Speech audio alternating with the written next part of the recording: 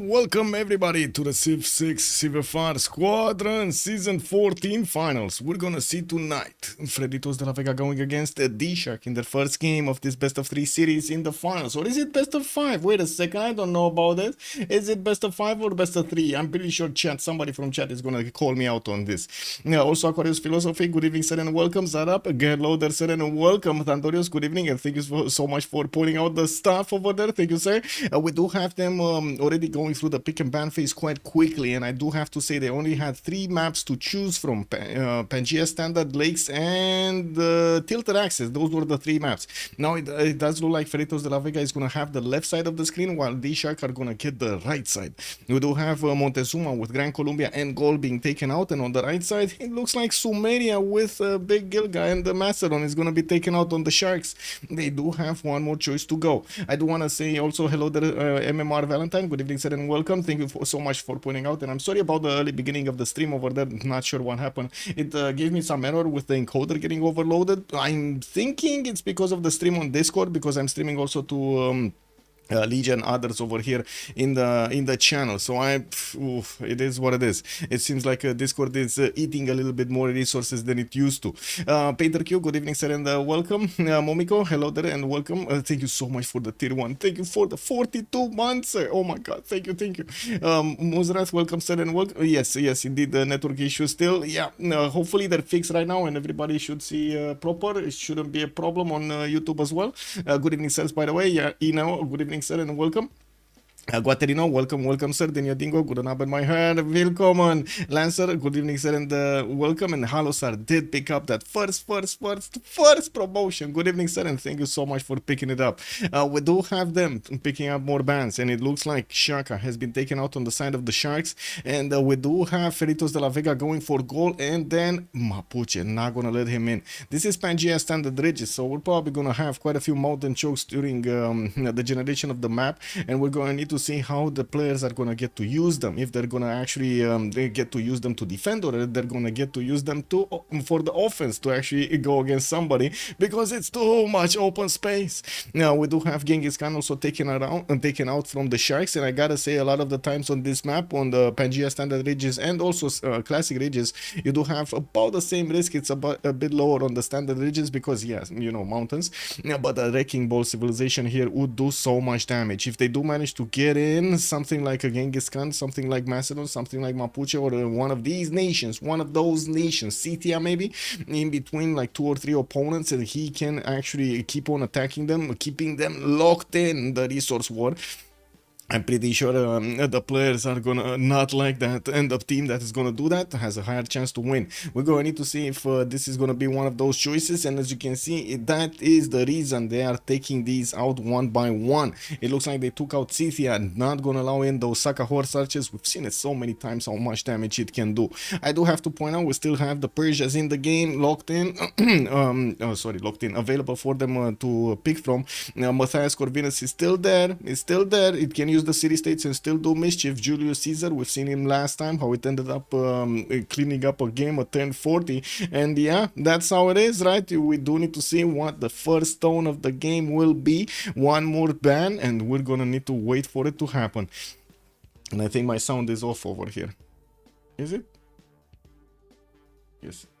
One sec. Should be fine. It should be fine now. I was gonna suggest the Discord stream might be an issue. I've seen and experienced it myself. Yes, it seems so. Block Horseman Nations, and that would make it a long game where you cannot attack until plains thanks to the mountain jokes. It might be. It might definitely be. We do have Chandra Gupta being taken out by the Sharks over here, and it looks like Freritos de la Vega are gonna go for Catherine de Medici, the Black Queen, as the first Civ.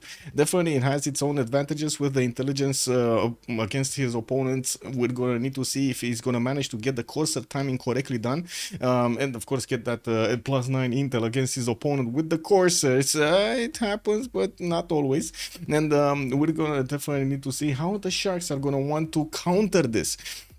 if they're gonna go for war, if they're gonna go for a civilization that is a bit more flexible. Rome, for example, would be an interesting choice, but I think in the first two choices they want to pick something that they really want locked in. So we're gonna need to wait for them to actually show us their draft here. I'm pretty sure before this game there were quite a few discussions between them of how they should approach this, and they did already have kind of a plan. Probably right now they're thinking about how to prioritize the civilizations they had before, especially with the new variable that got in over here with Catherine de Medici being picked up by Freritos de la Vega.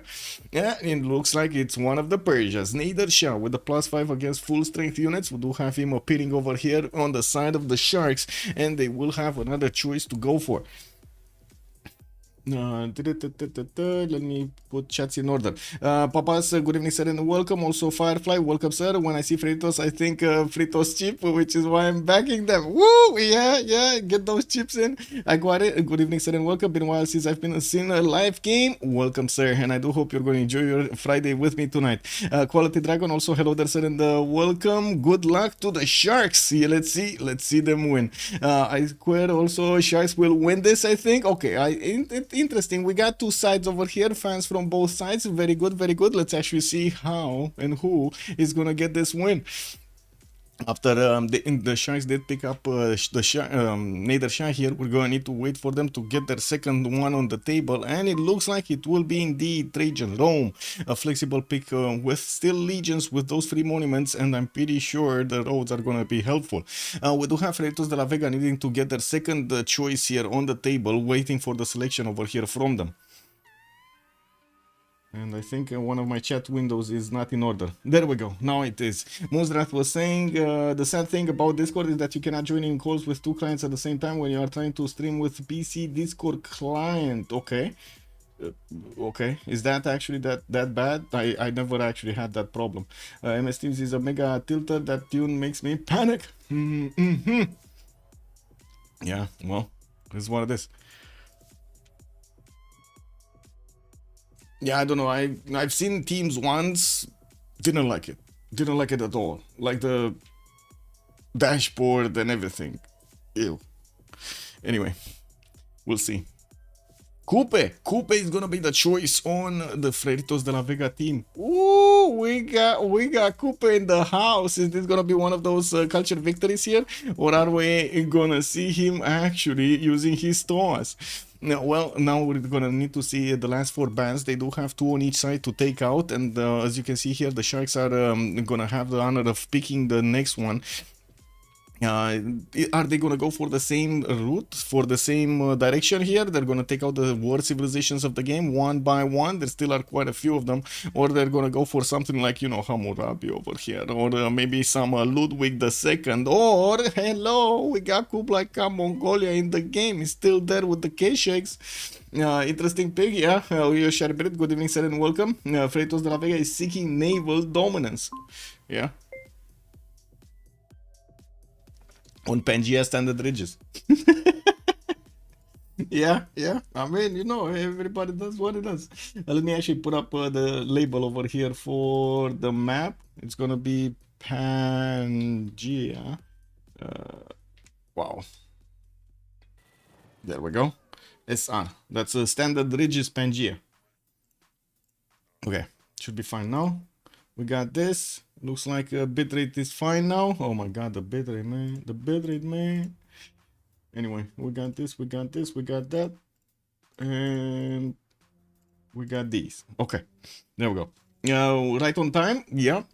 Also, this standard map again. Yeah, I mean, to be honest, I didn't like the Pangeas. Like, overall, if you ask me about the maps, both Pangeas are top 3 over there. I think, actually, 7 Seas is probably my favorite map, because you have the possibility of actually seeing some naval action, you know, compared to Pangeas, when rarely you actually see anybody warring on the seas. We do have Kublai Mongolia being taken out, of course, obviously, here for the Sharks. They don't want those K-Shakes running all over the map over there. And on the left side, we do have also Poland being taken out, Jadwiga. That's phew, I gotta say, we've seen it multiple times how those wing hussars of her did manage to stomp opponents.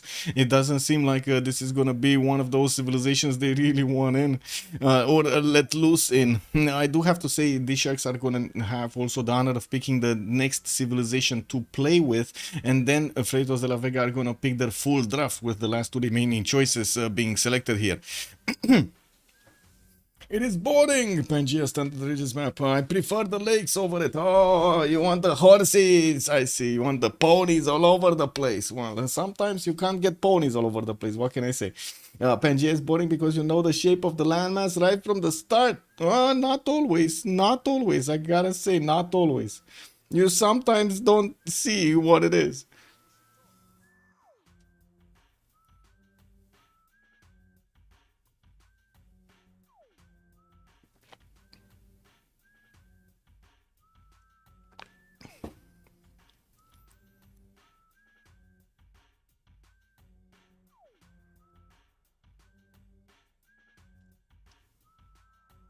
Well, Hungary has also been taken out on the side of the Sharks, and it looks like Uzetian is probably going to be the choice. There we go, locked in as the last ban here for Freritos de la Vega. We do need to wait for them to pick their next civilizations here, and as I was saying earlier, DShark are going to need to pick up their third here, and then we're going to see the third and the fourth from Freritos de la Vega also being locked in. Slowly though, slowly. It looks like the Sharks are taking this slower than usual here. We have them thinking about their choices and debating how they should actually get this going. It's roughly a giant oval circle. Well, roughly, but sometimes you do have like weird peninsulas, inland seas, and stuff like that. It's not always a set map. Like, it's not always the same oval shape over there. Anyway, we'll see how it looks, and then we're gonna get to comment. Maybe we're gonna see an animal over there, you know. We need to find out the animal spirit of the map there. No Basil second ban. No, they let him in. They let him in. And you know what? They let in also Theodora over here. And it looks like it got picked. There we go. We do have the Sharks with Theodora, with Rome and Nader Shah on their side. While on the left side, Freritos de la Vega with Catherine de Medici and Kupe are gonna go for Julius Caesar as their third choice by the looks of it. Or at least they're contemplating this. They're thinking about this. Let's actually see if they're gonna lock it in and have a go with it in the game. Or are they gonna last move this? Are they gonna last move this? Where Basil or Theodora bans? Well, Musrat, it got picked. What can I say? It was all in the plan, sir. It was all in the plan. Brazil would be funny. I was going to say Julius, Julius. Julian Marius, bună seara, domnule, și bine ai venit. Also, and Basil, yeah. Well, it is what it is.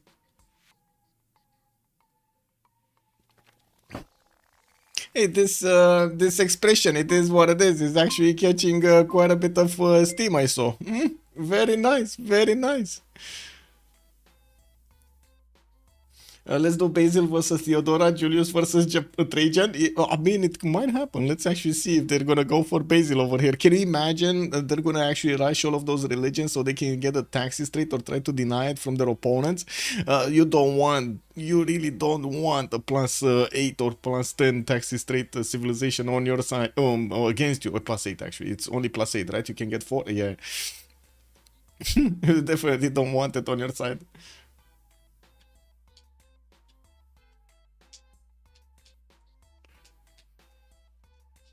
Last remaining choice for Freritos de la Vega. Still ticking down the clock over here. We hear the tick-tock, tick-tock, tick-tock, tick-tock. Or maybe I'm just hearing it in my brain. I'm sorry. I'm sorry. Tick-tock, tick-tock, tick-tock. So much talk of TikTok in the last few days, I can only hear tick-tock, tick-tock. Anyway, Basil the second here, Freritos de la Vega. They're gonna go for it, Bunzra. They're actually gonna go for it. We got Julius versus Rome, Trajan, and then we got Basil versus Theodora. I mean, is this gonna be the double Persia? Can you imagine if we're gonna have also double Persia being picked up? We did it, chat, we did it. Exactly. Oh my god. Who's calling me out? Oh.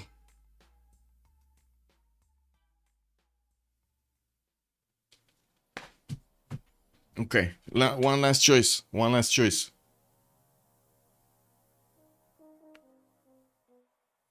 Me, you and Muzdrat are manifesting civil wars. Yeah. It's gonna be Spain. It's gonna be Spain. Picked up by the Sharks here. Okay, okay, okay. Well, let's see. Philippe is getting into the game here alongside Theodora with Trajan and Nader Shah on the side of the Sharks, and we do have Freritos de la Vega with Catherine de Medici, Kupe, Julius, and the Basil II. Oh my god, that's a big lobby. That's a big lobby. Okay, I swapped with Extazzz. Good evening, sirs. Good evening. Wait a second, it's French, right? Do I need to say bonsoir, monsieurs? Good luck, have fun. There we go. I think it's bon chance, no? I think in French, good luck, have fun basically is like bon chance. I don't know how to say have fun but in French, but I guess bon chance stands for both. Catherine and Philip do be close neighbors though. Well, let's actually see. Well, let's see. In real life, they definitely are, but I don't know if they're gonna be in the game. Okay, so let's check out the 0ms. We do have a 0ms to big HK over there, so we're gonna reload the lobby really quickly. There we go, we're back in, and we do have also the players over here starting to get into their correct slots. I gotta say, I should actually be watching Discord over here to tell you exactly the team makeup, because we're missing a few from the game. We do have on the side of Freritos de la Vega, possibility of getting Malm, Pompi, Sprig, Titiits, and Ulas. I think Ulas is not playing. Like, most of the time Ulas has been like sitting behind, you know, his teammates over there, and trying to coach them rather than actually doing anything, like playing in the game. So it looks like we don't have him in the game. We did have Sprig with Titiits, with Pompi, and Malm showing up today for Freritos de la Vega. On the other side, we're gonna have Apology with Pipo, Extazzz, and who's the last one? Who's the last one? Wait, I'm missing one. Apology, Pipo, Extazzz, and what? Floppy. Oh, for some reason I missed him. Floppyflong, man. And every time I play an FFA with Floppy, he actually wants to war. So let's actually see if this is gonna be one. Have you seen Floppy stream? He's always warring. Did anybody see this guy actually simming? I don't think so. I honestly don't think so. Good afternoon, Mr. Breaking News. Hello there, sir, and welcome. Muzdrat also. No, it doesn't work. Wait, what doesn't work? I was saying not to have Catherine on the left side. Wait. What do you mean it doesn't work? Muzdrat, anything can work, no? With enough yeah, it's like you know, in the real life right now, you get to say the same subject all over again, and it becomes reality for some people. It's incredible.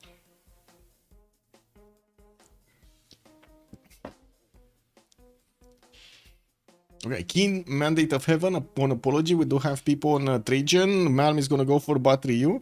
Titiits is gonna go for Kupe. Pompi on Basil II. We do need to wait for Floppy and Extazzz to pick up their choices here. And of course, have the last one join back in. Who is the last one to join? Sprig, right? Sprig. He did have a problem with the version with BBG. I think a lot of them are actually playing on the BBG beta version, the new one. And so, yeah. Check my previous messages against Persia and Persia. Wait, to achieve Persia and Persia, we needed Catherine. Oh, I mean, yeah, but I was thinking maybe we're actually gonna have the Persians in, you know, side by side over there. Brothers in arms with the immortals going out everywhere. Lancer, Battery would have been actually quite a strong choice. Yeah, but I don't think they picked it. It's just Malm trolling us right now. He probably wanted Vietnam. I gotta say, he probably wanted Vietnam. He's streaming, by the way. If you wanna see his point of view, you can actually take a look at him. And I don't think you can ask questions, so just don't, you know, like if you get into chat and stuff like that, don't like start asking questions and backseat, because if I remember correctly, they did try to implement the rule of the players not actually interacting with their chats that much. So yeah. Don't poke the bear. Basically, that's the message I'm trying to send. Do not poke the bear. The bear has big paws and teeth and fur and a small tail and big ears. Malm is playing. Yes, Malm is playing. Hashk is streaming for the French community. If I remember correctly, it's also Lead streaming. He's picking up my point of view, and also Hashk is. Okay, just needing to wait over here for Sprig. He's coming in. He's joining in. We do have Titiits on Kupe. We've seen him multiple times. Very, very, very good simmer.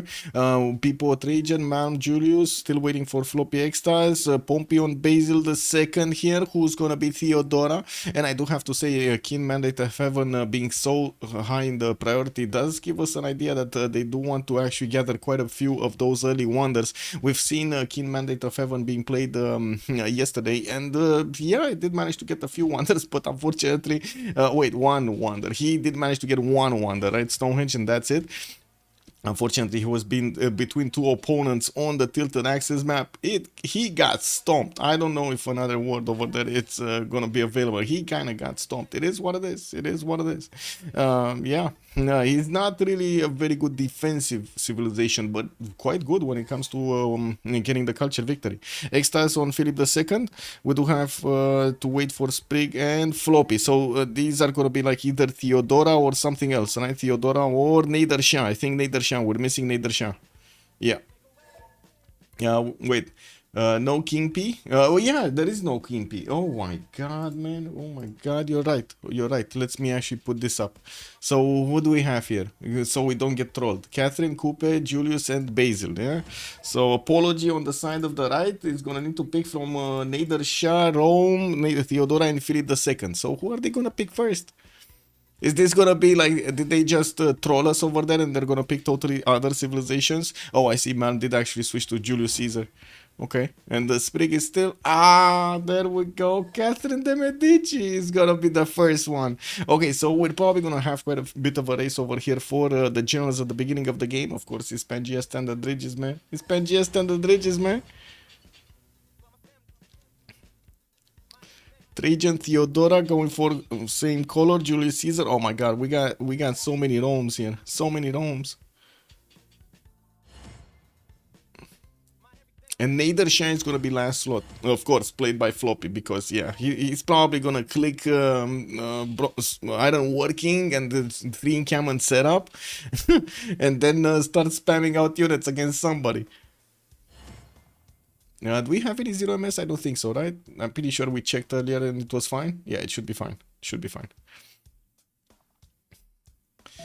Generals and great scientists, and we will probably see them on the merchant screen. If I'm pretty sure Catherine de Medici, Trajan, and Julius Caesar might actually, if they don't have an opponent, might actually open up commercials there, no? Wait, what happened here? Apology unreadied up. Oh my god. Okay, he was verifying the map. It should be fine. Okay, we got the big boy mods over here. No crutches. No crutches. Crutches? I think crutches. Fortuna Belly, good morning, sir. Also Tito's, good evening. Welcome, sir.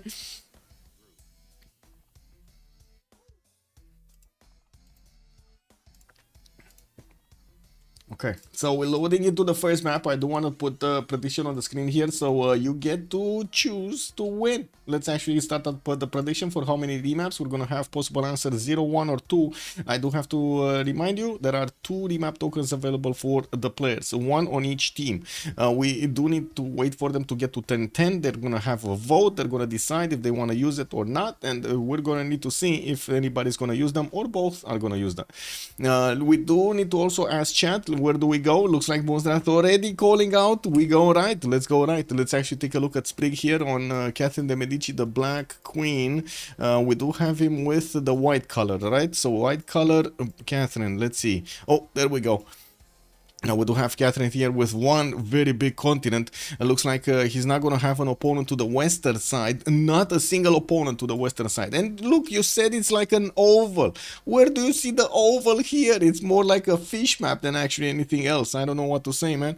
Anyway, we do have Paris here with a scout coming up in 3 turns. Looks like he's going to have a few settles on the southeast that he's gonna want to get. Also west side over here, cattle tile does looks nice. We'll have access to amber tile and will grow into the banana afterwards. The cattle settles to the south will give him quite a bit of extra food. East side here does look quite terrible to actually get a city. Yes, a few forests and rainforests, but not that many hills, and it looks too flat. Anyway, another amber settle to the north, pretty good. And in terms of opponents, he's gonna have, oh my god, just one not a single opponent. He's actually gonna be free sim. Are we gonna see this as the culture victory, Catherine de Medici? Because Rome over here is probably gonna be the one fighting Rome, and I do see he's gonna have quite a few mountains towards Byzantium, Pompi here in the south. That's gonna be one of his allies. So I'm pretty sure Catherine de Medici is just gonna be safe over here on the western side. This is amazing. Let's move forward and take a look at Julius Caesar. We do have him in between the mountains. Ostia is gonna get access to some spice tiles, some dice tiles over there in the third ring. Oh, actually, only the spices are third ring. We do have him with southwest settle on the cotton tile. I don't think he's actually gonna go for the Temenaki. Way too few tiles to actually make it worth. We do have him with more amber towards the north to get the extra culture for. Probably settle on the aluminium, cause why not? And of course, get those campuses next to the mountains. He will have the other Rome here quite close to him, and I'm pretty sure it's going to be quite an interesting race to see who's going to get the cities over here, right on these rivers, so they can actually keep each other away from keep the river safe, basically. We do see a city on the rice tile and a city on the sugar tile that they can benefit on the plains hill over there that they could benefit from. And of course, we're going to need to see how quickly they can actually see each other and how quickly they're going to make a decision to send those settlers. Taking a look at next, so let's actually take a look at Kupe, which is on the right side of the map, and it looks like he's going to have an opponent next to him, Apology. We do have Tehonianga Noia Kupe benefiting from a 2-3 deer tiles already. Oh my god, that's going to be beautiful tile, a beautiful tile to work. Oh man, that's like, what is it? Pancakes in the morning, man. Pancakes in the vanilla pancakes in the morning. That's what it is. 2-3 deer tile in the capital. We do have him with another city to settle on the north side, benefiting from fresh water from that lake, and I do see in the south he's gonna have rivers to actually get to settle those cities. I'm quite curious if he's gonna try to go coastal here to get the harbors down, or is he gonna go on the Rhine style and be done with it. Yuling Yuan inland, and he's gonna have a lot of resources around, or I should say features around it, with the rainforest to give him that extra points of production. And I do wanna ask, is this gonna be one of those Toa timings for him? Is he actually gonna try to do anything against Apology with the Toas? Oh, I would love to see that happening. Well, moving forward, let's actually take a look at Basil II, which was to the south of Julius, and I do notice he's going to be quite far away from an opponent. Actually, he probably has the worst opponent on the right side. That's going to be Spain, which does already have a +3 against civilizations that are of a different religion. And you can imagine Basil is going to try to get a different religion here. And we do have Pompi also benefiting from a single 2-2 in the capital, and one of these rice tiles to grow quicker is going to need to grow into those other 2-2s. That's a bit unfortunate, actually, how he got this settled. Anyway, we do have him with a more settled southeast, and I do see the mountains in the north are going to give him quite a few of these hills and tiles around them to get to settle on. Now, I guess the question is he actually going to try to do something against Spain over here early, or is he going to want to wait for the later on game? I think he's going to want to wait, to be honest, but I would love to actually see a timing. Trajan, let's see him. We got Rome getting his sugar tile worked here. He's growing in 2 turns, and I do see he's getting his scout out in 4 turns. I gotta say, man, they didn't even go turn 2. They didn't even go turn 2. They're taking it so slowly. You see, so slowly. That map is a fish if I ever have seen one. Also, good evening, everybody. Velo, good evening, sir, and welcome. Yes, it kind of looks like a fish. It has a flipper over there in the backside, a tail. Yeah. No, I don't know what's this, though. What is this in the middle? Like, what's that inland sea over there? On the side of Rome, we do have him with the possibility to go south and west and east, no problem for him. A single city probably will be settled in the north, so he can get the mountains in between there. Actually, is he gonna ever settle this? I don't know if he's ever gonna settle this. He does have a +5 campus, that's why I was thinking about this. But man, oh man, where are hills? Where is everything? He's gonna need to pay for so much there, so might not actually get that city. Theodora, let's actually take a look. Theodora has some cocos, but without the extra production, he's going to need irrigation to put the plantations and get that extra production going. We do have him also in the southeast with at least 1 more city, if not even 2, if he places them properly. And I do see finally they actually went to turn 2. He also has the ability to go east side here to actually grab a settle from Yuli Yuan with a 1, 2, 3, 4, 5, and 6, 7 to settle. That's not gonna be good. Probably Coco tile is gonna be better, right? 7 to settle on the Coco. Ugh. That's not gonna be helpful for anybody unless he goes non-fresh to get the tiles from Yuli Yuan to the left side and add more culture. That's not gonna be helpful, right? Only a lot of gold and that's about it. While of course we're going to need to see if Maori is gonna want to get a city here quickly. He's gonna need to get those scouts out. That's a big eye. Oh, wait a second. That's actually the eye of the fish. That is the eye of the fish. Wait, isn't it a chicken in the fish eye? I think that's a chicken in the fisheye. Doesn't it look like a chicken in the fisheye for you guys? Justin, good evening, sir, and welcome. Put up command names, please. You mean team labels? Team labels, yes. Thank you for reminding me. So we do have on the left side DShark,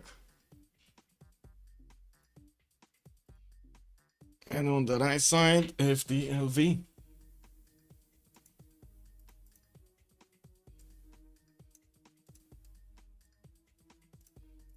There we go. Definitely a chicken. Yeah. Non-fresh maize city from Theodora should be fine. A maize city. Oh, here directly. You think he's gonna go here directly? It might be 1, 2, 3, 4, and 5 to settle. That's yeah. I guess it could be. Let's actually see what he's gonna choose. First of all, he's gonna need to start gathering the visibility around his cities, and I do see him going for 2 scouts.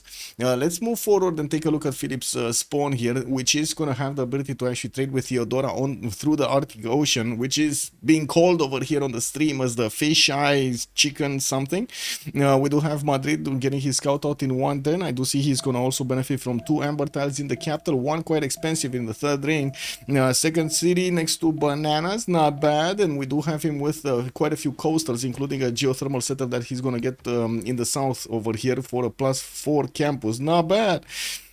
Not a lot of fresh water on the coast though. Only probably 1, 2 cities. 2 cities are going to be placed with fresh water. I guess it is what it is. And then he's going to need to go inland. Now, if he's going to go inland on the left side, he's going to get the cities closer to Basil II, and this might actually hurt him in the long run. We're going to need to see how each of them are going to try to get their timings going. We do have a war declaration being sent, and it looks like it's because of this. Pipo did manage to put his warrior on the right side to stop the Roman scout from actually getting to pass through him. I'm pretty sure also Pipo is managing to keep away Rome from actually settling on that tile, on the right tile. That's probably the perfect tile that he could get a settle on. There's a plains rainforest here, so I guess it's going to be a 2-1 when he's going to get to settle it. It's still closer to the dice, and I guess it will work. But not as good as the rice. Not as good as the rice. The extra food over there would have been so good. Anyway, Nader Shah, let's see him. To the right side of Rome, that's going to be his ally Rome. We do have him to the northwest of Kupe, but a bit too far away to actually affect Kupe that much. He has Tsingi de Bemaraja on the right side, which he can settle on. Yes and no. As in, yes, he can settle a non-freshwater city over there on the maize tile or on the stone tile, and maybe aqueduct later on the stone tile. But other than that, he could get the freshwater and buy out the second ring tiles here to grab that extra culture and the science in his cities. We do have one settler coming up in 3 turns, and as you can see, he's just running around Tsingi to see exactly what's going on over here and try to measure it, properly. By the looks of it, we do have to the west side here quite a few rivers coming around. Bandar Brunei also, that's protecting his builder. There is a Spanish warrior that is just waiting for Bandar Brunei's warrior to look away from the builder. Also, Uko Supreme, welcome sir. Chicken in the fish eye. Sounds like answer from Roshaktes. Yeah, I mean, don't you see a chicken? I see a chicken. I don't know what you see, but I think we can call it a chicken. It might be something else though. I don't know. You guys be the judge of this. In the Arctic Ocean, what is this? What is this in the Arctic Ocean? A super strong religious idols on stone circles on Nader Shah. Well, he does have a lot of Mercury tiles. Yes, indeed. 2, 4, 6 of them. From what I do notice, he's also going to have some jade to improve. Not bad. Stone circles, I'm not sure if it's going to be that strong. It's like, what, 3 tiles? 4 tiles, 5 tiles maybe? Okay, 6, 7. Oh, wait a second. That second city on the right side, that looks good. That looks like a good one. Anyway, we're 10-10. Let's actually see what's going on, and if they did manage to meet each other. We might actually see Byzantium here meet Spain. No, he won't know about Spain. Do we have any knowledge here? They don't know about Yuling Yuan, as in Byzantium doesn't know about Yuling Yuan, and Maori does know about Yuling Yuan. Okay. And he does know about Byzantium also. He did manage to start improving his tiles, got his first settler out. Looks like he's going north with it, probably on the rise over there or next to it. Left side, we got Paris pumping out his settler. He did manage to discover that all of this western peninsula is his. And I don't think actually Freritos de la Vega is going to have an incentive to remap this just because of that. I'm not going to lie, just because of that. Nobody to trade with for Kupe and surrounded by enemies. Yeah, I mean, you know what's gonna happen? Catherine de Medici is gonna put a city here, or he's gonna take out Venice. I think he's gonna take out Venice with horses, and they're gonna get to trade with each other. You can see they can actually pass through the Pacific Ocean from one side to the other with the shallow water here, allowing them to get that going. And I'm pretty sure it's not gonna be a problem for the traders to actually get through this ocean. That's why I called it the super strong stone circles. Okay, to southwest of capital Mashhad, even more stones, yes, more stones. Man, I guess today the stones are with Floppy. The stones are definitely with Floppy. If he's gonna manage to actually attack into somebody like Kupe, we'll see. And if they keep this map, right, it's very important. No, Freritos. My God, man. Okay, well, I guess they didn't like this matchup. They didn't like the land. We're gonna have a new map generated in just a few moments, and it looks like even the Sharks were quite okay with this. Spoon also, good evening, sir, and welcome. To be honest, if they keep this, I wouldn't be surprised if Kupe settles on the other side. Yes. True. Can they use Venice as a trading for international trading cap to cap? I think so. If they do manage to get a trading post there, that shouldn't be a problem. What the? Yeah. Kupe can settle across water early. Yeah, it shouldn't be a problem for him. The Beasley, good evening, sir, and welcome. We got the Bob in the chat here. The Bobs.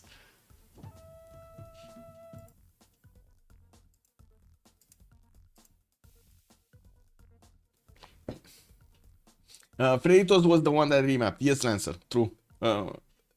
What's that little ogre something? Bush Camp Jam 3. That looks like Ogre's life or something. You know, Shrek's wife.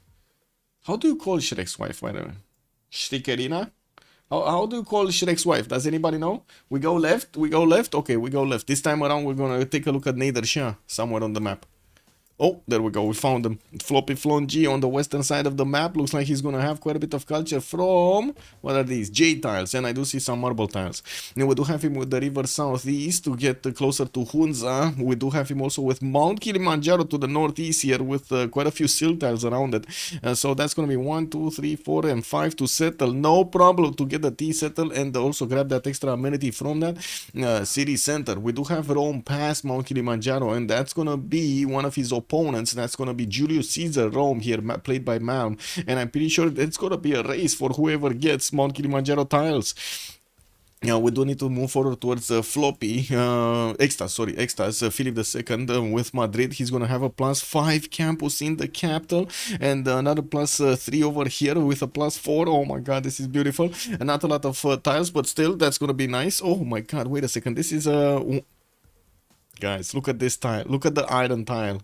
1, 2, 3, 4, 5, 6, 7. +7 campus in the capital. I'm sorry for not seeing it first. I was looking at this one and then poof, I totally forgot about this one. New map is a running kitten. Oh, yeah. It does look like a running kitten. There we go. You see, animal maps, man. Animal maps. And what is this? This is... Wait, what is this? Is this a ghost? This kind of looks like a ghost in the water, man. I don't know what they did, but this kind of looks like a ghost in the water. Somebody, man. Save that ghost. packing up a hairball chicken. Kitten, I mean, yeah. Fiona, oh yes, Fiona, that's what she's called. Okay, there we go. Fiona. Uko Supreme, where's Princess Fiona? There we go. Graf Zebeli, also good evening, sir, and welcome. Okay, well, Madrid is gonna have on the right side Rome to actually trade punches with. They are they are allies. Sorry, they are allies by the looks of it. They're also gonna get to trade with each other through this. I'm pretty sure they're gonna get some cities later on and get those coastal trade routes going. And moving forward towards Theodora, we do have him in the middle of the map, but south and quite close to France. This is gonna cause quite a bit of friction between them. Of the land between them does look terrible with a lot of rivers and floodplains there. Now we do have Constantinople getting his scout out in 3, does have back settles if need be between the mountains here on the western side, and I'm pretty sure he's gonna want to get at least the 2 cities on the right. We're gonna need to wait and see how France is also gonna spread out his cities here, so we have more information about how this is gonna be approached, how the game is gonna get approached. On the side of Rome, we do have Trajan with Puteoli getting his scout in 3 turns, no wonder around him. Does have in the south a few settles on the rivers, but I was trying to check out where does he have a lot of hills. He doesn't have a lot of hills, or not that many hills. So one to the north, that could be possible at Temenaki, now that he actually has an opponent to go for quickly. May style settle on the western side probably, and we do have him with the south and the southeast settles that are just not gonna be amazing. I don't know, I just don't find them that amazing. It is what it is. Now we do have him with the possibility of improving quite a few hills, but it's gonna take quite a bit of work to get that. Also Monstrath, no discovery of animal husbandry and bronze working Spain. Is Fiona the one that wants to build a snowman, even made a song out of it? I don't know, does it? Wait, Fiona, does Fiona actually want to build a snowman? Freritos remap, the better map. MD Chops, yes sir, they did. Good evening and welcome. Let's take a look at Pompi on Basil here. We do have him to the south of Julius, and of course he's gonna be the ally of Julius. We do have him with the possibility to do some damage against Persia to the west side, and I do see Theodora on the right side. Now with the mountains on the right side, I'm pretty sure he's not gonna be incentivized to get those tank mass through. It's gonna be extremely painful. Maybe later on, especially if Byzantium, Theodora is gonna get some cities there on the west, he's gonna wanna try to get a poke, try to poke them. We do have him getting his scouts out. We're probably going to see him getting his holy site soon. And I do see a few 2-2s with 1-3s and a rice style to get the extra food for. Definitely good cities north, good cities southwest and even west side here. And it's going to be a question, big question if he's going to want to settle past these mountains, connect them with a road pathway and get reinforcements over there past the mountains. That would make it much more easier to actually get to Persia. If he does manage to get them here, everything else is kind of flatland. So of course horses are gonna run quite quickly through all of this territory.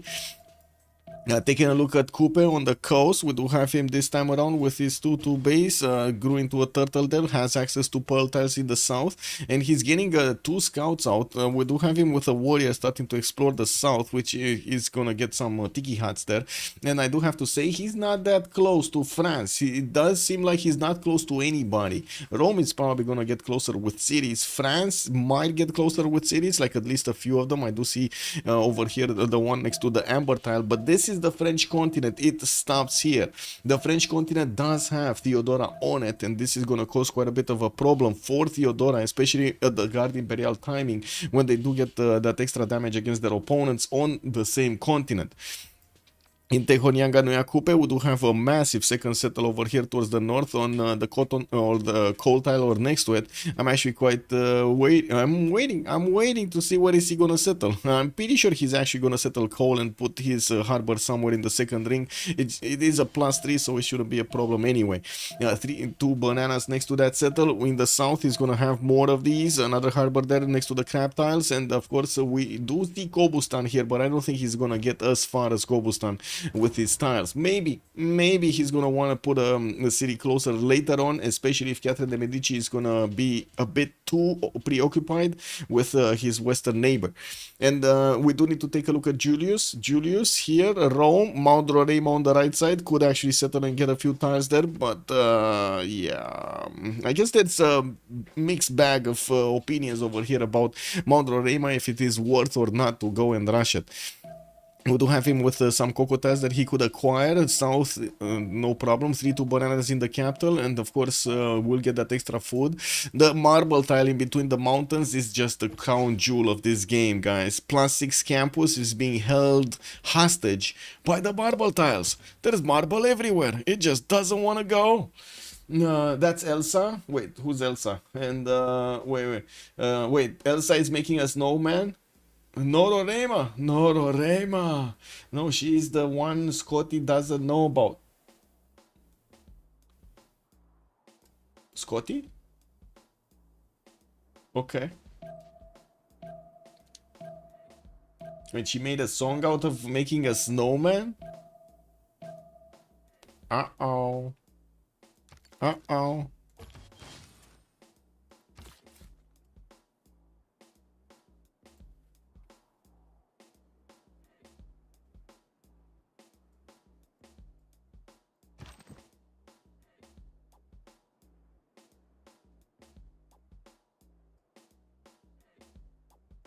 Anyway, settlers coming around. Let's actually see. France is a bit late on this. We do have Constantinople putting down his holy site. Persia, is he going bronze? Yeah, he's going bronze. There we go. I told you, man. I told you. Floppy wants to open up bronze. We do have him getting another scout, and he's going immediately for Mount Kilimanjaro, which I don't think it's actually got discovered by Julius. Yeah, he doesn't know yet. Julius doesn't know about the city yet. And I do see Malm is back settling over here, going for Mount Roraima. Yeah, he's going for Mount Roraima. He's getting that going. While Persia is gonna get closer to the big tiles of Mount Kilimanjaro here, and we're gonna need to see him getting some units also. Now we do have another settler from Mashhad in 7 turns, and let's actually move around the map here and see what's going on. Madrid getting his settler out next turn. We'll see if he's actually going to settle north or west. Both cities will have pretty good campuses over here for him to benefit from. And Puteoli also getting settler out, doesn't have one settler here. Oh, okay, so everybody's getting his settler out kind of next turn. Yeah, I'm pretty sure it's going to be next turn. It's fine. Black Queen going straight horses and military tradition into Theodora. Yeah, I mean, you know what's gonna happen here. There's gonna be a lot of boom boom. A lot of boom boom. Wait. She's the one who doesn't even have to be a snowman. Doesn't even have to be a snowman. But wait a second. She said she wants to build a snowman, but then she said she doesn't even need to be a snowman.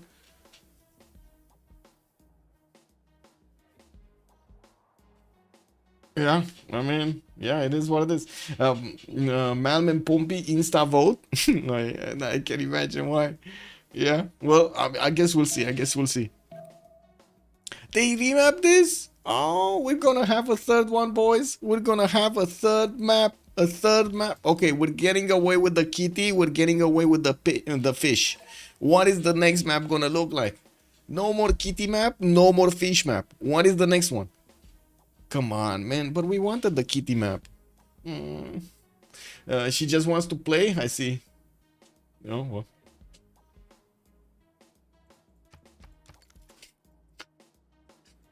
When the priester, good evening, sir. The big money. Oh, I guess we ran out of remap tokens. They used both of them in sequence. An elephant, a banana. Oh my god, can you imagine banana map? Banana map we go. Wait, what is this? Whoa. Is this upside down opossum or something? I don't know, man. This I don't know what animal is this. But it's still not oval. It's still not an oval map. Anyway, yeah, I guess it is what it is. We're going right. It says the Beasley. Let me finish the prediction first, and we're going right. Yes. Prediction chose an outcome. 2 remaps. There were 2 remaps. There we go. We get the money. Oh, we're going right. We're going for Sprig. Where is Sprig? Where is the white flag? Where do we have the white flag? No white flag here. No white flag here. Come on. This is Kupe. White flag here. He's going to be again all alone. All alone on this western side of the map. He's going to have, let's see the continent. One big continent. The red continent. That's going to be also Kupe and Julius Caesar on it. Julius Caesar is his ally. Kupe is also his ally. So doesn't have actually to attack anybody on the continent. He's gonna have the ability to send the coastal trade routes to Kupe. I'm pretty sure he's gonna get a city to the south and trade cap to cap there. We do have him with a decent amount of cities, east side, north, no problem for him to get these going. A lot of rivers, also possible at Temenaki city here towards the north on that march tile. On the floodplain style, I mean. We do have him with quite a few chops, and I do see his island is going to be in the first ring and second ring of the capital city of Paris, with his horses in the first ring as well. We do have him also with some +4 campuses here in between the mountains, and I do see another one here. And we're going to need to wait and see if he's going to go commercials first or campuses first. Moving forward, let's actually take a look at Julius Caesar. Where do we see Julius? Where is he? Here, right? Malm is going to get his... Okay, well, I guess I can understand why he's thinking about this. I'm pretty sure he's actually just going to settle in place and be done with it. I don't think it's worth it to actually move here, even though, yeah, you would want to be as south as possible on this river, so you make space for other cities in the north. But yeah, that would actually take him quite a bit of time and effort, and I don't think he's going to want to do that. So settle in place it is. You do have Aquilea benefiting from horse in the second ring south, and also an iron there in the second ring, while we do have his horses western side. Does have quite a few floodplains, but I don't think he's gonna go at Temenaki. South does seem like he's gonna have access to more rivers towards Hansa, which is also gonna be directly on the way towards Kupe, which is another one of his allies, and I'm pretty sure he's not gonna care other than some trade routes. He does have to the southeast over here Nader, Shah, Persia, that's he's gonna need to trade punches with, and I gotta say Kupe is very close to Nader Shah, very close to Nader Shah. So, you know, I was, oh my god, is this a desert city on the sheep tile next to Delicate Arch? That is a desert city, a sheep tile. Wow, okay. Well, I think we know where Kupe city is going. Persia city is going. But anyway, we're gonna need to wait and see how Persia over here is gonna want to decide attacking into somebody. And taking a look at Kupe, we do have Tehonianga Noya Kupe with his scout coming up in 3, a campus on the water there on the horse tile. If he's actually going to discover it before he's going to get his animal husbandry. I don't think he's going to want animal husbandry at the beginning. I'm pretty sure sailing is, as you can see, it's going to be his choice. Celestial navigation, and of course we're going to need to see if he's actually going to want to go there. He does have quite a few cities on the coast, north and south, and of course I do have to say there is quite a bit of risk over here to settle on the river towards the east side, because Persia's immortals are going to cause quite a bit of a ruckus in between them. We do have him northward with that silk tile to settle next to Hansa to also get there. We'll see if he's actually going to want to take over that city, or is it going to be somebody else who's going to take over that city. Coastal trade routes with Paris shouldn't be a problem, and I'm pretty sure Paris is going to need to actually wait for Kupe to get quite as many cities as possible, make space for his city centers. There are some islands that Kupe could also settle. Cinguetti, for example, could be taken over quite easily. Also Kumasi could be taken over quite easily. Moving next, let's see Basil II here in the middle of the map. We do have Constantinople with a possible Paititi settle. Beautiful, look at that perfect settle over here. 3-1-1 right tile with one of those culture points right next to it. He has one big tile from Paititi to... This is a pretty good titty. I gotta say, this is one of the good titties I've seen. Yeah, I'm gonna call it out right now. Good Paititi, good Paititi. We do have him with the rice tiles there, not bad. And to the south, he's gonna have more access to amber tiles for the extra culture, with cities that will also benefit from bananas for the extra food. Talking about targets here, does seem like he's also gonna have a big problem to get to Persia with his units because of the mountains, but he is gonna have Spain in the northeast here. Extazzz is gonna be past these mountains, and I do see he's already started to pick up huts from actually Constantinople. Extazzz, yeah, no shame, man, no shame. He saw Tiki Hut, he got Tiki Hut. Spain spawn is oof. Yeah, big oof. We're gonna get to Spain, yeah. Also, Arca, good evening, sir. I love when there is an isolated island on Pangaea. Yes, that's one of the best cities you've seen. Yeah, one of the best, I gotta say, yeah. I mean, most of the time, you know, you see have desert over there, you get to poof. It is what it is, man. dust, I wanted to say. You get to poof dust out of it. Anyway, we do have to take a look next on Rome, right? Rome, south of Byzantium. Looks like, of course, they're going to be allies here, so there's not going to be any kind of bad deals going down. I do have to say, if they do want to actually trade on the coast on the right side, they're going to need to take on the Kupe navy, and that might not be a pleasure. Nice stars, no thunder, and desert Civs. Yes, Painter Q indeed. Also, we do have Rome here with the settler coming up in 4 turns, and yeah, let's actually see what's going to happen with him. If he's going to go for that Lady of the Ridge and Marshes, he is going to have a lot of tiles to improve here on the floodplains. We do have him a bit too far away from his opponents to actually apply some military power against them, at least until the halfway point of the game. We do have also Rome benefiting from iron in the second ring, horses second ring here right side, and possible Artemis also to be built because of the camps in the north there. Now, well, let's actually move forward on Theodora here, right next to Muscat. We do have Antioch pulling down his holy site and getting his settler out in 4, 3-2 bananas in the capital with access to an iron tile right smack in the capital city there in the first ring, with horses in the second. Now, I did manage to pop a builder from a tiki hut, and that will allow him to start improving some of his tiles, but unfortunately I don't think he has mining, and I don't think he has animal husbandry, so this builder is just not gonna get anything to do. He doesn't have the knowledge of improving anything here. Some more tiki huts on the right side. We do have him with mountains west side, also some geothermal fissures because of a continent split here. Siberia, as you can see, is being split with Zealandia and the mountains in between.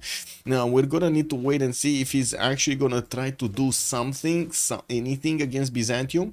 And I do have to point out he's quite close to Philip II, so he might actually get to convert him for that extra +2 taxes trade, which also will give him access to Rome to actually convert him.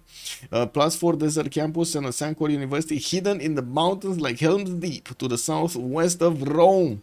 Wait, here? Yes, yes. And Mount Kailash next to him. Can you imagine? Oh my god, man. Oh my god. You get the pyramid, Sancor, you get everything here. That's gonna take so much out of you. We got a war declaration. Let's actually see who is declaring war against whom. Oh, already. I mean, man, I'm sorry, it's Floppy. It's Floppy. He saw enemy, he declared war. It's very simple, you know. It is what it is. 1 + 1 = 2 for Floppy. Trajan and Theodora just gonna science victory plus culture victory undisturbed. It might happen, it might happen. Let's see if Casa de Medici is gonna do anything here on the western side. I do have to point out France does have the ability to get those wonders quite quickly with extra bonuses towards them. Not to mention he's gonna get a lot of culture. Chateaus, man, chateaus everywhere. We're turn 10 and we already talked about everything on the map here. Let's actually see if they did get to scout each other. Doesn't seem like there are that many scouts in between. Spain did manage to get towards Oh, wait a second. Wait a second. Oh, Byzantium. Where are you going? Are you going right style or are you going... Can you imagine if he's going right style? If he's going right style, the Spanish warrior might actually get to him. So Spanish warrior here, settler here. Settler moves here. If Spanish warrior moves last second, he can actually get to surprise him entering the forest there, and will have a few seconds to pick up the settler. I guess the only question is this settler gonna go that right style, or is he gonna go the other right style on the Paititi, on the left side? I often try and get all 3 science wonders in the same city, not counting the Great Library one, but rarely possible. Oh, to put Pingala in there and increase everything. Yes, get all of the bonuses. Okay, both of them moved. Extazzz was first. I gotta say, Byzantium here did move his settler last second. Oh, okay, it's all about the warrior now. It's all about the warrior. Oh, I see the settler is moving left. Settler is actually moving on the aluminium. He's going the other right style, not going northeast. Okay. Is he seeing? I'm pretty sure he's not seeing this, no? Yeah, he's not seeing this. Anyway, we got holy sites here from Constantinople. More third set also coming around there. On the right side, Theodora and Antioch did get his settler moving northwest to grab the tobacco tile there, and will probably start improving his mercury tile soon to get the extra science and production from those tiles. Not to mention the amenity. Did grab the banana for the food, and of course we're going to need to see what kind of religion is he going to get into the game. We do see Persia did manage to grab one of the builders from Nalanda. He's bringing it back with 3 charges charges. That's a good catch. That's a good catch. And let's see what's going on here. Oh, yeah, it's too late. The Byzantine settler is gonna get to settle whatever happens here. Yeah, he just settled. It's fine. I didn't get it on the right style, but still, it's fine. It's fine. It is what it is.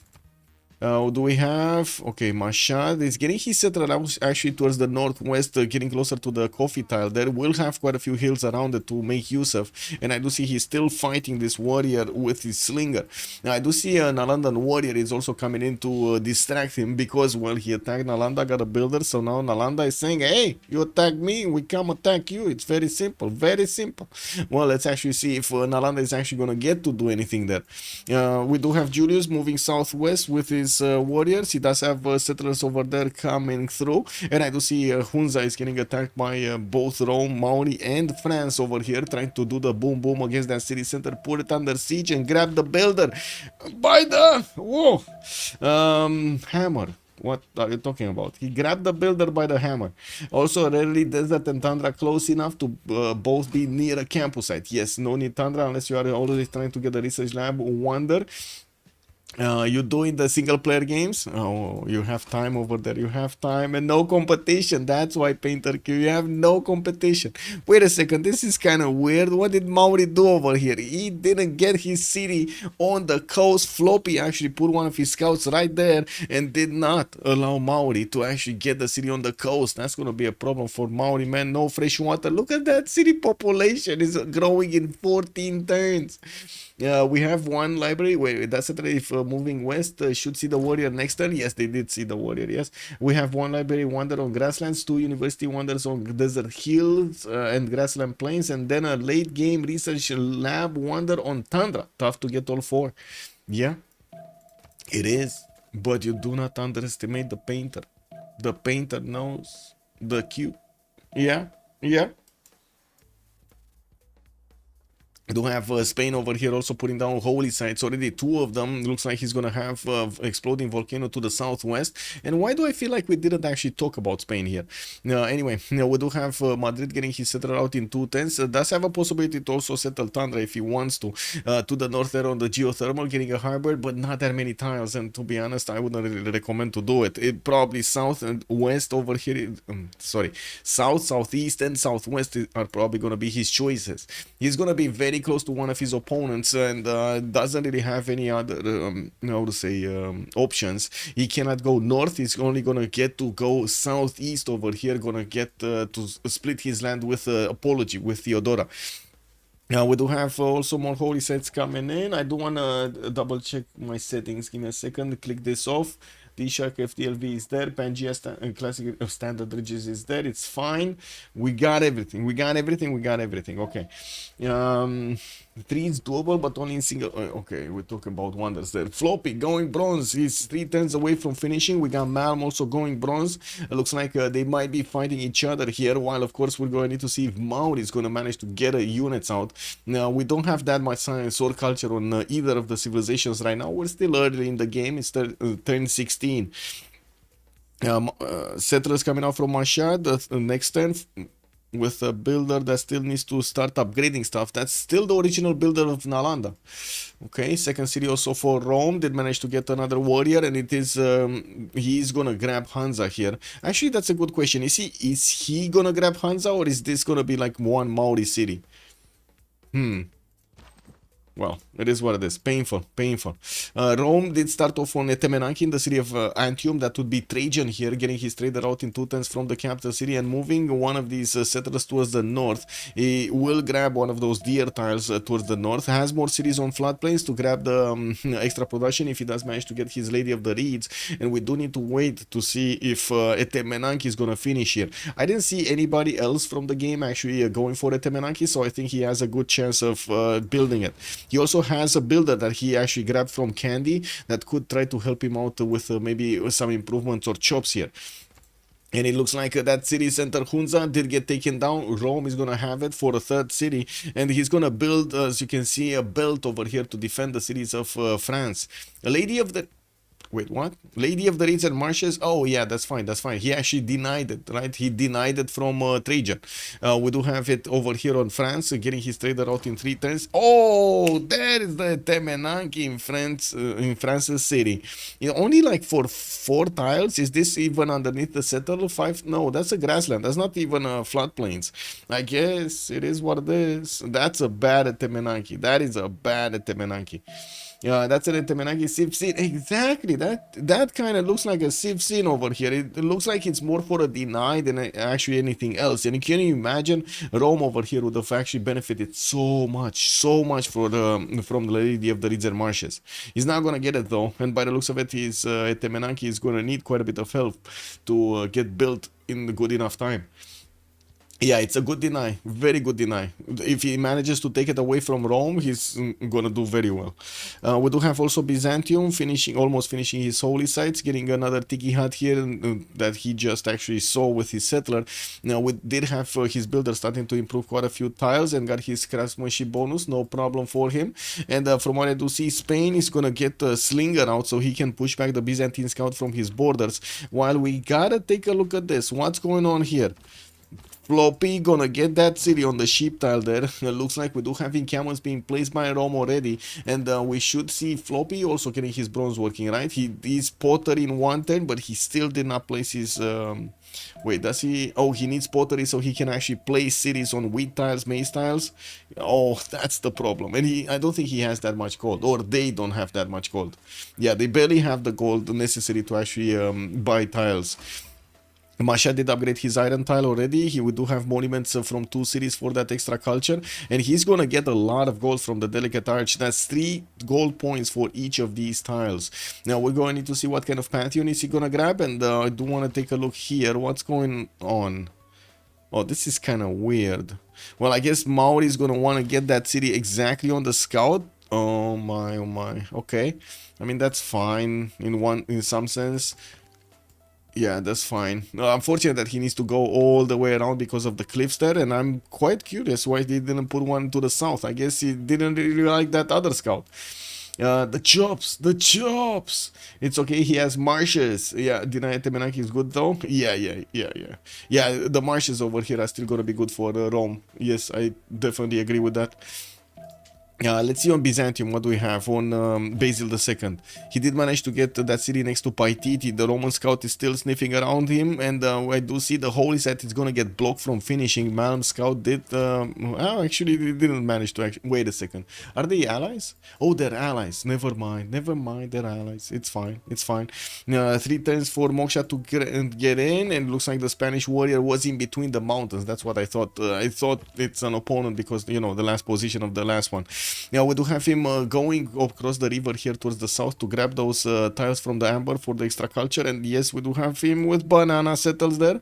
It shouldn't be a problem to improve the other ones. Has some furs also in the capital, and I gotta say, in the Temple of Artemis here, it wouldn't be that bad. Builder coming around also next turn. Catherine de Medici still 10 turns away from getting a Temenanki, did improve forces and another city southeast, and I do see him grabbing more monuments. I didn't see more pantheons though. Okay, City Patron got us on Rome, already finished his encampment, got a second and a third one going from his capital, and of course the city of Hunza. He has a 4th city that is going directly in the face of Persia. Look at him moving directly in the face of Persia. Oh my.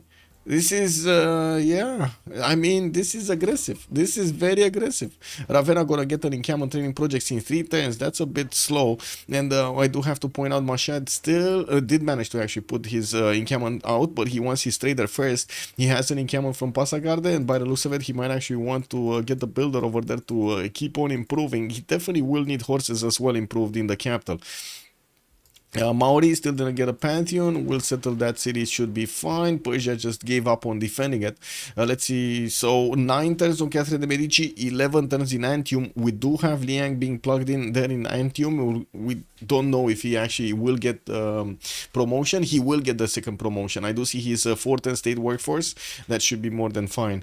We do have him with no possibility other than his allies to actually get the boost for it, because yeah, there's no district here. Wave of builders coming out. He did improve his J tile, will improve his horses. Might actually need to improve his also iron for Nader Shah here. Anyway, we do have the traders coming around, and I do see the Persian builder did grab the farm on the right tile there, did improve it, getting a builder from Sparta, and there we go. Maori also putting encampments down. He needs to be fast on encampments. I gotta say, there's gonna be quite a race for those generals, and he needs to be fast on it. Rome is already getting his encampment training projects. Kupe is gonna have good production to get there. And who do we have next? So we only have three of them going for encampments. Okay, Moksha establishing Constantinople next turn. We do have some more improvements here. Soon to be plantations. Improve for Basil II. Did he get the plantation improvement? I don't see it. I don't see the button.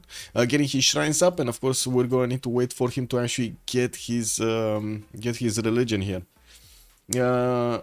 Croctas de la Yaya. Good evening, sir. Hello. Hola, hola, senor. Bienvenue. The land between Ravenna and Pascarde is too flat. I doubt we will see 4 or 5 production cities from Julius like yesterday. Mataram, Pascarde. Wait a second. What are you talking about over there? Yes, they are flat, but I guess it is what it is. You're talking about Mataram? Where is Mataram? Wait a second. What city was Mataram? No.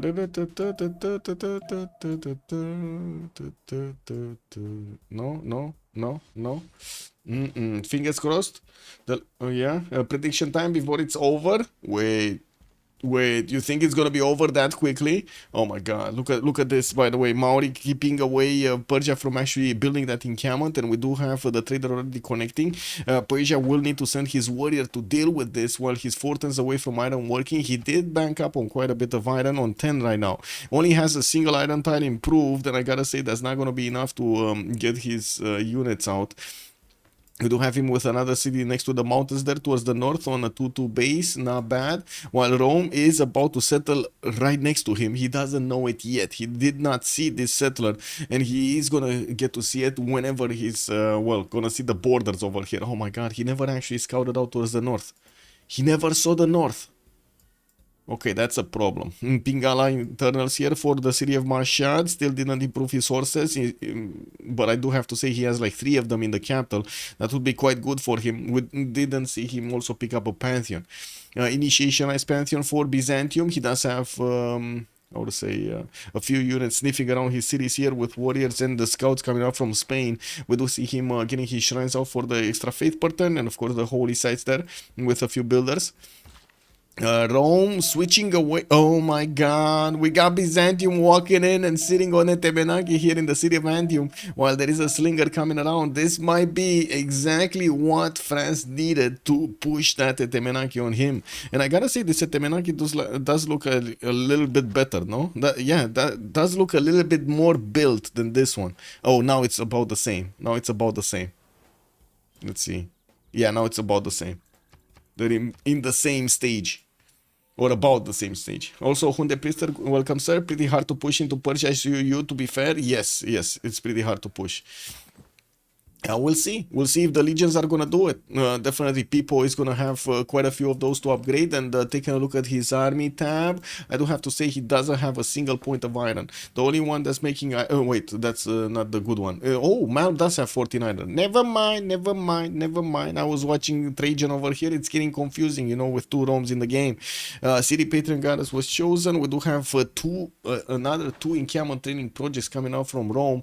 He didn't really manage to pick up a single general here. He's probably gonna pick it up next turn as the one in Aquilea is gonna finish. And I do see he did improve 2 iron tiles versus the 1 iron tile that Persia has. Does Persia even have a second iron tile? I don't think so, right? Yeah, he doesn't have one. He's definitely gonna need one from his allies. Maori finishing his encampment next turn. Let's actually see if this scout is actually gonna move from there. Doesn't look like it. There's a scout across the river. Hello? Attack? Okay. There we go. Switch to a Temenaki? No? Oh, you gotta charge him a builder. Okay. Well, let's actually see. And then he caught it. He caught the scout. Oh my god, the triple whammy. Run, Nader, run! Yes, yes. So he can irrel 3 people. Hello there, Natro. Good evening, sir, and welcome. Now the question is Floppy gonna be strong enough to irrel 3 people? Pipo did manage to get his commercials out on Rome. We do have the first one being placed. Also, Governor Plaza finishing next turn on Rome. Apology starting off on his campuses. That's Theodora that's starting to put down campuses. With that's interesting, actually, going for campuses instead of theater squares. Moksha here in Antioch, and we do see the holy sites are getting their shrines. He did manage to get the religion. That's the first one in the game with choral music and crusade on him. Byzantium here did choose Eastern Orthodoxy. Well, he's not going to have the ability to go against Philip, but maybe later on he might actually breach through Byzantium defenses. So that's going to be Byzantium versus Byzantium, and well, we'll see. We'll see how the Byzantines will do. Rome did pick up a monument to the gods here to give him a bit more production towards his wonders. He does have 6 turns for a Temenanki, while I see France is 4 turns away. We do have Sprig over here that actually might want to chop it. He has a builder with a charge and might actually want to chop it. Does he even have mining though? We don't know, because I don't see the button. Do you see the... yeah, requires technology mining. He doesn't have mining. He cannot chop. We do have him getting currency and craftsmanship and not getting this. Temenanki in 3. Maybe he just realized. Can you imagine if he actually wanted to chop and he just realized that he doesn't have mining? Oh, that's going to be a hard one. Rome has 2 chops. France has 1. Well, France doesn't have any chop. France doesn't have a chop. There's no chop here. There's no mining. No mining. No chop. No chop. He couldn't grab them by the hammer. It is what it is. Pelikanov, good evening, sir, and welcome. That would be the insane if it happens. Then again, we saw DShark irrel someone by faking an escape settler and just walking settles towards an ally. Yeah, it happens. Anyway, we do have Temenanki here, still 5 turns away from finishing with the 2 chops from Rome that he has chops, by the way. We're going to need to see if he's going to get these going. He does need to switch the tile from Rome into Antium if he actually wants to get that 2-1 chop in Antium. Taking a look at the city-states, let's actually see. We do have Hattusa with Fez and Nalanda for the science city-states, Armagh with Kandy and Cinguetti for the faith city-states, and I want to take a look at Hattusa, Fez and Nalanda's position. So Fez is here, Hattusa is here, and then Nalanda is going to be in the middle of it. Whoa. Ay, ay, ay. What did they do? Oh my god. Oh, look at the Legion rush. He did it again, guys. He did it again. Is this the time that I need to put the prediction? I think this is the time I need to predict. Who will win? Let's see. On one side, we got the Sharks.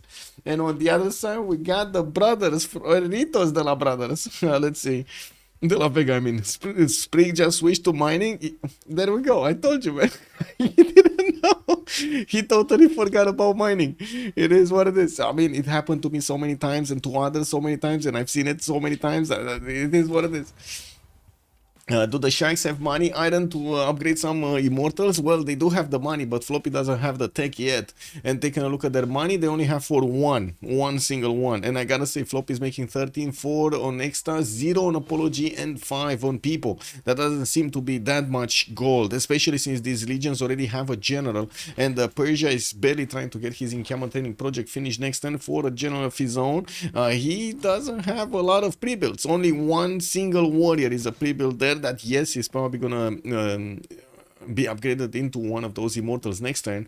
And we do see the first Roman legion is stepping on one of his encampments, has the ability to take out the scout next turn with another one that can just get next to it next turn.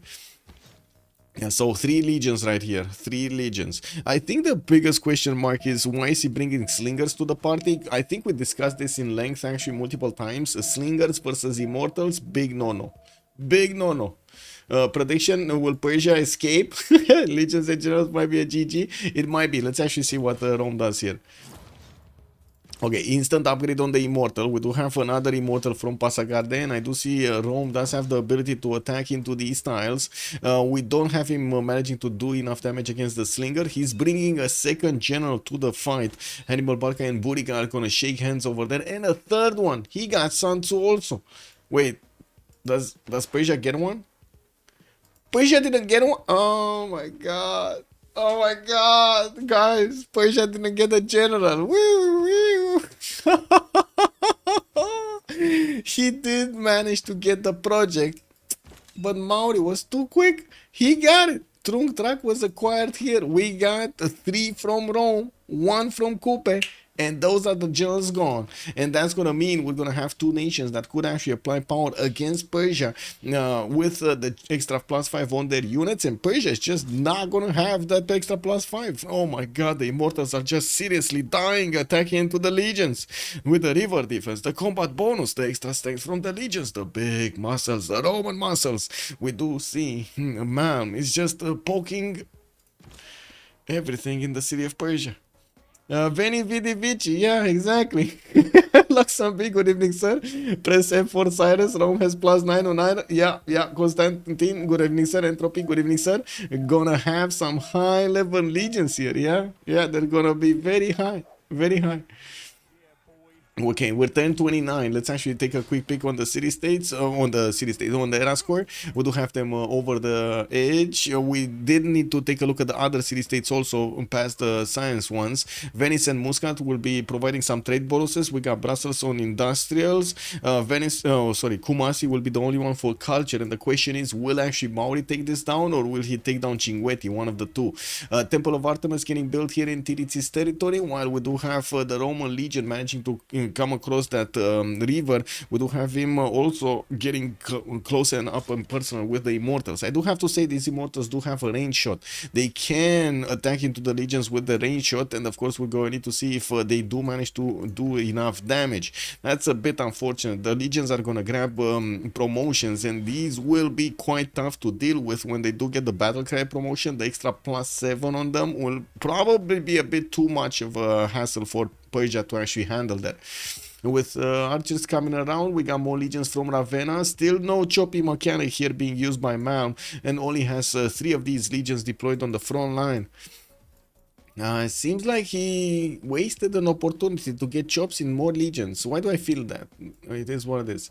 Magnus establishing Achillea, getting his government Plaza. Moksha also in Ravenna. While I gotta say at the moment Maori is not actually doing anything, he does need to get construction if he wants to get his Toas. Toas are gonna be amazing here. I don't think 3 legions is enough. Yeah, I don't think 3 legions is enough either, but we'll see. We'll see how things develop. We got a 3rd Immortal also showing up, so yeah, he's gonna start wrapping around these legions and start attacking into them with more builders available. He has a chop in a maze if he really wants to upgrade, but to be honest, he only has a single warrior and he has the money already to upgrade, so it shouldn't be an issue.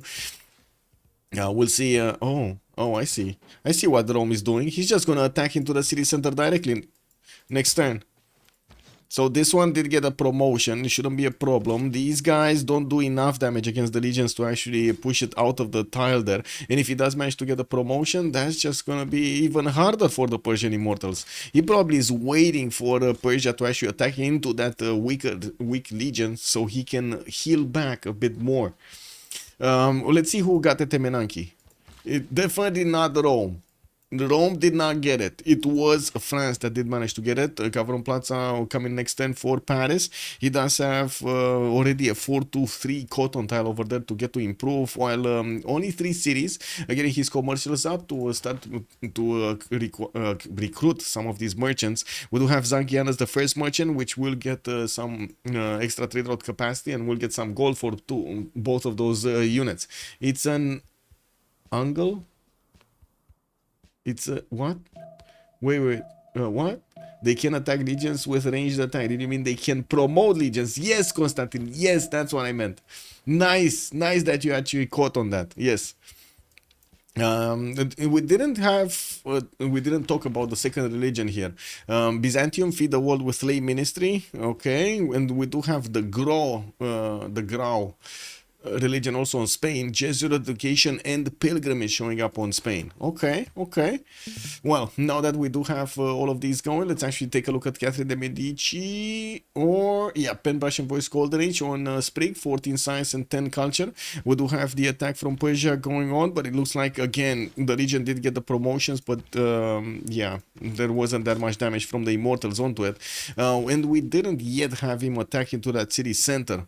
Only a single archer and a few more legions coming in. I guess we do have like one warrior with 2 more legions coming in. We'll see if Malm here actually decides to attack or not. I think he will. I think he will. Can he put this in half HP? I think he can put this in half HP in 3 and then in 3 attacks and then attack it next turn, right? With the next, anyway, whatever. Spain did not get his golden age. Julius Caesar did get drums of war and of course carrying a bit more production towards military units, not to mention more iron. It's helpful. Gavron Plaza in 2 turns didn't improve his these horses, and I do have to say he does have still 3 cities. Didn't get the 4th and the 5th one yet. He does have 9 science with 13 culture, and of course he's on the offense over here against Persia, so we'll see if he does manage to get to succeed. Kupe right next to him, horseback riding in 3, political philosophy, and yeah, there we go. That's what I was expecting here with the triple slammy, the triple slammy against the city of Passagarde. That city is gonna be dead along with. Wait, he got them out? Did he get them out? And that city got razed to the ground. At least, well, he did sacrifice one of his legions, right? It died. But that's it. That's one city taken down from Persia, man. That city only did manage to pump out a few immortals, and that's about it. We do have... Titiits here with 9 science and 12 culture did choose to go for a Pen Brush and Voice Golden Age. Will finish Temple of Artemis next turn, and will get that housing and food in the city of Wakarawarewa, which will actually be extremely useful. He has already the extra production from his features, and I do see Gavron Plaza being placed. Did he upgrade his iron tile? Got an encampment, got a general, but no units yet. We're gonna need to see when he's gonna actually get the horses, if he will build some units. Now, looking at Basil II, we do have him still on 3 cities, getting 4th, 5th out soon. We do have him with 31 faith a turn, 12 science and 23 culture, with hanging gardens coming up from Constantinople. We did have him putting down his Gavron Plaza and getting a bit more adjacency towards his holy sites. Not that much, and you can see it in the faith per turn there. He definitely needs to double his city count, at least double his city count around here. Looking at Trajan, 14 science and 21 culture, and also getting them. What? Is he gonna lose the second one? Wait a second. Pipo, and who's the other one building Temple of Artemis? Kupe, right? Who's Kupe? Kupe is Titiits. Okay, so Pipo is gonna get it, man. People's gonna get it, man. Both of them same turn. It is on Rome. Rome managed to get it. The city's worth. Julius gets a wild card, and it really hurts Persia. Yeah. Missing general when you are min distance to warmonger. Rome is crazy. Yes. Okay, we do have Rome here also building up some campuses. Only a +1 right next to his commercial, while he did put down his pyramids in Ostia. I will want to chop that as quickly as possible. Liang in the city of Antium, giving him a bit more production on those floodplain tiles, but unfortunately without Lady of the Reeds and Marshes and Etemenanki, the city is just not that helpful. 53 points of production, though on Pipo does look good at the moment. Apology, 11 science, 22 culture, 3 turns for Odin Chamber, getting campuses going, and his Gavron Plaza next to the mountains there. We do have him with a 5th city also moving northwest, while I do have to say he's on 27 points of faith per turn with 42 points of production. Definitely needs quite a few more. Oh, 6th city is also coming around from Sinop somewhere. I'm I guess waiting to see where is it going, east or west. It could go both ways. Now let's see on Spain. Pen Brush and Voice Golden Age, 9 science, 18 culture. We talked about his religion, and we do have him grabbing God of the Sea here. I do see the extra production on the fish tiles. He's gonna... Oh, wait, that's not God of the Sea. That's Stone Circles. No? That's Stone Circles. Yeah, that's Stone Circles. Never mind. Never mind. 531 fish tile over there. Now, oh, I see where the production is coming from. From Liang. He actually did get the production from Liang. Okay. Well, we do have him with some improved incense to give to his allies, and he is making 20 faith a turn in a Pembrasian voice golden age. Now, we will need to see him start to expand over here towards the southwest and see how that's getting up. Persia did manage to get 246 of these immortals. Still no general for them. While we do have Rome starting to actually resupply the city of Kupe with new legions. Rome did manage to successfully take out one of the cities of Persia, and basically I would say he kind of dealt a death blow over here to Persia, right? 2 cities strong Persia is gonna have a big problem, very big problem. A big Perideza here upgraded in Passagarde on the tiles of Delicate Arch. We do have Sparta getting one of those settlers out, and well, taking a look at Floppy's 13 science and 7 culture, we did have him choosing drums of war for the extra production and extra resources. 2 turning immortals, not bad. No government plaza anywhere, by the way. Even if the city of Mashhad is 4 pop, he did not place down his government plaza. And I am expecting, by the way, Rome to go for a warlord's throne here as quickly as possible. That would actually help him build the legions much faster. Probably will shave off 1 turn away from these legions. Dr. Extazzz, good evening, sir. What is that tag? Oh, the Twitch recap 2023. Wait, you don't have the 2024 yet? Dr. Extazzz, good evening, sir. Welcome. Floppy Dedge, he has nowhere to settle.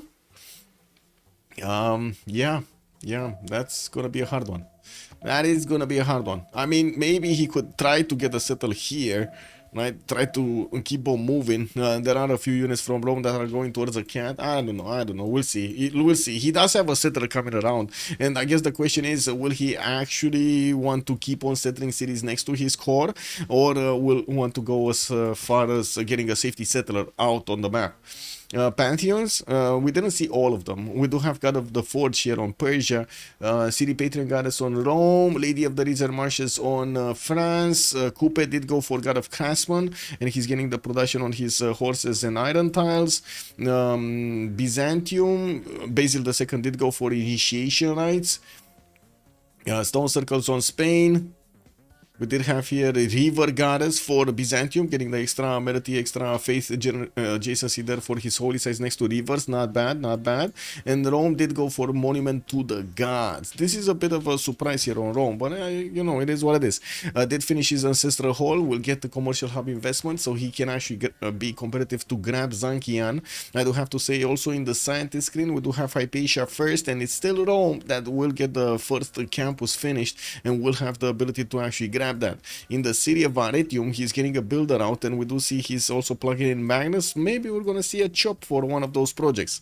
Ostia 13 turns to pyramids, does have a builder to keep chopping, plus 5 campus over there past the pyramids in between the mountains. While I do see Antioch did put down one of his campuses here. He did already finish his commercial, only a +1 though. He didn't have a place, well, unless he wanted to take out that forest in the southeast to put it next to the river. Okay, so I think the question here is, will Persia move past this river, or will he actually not get past this river? Because it looks like these legions just don't care at all about the ranged attack of Persia, especially without the general, the promotions on these immortals. He's just not doing enough damage. The legions, what is he doing? Like 3 damage, 4 damage every time he attacks? Not even that. Perfect River Goddess in Sinop. If I'm Sinop. Wait. Yeah. I mean, yeah. It is what it is, guys. It is what it is. Yeah. He could have put it here, but he didn't.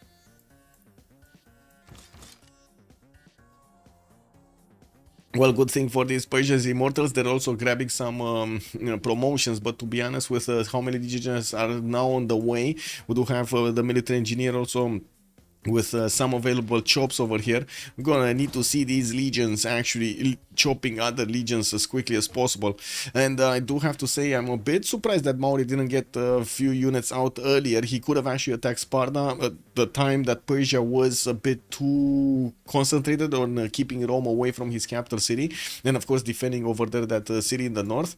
And Kupe could have taken out Sparta, but no, he chose to go for the same. We do have horses coming around here next, and I do do see a theater square also from Wakarawarewa. Fourth city moving east side. He does also have a fifth one going towards the south of his capital.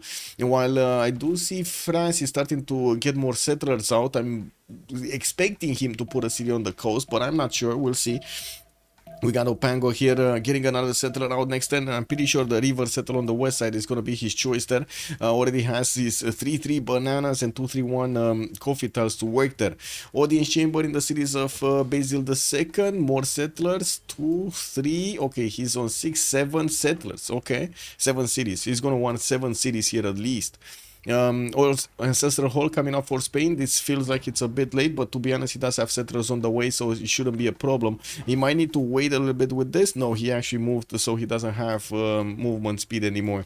Getting another city towards the west side. Looks like he's gonna put it on the volcano, not on the river, to actually grab the fresh water. At least he's gonna have a good harbor there. On Byzantium, on Theodora, we do have him putting down a few more holy sites and increasing his faith per turn. 18 science, 32 culture with 37 faith per turn. He's catching up to Basil II. Both of them in monumentality and getting to use that faith per turn. With multiple temples coming around, he's also gonna grab more bonuses from what? Feed the world, I believe he went. Yeah, feed the world with lay ministry here. No, wait, that's not, this is, no, this is it. This is it?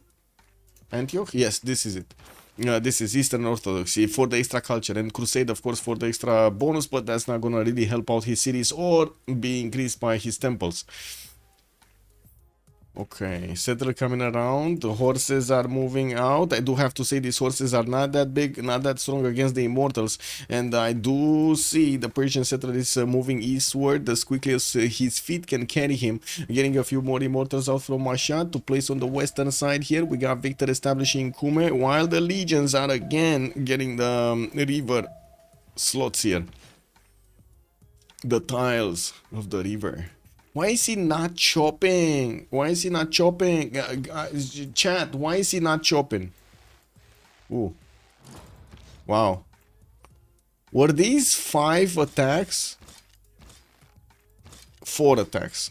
So 4 attacks from Immortals, 2 of them level 1, and they barely scratched the Legion. They put it in half HP. And that got a promotion, and it made it a lot tougher. With the plus 10 Tortoise, this is gonna be much harder right now to attack into it with the ranged attack. Alcohol Parrot, good evening, sir. Run, Forest, run! Yes, yes. It's jungle. I mean, yeah, you're right, it's jungle, but still you get some extra production from it. And food, sure. City-state control, we do have none. None, no, a cat. A cat has been picked up by Malm here. Where is Malm and what is he doing? Malm is on Julius. Oh, yeah. Okay, there we go. He's attacking Persia here. Okay. Persia. Third horse coming around. Looks like Titiits is about to actually get his settler out in the face of his opponent here. And did manage to settle another city towards the south. Yeah, 5 cities Rome. Pipo is putting down his entertainment complex. Looks like we're gonna be watching a Colosseum coming out soon. He did recruit Marcus Licinius Crassus, and that makes me wonder, Catherine de Medici did manage to get Zankian for the extra trade out capacity. Rome was a bit too late on it. Coleus is the next merchant. Nobody made the projects for Hypatia, and I gotta check. No, nobody's making them right now. Getting Stonehenge in the city of Antium, so he can actually give the extra plus 2 taxis straight over here towards his ally, and he did manage to finish the pyramids, putting down more commercials for the internal trade routes, while his neighbor over here is just getting a few more markets of his own, temples going up there. It does seem like Malm did manage to cross the river, and he's starting to do damage against these immortals directly. We do have, look at the legions, he started chopping legions. We got a battery ram coming out with the chop. You see, he's finally chopping legions. We got Rome trying to get an ancient wall there? Why? I mean, that city is a sacrificial city anyway, right? You might as well just keep on chopping. Anyway, I really like the line of legions. Do you see these guys? Oh my god, look how beautiful this is. A line of legions just going south towards their opponents. Okay, we do have this settler from Floppy that is trying to get through the mountains, and it looks like he wants to get out of there. He wants to GTFO out of there. 4 horses from Mauri with a general, soon to be a 5th one, also deployed towards the city of Sparta. There's only a single immortal there trying to fend off attacks, while Sparta is gonna get another one in 3 turns. That might be a bit too late. Cannibal boost maybe, but then why need the ram? Yeah, I was thinking, right? Why need the ram? He also has a cat, so he's like doing full damage against the walls anyway, right? Maybe he's feeling, look, melee units do full damage against the city's walls anyway, so that's basically the battery now.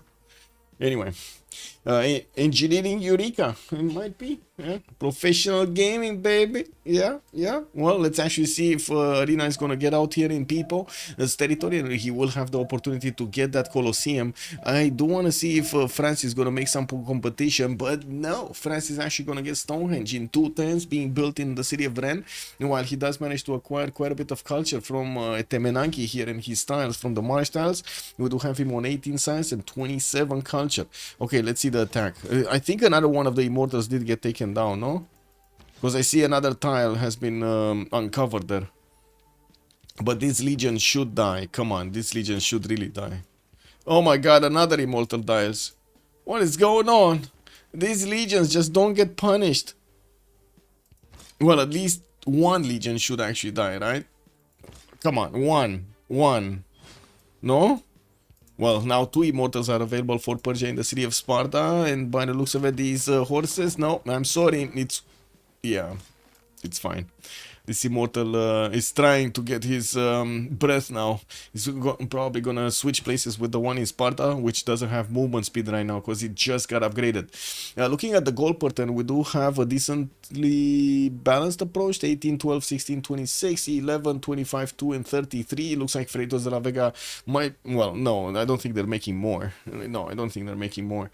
In the production queues, Kupe is still the biggest one, 70 points, but I do see people on 69, not that far away. We do... And that's from the other team.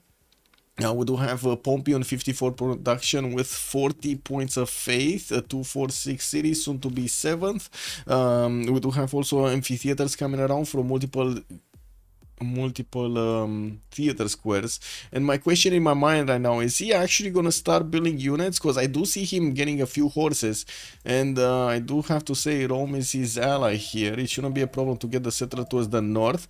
Corunia did get settled. Okay, is he actually... He might actually want to get some horses here, like units against Spain. That's gonna be interesting if we do see him going through these hills. Okay, those are 2 legions down for 1 immortal. Is he gonna take this other one? Yeah, he's gonna take this other immortal down. And looks like Persia is down to 4 total immortals, while the city of Sparta is getting wrapped around here by multiple horses. The Maori units are a bit too strong even for his immortals. And while we do have Mashad with another one, Sparta is also going to build one. His safety settler does have an escort as an archer and an immortal, and as you can see, he's going to pass Torres. Now, we don't have any kind of ally here to actually help him out defend the city if he actually places it there. So he needs as quickly as to go as far away as possible from his opponents here. We do have 2, 4, 6, 7 cities also from Byzantium getting his Pingala Magnus established, and also right now is actually sharing borders with Spain in the northwest. They are allies. It shouldn't be a problem to actually get friendship going. Now, there is a possibility for Byzantium to actually go against Byzantium, like Theodora going against Basil here, and we do see the city of Ansira, for example, could be a target for the Theodoran armies. We're also gonna need to see what Pompi is gonna do here with his horses. He has a few of them coming around and could actually try to see what's going on in the south with them, but I don't think that's gonna be a good measure, because look how many hills and rivers and mountains we have. One tile jokes here. Mercutio Flavius, also good evening, sir. Time for Nader Shah's long march. Re-establish capital in the mountains and wait for their enemies to fall. Man, removing support bonus from immortals really killed them as defensive units. Yeah, true. I mean, they were extremely strong with support bonus. Yeah, I don't know. I'm kind of on the fence with that. With Immortals coming into the game, and when they did, didn't they actually make it cheaper to upgrade them also? Uh, why you running, homie? Oh man, oh man. Man, if I don't want to write that, man. I don't want to write that. He's gonna be mad. Yeah, I'm definitely gonna trigger him.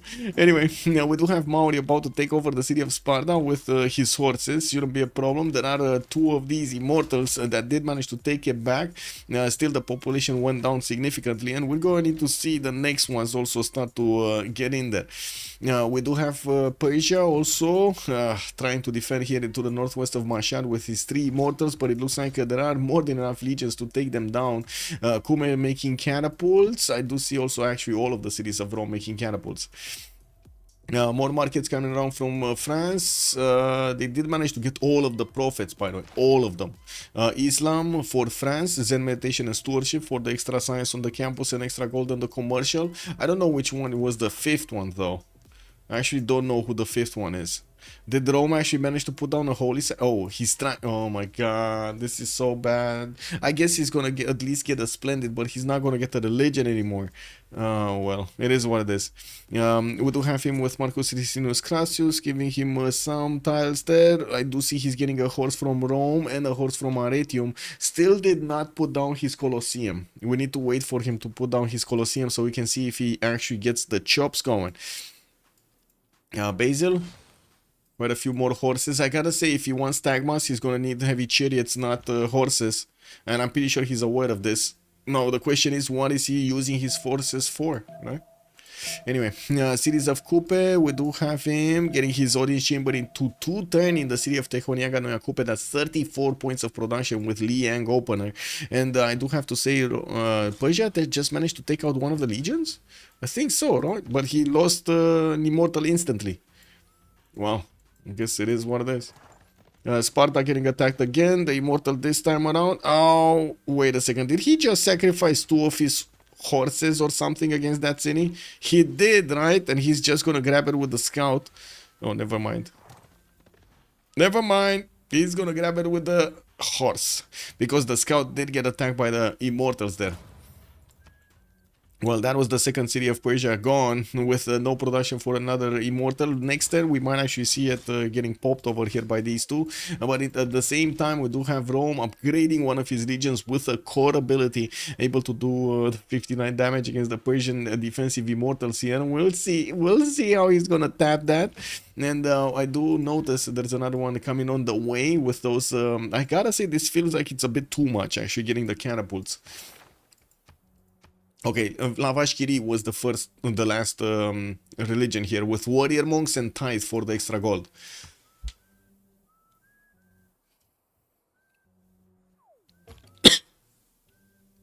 Was away, did Persia manage to get an escape settler? Yes. Yes, it's still moving east.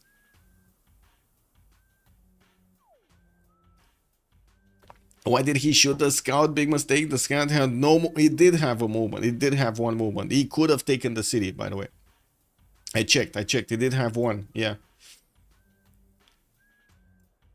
Okay, Colosseum coming up 7 turns here with 1, 2, 3 chops. 3 chops available. Maybe 4 if he actually grabs the 1-3 as well from the city of Puteoli into his capital. Horses moving towards the south. Looks like he's eyeballing Candy as a city of his own. And well, let's actually see what's gonna happen here with the last legion, with the legions getting next to Mashhad. We do have a preserve trying to get built. Oh my god. Look at the preserve, man. Look at the preserve.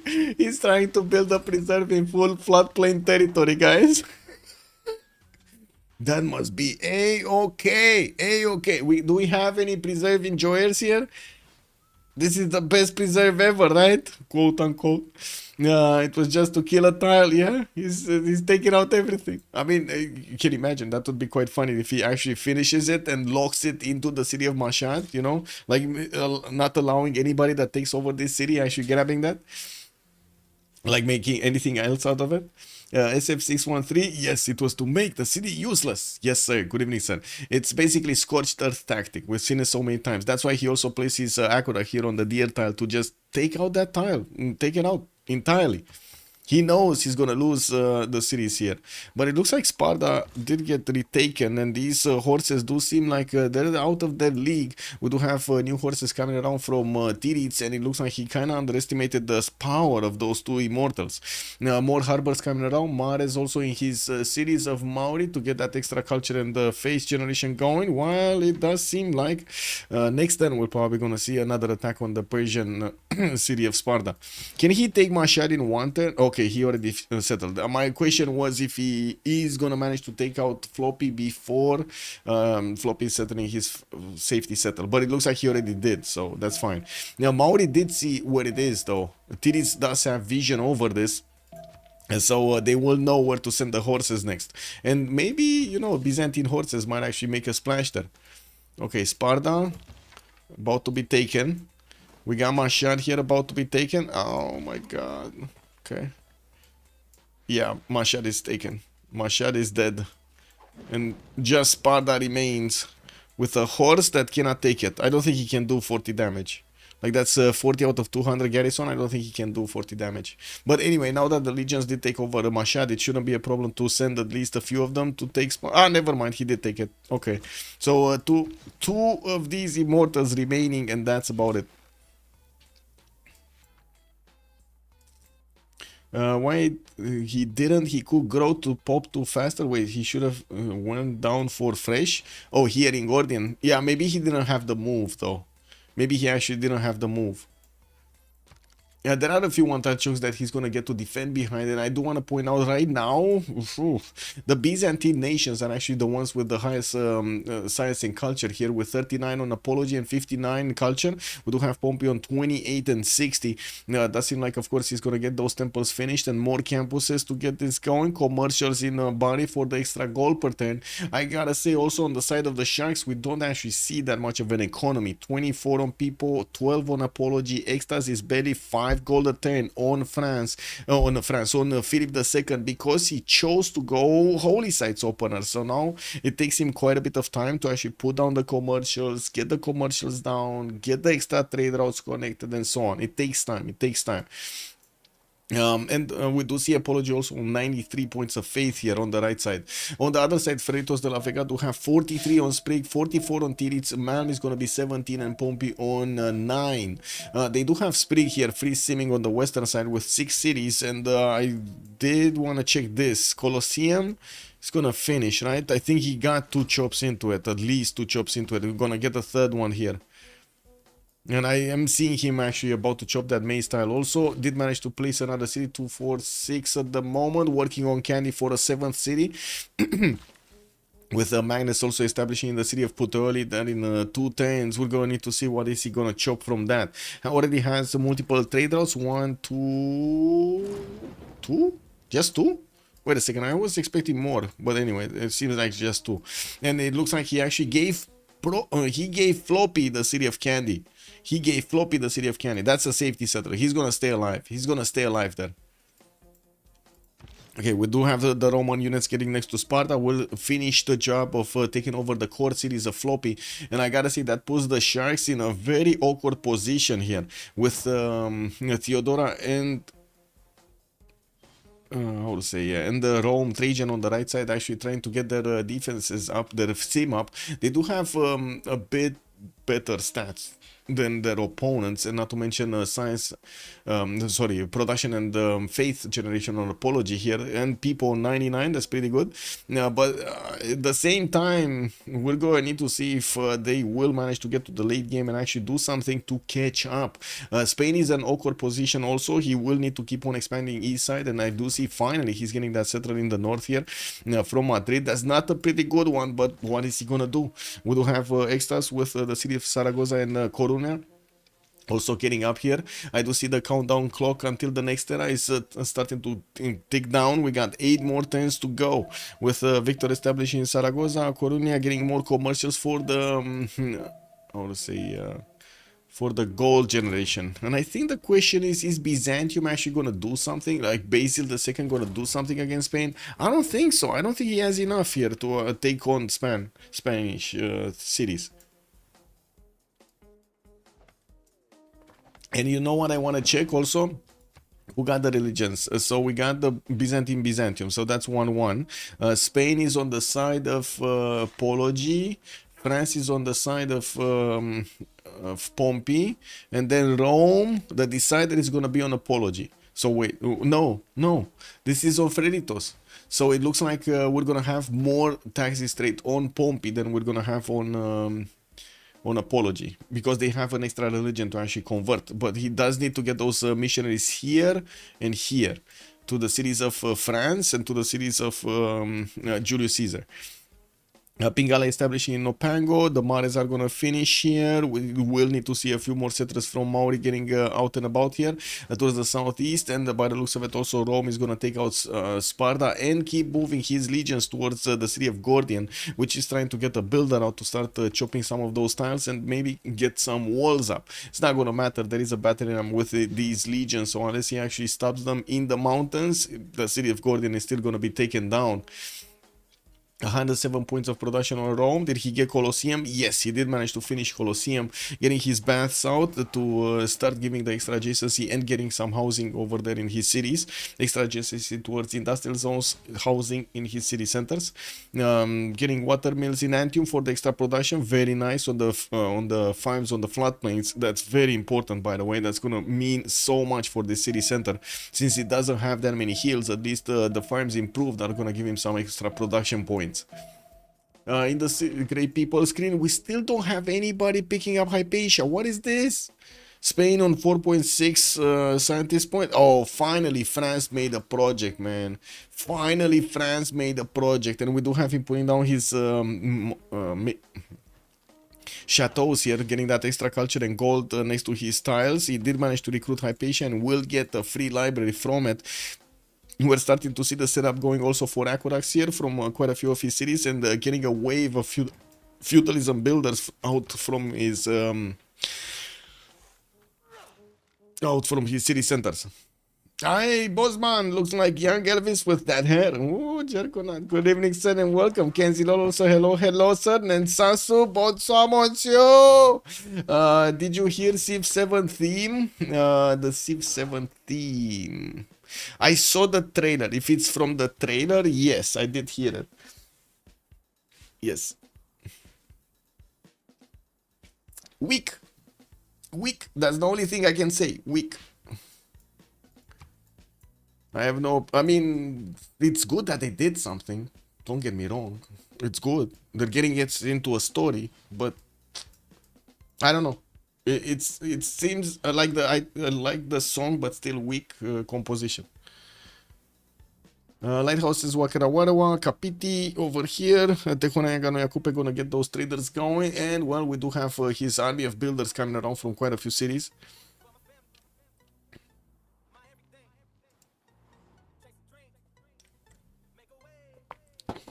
Yeah, exceptional thief. Good evening, sir, and welcome. Purple Rome has highest production, even though he was denied at Temenaki. Whoa, yeah. I remember when I was in television, you know, there was quite a back and forth when it came down to like trailers or making promos for television shows and stuff like that, and there was quite a bit of a competition between the how to say, video editors and also the composers. Yeah, they don't have that. They don't have the competition. So, it is what it is. Freritos is winning. We don't know yet. We're going to need to see if there's going to be any kind of winning condition over here from the side of DSharks. They still have 3 nations that could have applied pressure against their opponents. Nader Shah is going to get an economy going. I'm pretty sure he's going to start to put down commercials as soon as he can. Mind blow. Good evening, sir, and welcome. The hat got puked on by Athena. No, I'm kidding. It's still here somewhere. I did manage to actually clean it up. I don't know if totally, but anyway, I haven't looked at it in like a week or so. I kind of got used to it. I kind of got used to not wearing it. As a single player, I'm excited for Civ7, but for multiplayer, we need more information and soon. Yes, I don't think we're gonna get any information, to be honest, Alosar. So I think we're gonna need to wait for the game to come out, see what the game is, actually click buttons and see the first full walkthrough. Because you gotta understand, they said it takes like 4 hours, 5 hours to get through a certain age. So if you have 3, that's a possible 12 hours. 12 to 15 hours, man, to play a game. That's gonna be no, that's probably gonna be impossible to get a game going. Anyway, we do have campuses in Marseille, theater squares also coming around from Toulouse, and well, more settlers finally from France. Since we're taking down the turns until the next era, we do have 5 more to go, and we're going to need to take a look at the era score here.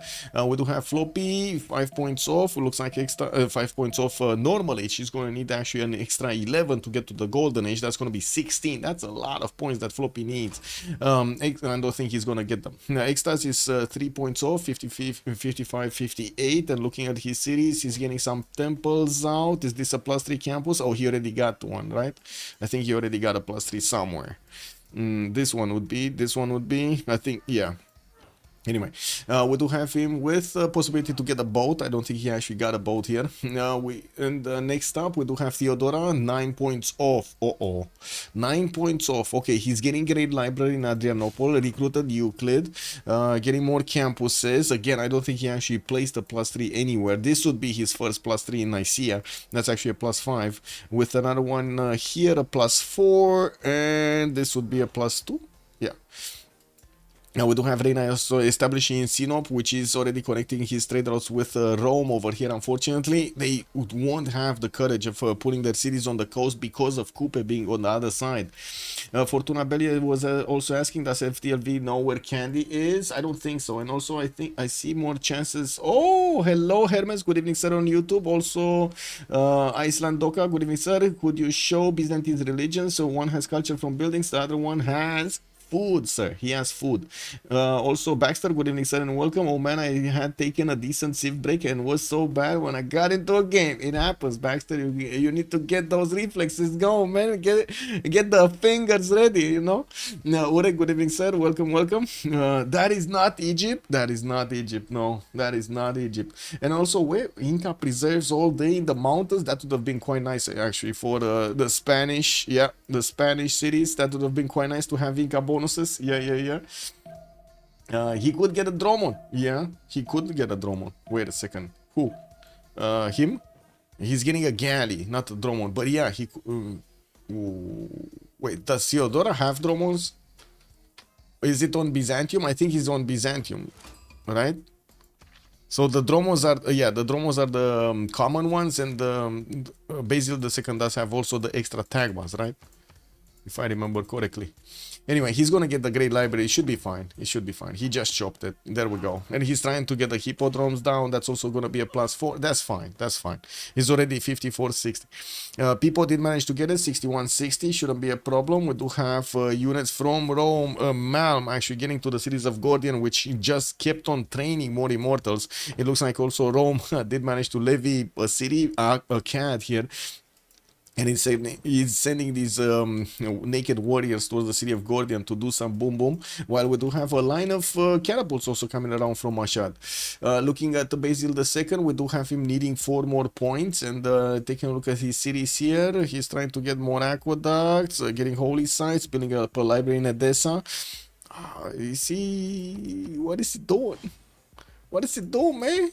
68, 72, how many turns? We got 3 more turns. 3 more turns and he needs to get the gold. Well, I guess he's gonna have a 10 pop city for another point right there. Maybe he can recruit some great people. Yeah, no, actually he's gonna be 1 point off from getting a great lighter. 1 point off. That's unfortunate. If he doesn't get a project, that's unfortunate. +3 campus anywhere? No, this is a +1. This is not it. This is a +3. Okay, he's gonna get it in 2 turns. Okay, that's fine. So with the 10 population and with this splendid, it should be fine. I don't think he actually built another campus that's splendid, right? This is a +2 over here. Oh, this is a +3. Uh-oh, he actually already has a splendid. That's a problem. Anyway, next up we do have also Kupe, 1 point off. Shouldn't be an issue for him to get another point here in the next few turns. And I do see him getting settlers out. I would imagine, well, he did already get a Toa in the city of Kapiti, while he does have more of these theater squares coming around to build his mares. He already started acquiring quite a bit of culture and faith from these tiles. 112 production with 32 science and 55 culture there. I do have to point out on the side of the Sharks, we do have very good sims going around there. 67 science extra, 74 apology, Pipo 50. While on the other side, we got 58, 32, 22, and then 50. Does seem like it's a bit different. Sprig here with 50 science and 70 culture is also on 122 points of production. Did manage to secure his golden age. Malm did not. We got him 6 points off the golden age, even though he did manage to take out Mashad's capital there. And we do have him going towards the city of Gordian with everything he has. Looks like also Venice might be taken down here by Byzantium. By Pompi from the north. Looks like he sent those horses and that are doing damage. Oh no, wait a second, the city is getting ancient walls. He's gonna get to troll them. He's gonna get to troll them. And why are you asking about Candy? What's up with Candy? Candy is not in the game anymore, right? Candy is not in the game. Oh, this one, this Candy. Okay, yeah. Scandi is on the coast. Kupe will send some caravans later. Persia going to need to find a safe spot to hide. Yeah, for sure. He's going to get more cities over here. Taking a look at the vision, they do have vision over the city of Candy, so they do know it's on the coast. We do already have some units from people going towards the cat, towards the west side, but that city does have walls, so it's not going to be that easy to poke through. Oh my god, and right now I feel a little bit of a pressure over here. I think I kind of need to go to the bathroom. Let's see, Apology managed to get it. Extazzz is 1.0. Floppy going dark. Pompi got it. Titiits got it. Malm is still 6 points off. I don't think Malm is gonna get it. I don't think, oh, maybe. Well, I guess that's going to be 3 points from the Great Bath, but unless he actually gets something bigger, that's not going to work. That's not going to be enough. He does have 3 chops, so yeah, he might actually get it in one turn. If this is the last turn, he can actually affect this. So maybe if he actually... okay, he's 4 points off. He's 4 points off. Did he get like Monarchy or something? He did finish Monarchy, okay. And he's going to put... yeah, okay, he got his city into Monarchy. That's fine. Okay, let's see him chop. That's those are Magnus chops. 1 stone, 1 forest, and 1 rainforest. Yep. What is the Wonder Island with its only lonely city-state? You mean this one? Cinguetti?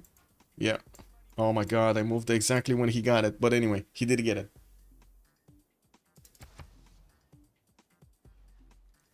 And he needs 1 more point. Did he get it with maybe he can get it with a Suz, maybe he can get it with a Peace over here with his envoys. He's still 1 point off, 66 out of 67.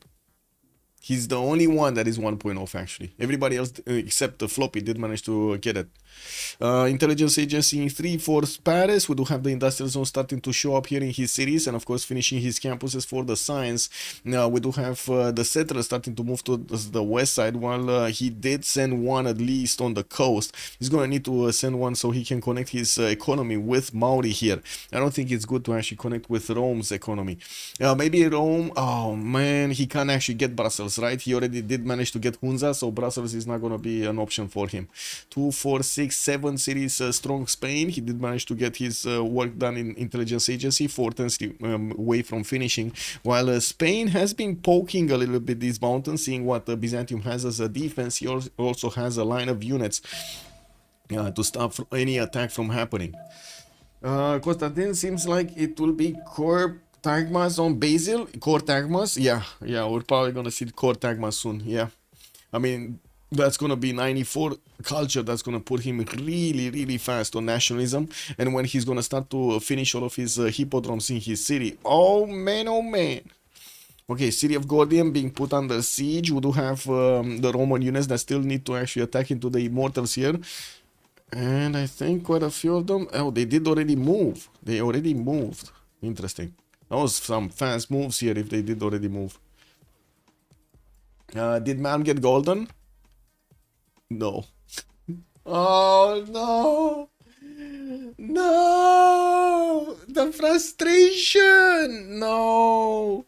Old Triangle, good evening, sir, and welcome. Just core Tagmas. Corpse Tagmas gives to mind zombies. Yeah? I mean, what? You don't like zombies, Pelikanov? What? They're human as well, right? Pelikanov? Yeah, one era scored a point too late. That's unfortunate on Malm. That is going to be quite unfortunate. We don't have him with that much science because he attacked into Floppy and put a lot of effort into this. While I'm pretty sure they're going to start switching their golden ages here, we're going to talk about them after the pause. Not enough gold to buy the horse unit. Hundepriester, yes. Did they not have? Oh my god, they actually had. They had gold. They had gold. Papa Sparta also, good evening, sir, and welcome. I have a feeling I missed some cyberbullying. Yes, you did. Yes, you did. You should have seen Persia over here slamming left and right those legions, but then he got stomped, man. Rome did manage to get this photo city right in the face of Persia from the beginning, upgraded 2 legions exactly in his face, and then took out the second city. Instantly. It was amazing. Glorious, I would actually say. What do we have here? More libraries, we got more campuses. Foreign ministry also from Rome. We're gonna take a look after the Congress at the choices. And oh my god, I need to get to the bathroom. Oh, quickly as possible. Quick. Musician. Me. Oh wait, I can't put prophet anymore? I can't put prophet.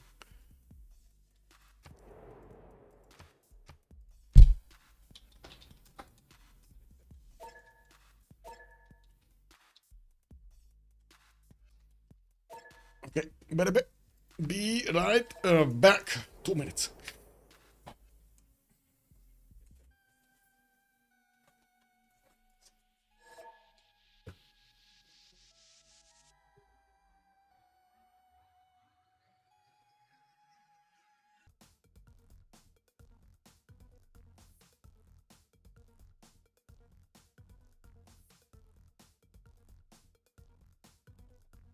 Yes. Yes. He had no horse. If he had the tech. Let me see. I don't think he had a horse. But I'm pretty sure he had the tech. Like, at this point, I'm pretty sure he had the tech. Ooh, quite a few units coming up here.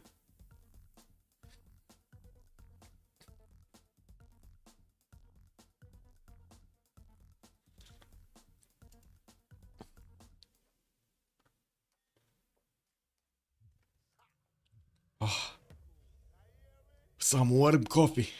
Perfect.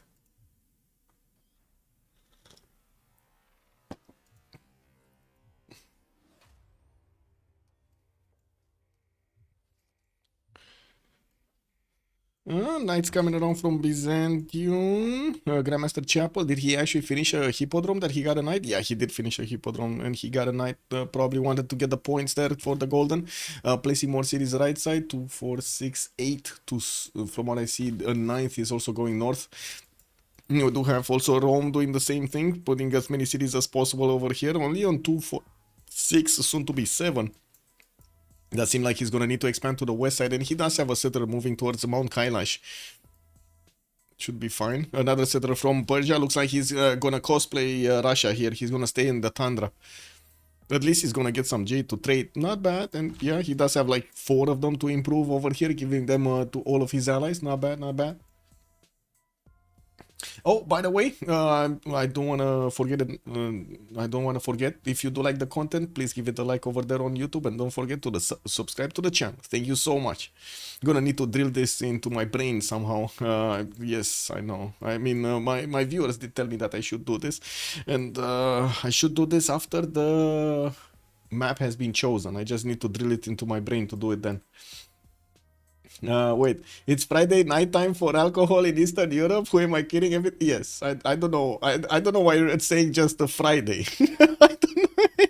A ship that could, good evening, sir. Coffee at this hour. I mean, have you seen these games? How long they take? Yeah, I need coffee, man. I need to talk. I need to be concentrated here. And then chat is gonna rip me a new one. It is what it is.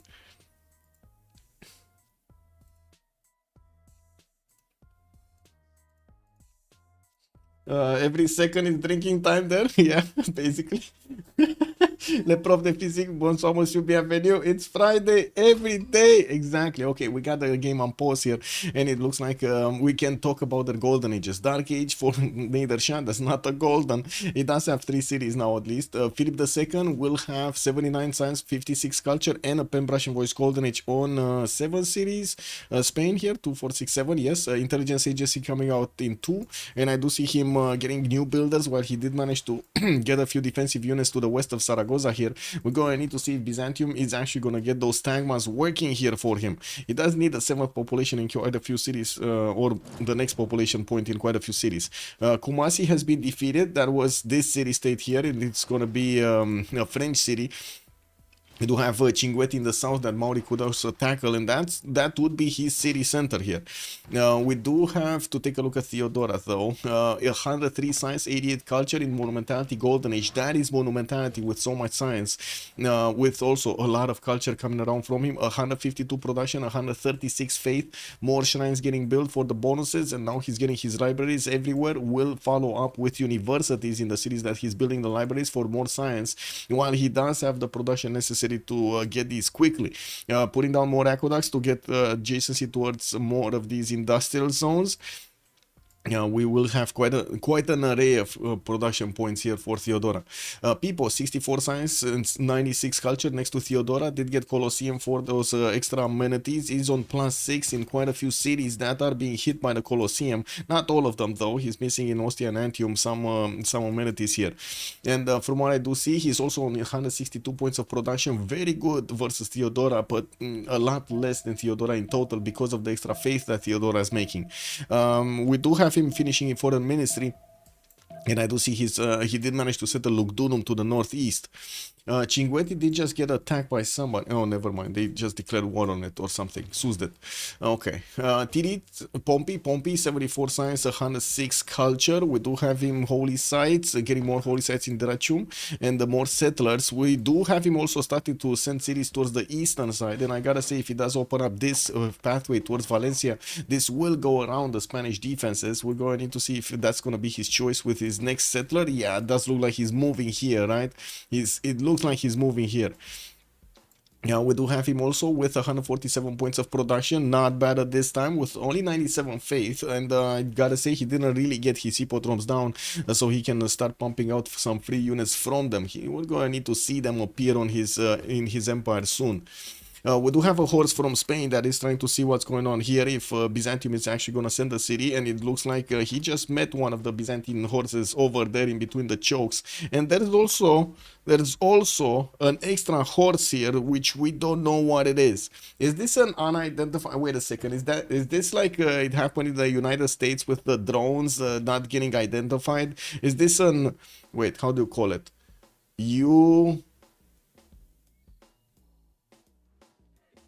ULH? Is this an ULH? Unidentified land horse?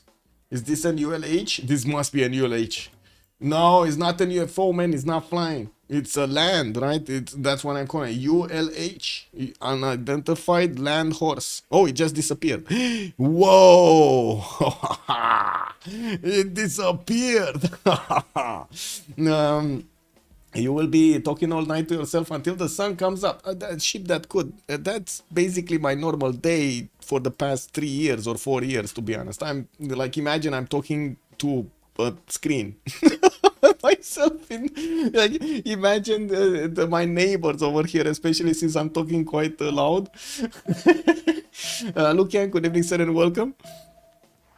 Yeah, my Balkan coworker once chugged 2 bottles of Korean soju on the beach at 2 p.m. I passed out after half a bottle. Oh, yeah, that's some, how to say, that's some endurance on him from alcohol. I don't think I would have been able to do that, man. I barely drink a few beers. Or the cat, yeah, or the cat. The cat. Well, let's see the next ones, right? We needed to take a look at Kupe, Malm, and Sprig. Kupe 50 science with 80 culture. That seems like extremely weak science points over here. He did choose to go for a second pen brush and voice and now benefit from his harbor adjacency towards his free inquiry, towards science. We do have him getting a few more settlers, and yes, I do see campuses coming around so he can start building up his science count. I do also notice he did start to put a few monasteries here. Oh, well, it is what it is. And he still didn't actually build up a few galleys so he can take down Cinguetti or even settle a few more cities on this island over there. He's gonna settle the desert southeast, could try to get Petra in that city because, you know, he does have a few of these desert hills to actually benefit from. And, well, he didn't actually manage to get Sparta as a city. It was Rome to actually get this one. And Rome, I gotta say, he's in a deep trouble. Trying to get his industrial zones down, he's 38 and 36. Ooh, that's terrible. That is terrible. Even Floppy might actually catch up to him. He's 100 points of production, and yes, he's getting more legions. Now, this is surprising. Does he have a chop here? No, he doesn't have a chop anymore. Anyway, and a few more commercials for the gold per turn. He's only on 27 at the moment.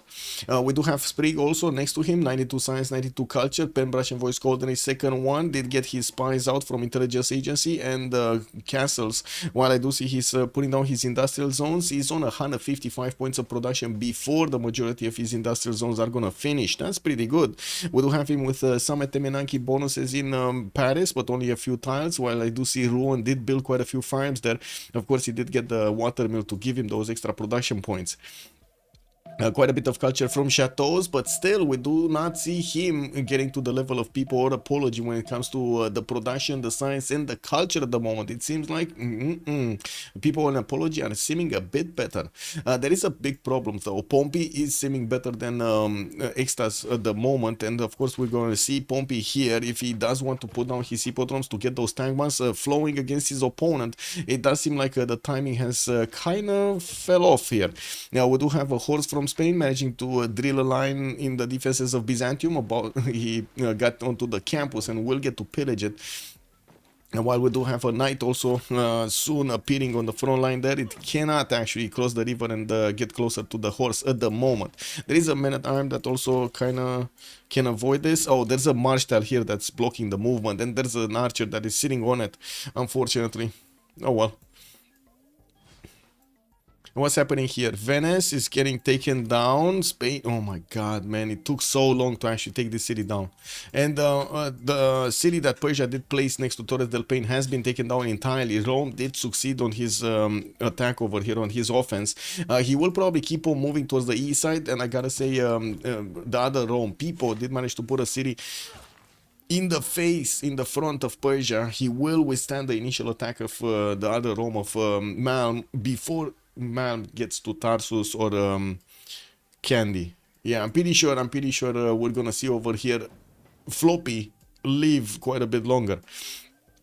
Spies coming in the cities of Rome from France. We do have libraries being built over here, and I do see the industrial zones are coming around.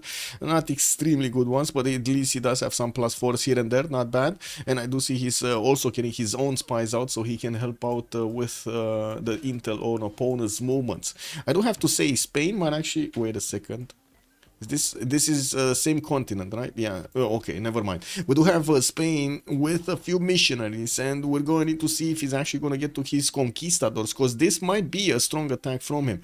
We do have Extazzz getting machinery, diplomatic service, so it looks like he's going for his military training over here.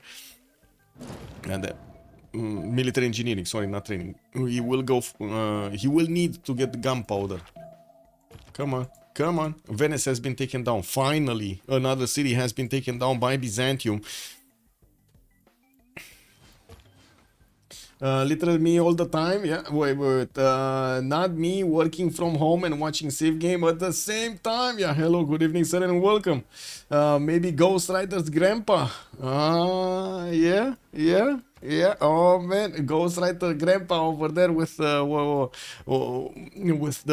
leather suit over there, and also a bandana, you know, like a leather bandana over here.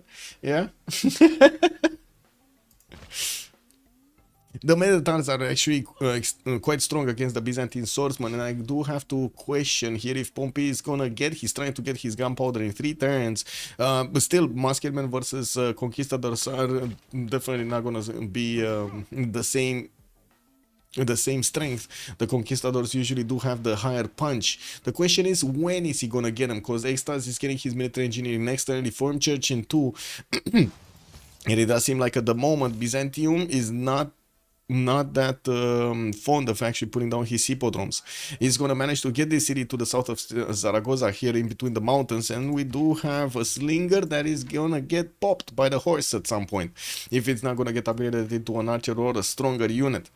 Okay, cities over here with Titiits, another city on the coast, Bordeaux on the western side. Sprig might actually start to get a navy of his own, even though he doesn't really have anybody to attack with. Candy can be taken out, and they could D-Day Tarsus. I mean, Toas could be actually a relevant strategy over here for Mauri to get them. He could just get so many Toas from his cities in a turn, and then send them. They move so quickly on the coast, so quickly in the water.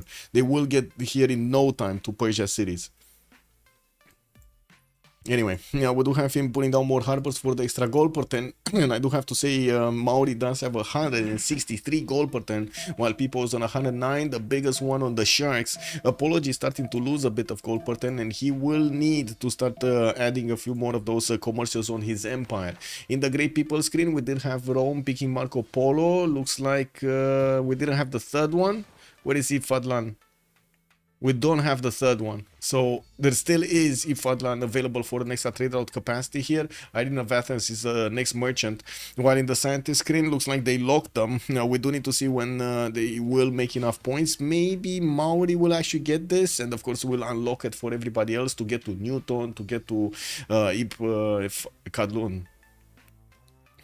Admirals and generals don't seem to be preferred. Mauri is just getting these without any kind of competition. We do have writers, artists, and musicians also picked up by France. Mauri and, well, I guess Mauri is not gonna get writers, but you know, the other ones. Byzantium Basil II is on 12 points. Byzantium Theodora is only on 2, and we do have also Rome on 2. How are you doing, princess? Where are you? Oh, never mind. So the cat sniffing around here a little bit. Did he keep on moving? No, Spain just took up this place on the cattle tile and stopped moving. He does have the ability to actually attack with 2 units, or did he... Yeah, he already attacked with the archer. This swordsman can be double tapped. I gotta say, it can be double tapped over here. Spain does have the ability to attack into it. And we do have Spain printing next turn with Reformed Church next turn. Still no conquistador technology. He does need that gunpowder. And I do see him wanting to hard build as many of these as possible. I am super surprised we do not have a road between Zaragoza and Madrid, because he could not manage to get enough commercials, to get enough harbors here. What are you doing? Fluffy! You got so fluffy.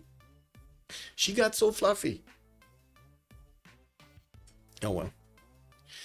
We do see also Victor established in Zaragoza for quite a bit of extra defense over there, the +3, while we do have a spy from Basil II in the city of Acorun. Yeah, oh, yeah.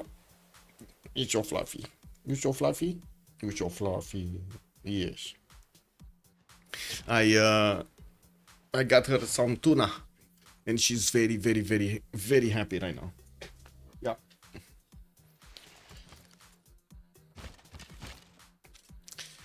Oh well. Wait. I'm keeping bottle caps, by the way. She loves these. Hello? Go! Yep.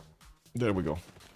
Okay, so we do have Byzantium upgrading men-at-arms, still not strong enough to withstand the attack of Spain's men-at-arms, and of course when the Conquistadors come out in 4 turns from Extazzz, that's gonna be a different matchup. We do see Tagma starting to come around, and I'm very curious about their damage. Looks like they are kinda equal to the Spanish units. We don't have the extra taxes rate at the moment converted by Byzantium from his allies. He does need to convert Hunza, he does need to also convert Ren, and he didn't send missionaries to either of his allies here. On the other side, we do need to see also if Theodora is going to manage to do that. He's getting his campus research projects, but still, nobody actually did manage to open these up. You kind of need at least 155 points for the next scientist, and we're going to need to see if they will manage to get these. Merchant did get picked up. Arena of Athens did get recruited, and I do see we're going to have France with 8 points, Spain with 5, Byzantium, Basil on 2, Theodora on 4. We do have Trajan on 10 points on Trajan. Okay, that's kind of big over here. Getting also his campus research projects. He's not going for merchants. Yeah, 2 projects for campuses. We do have the Roman legions with the catapult starting to move towards the eastern side, starting to move as quickly as possible towards the last remaining cities of Persia. Even though those are protected by Rome Trajan, it might. I'm pretty sure he's not gonna get there quickly. Also, Icelandoka, what is this Wonder Island? Oh, I mean, there is no more wonder. This, are you referring to this on Cinquetti? Because I don't think there's another island that has a wonder on it. This doesn't have a wonder on it either.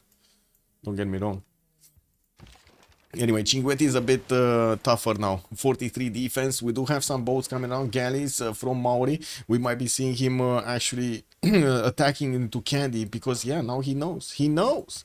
Pompi next to gunpowder. Extazzz 2 turns gunpowder. Let's actually see. Oh, he did double tap that many times. And we do have the Spanish units also getting into the north here of the city of Dirachum. We do need to see if Spain is going to manage to get a few more of these missionaries. Probably another one would be enough.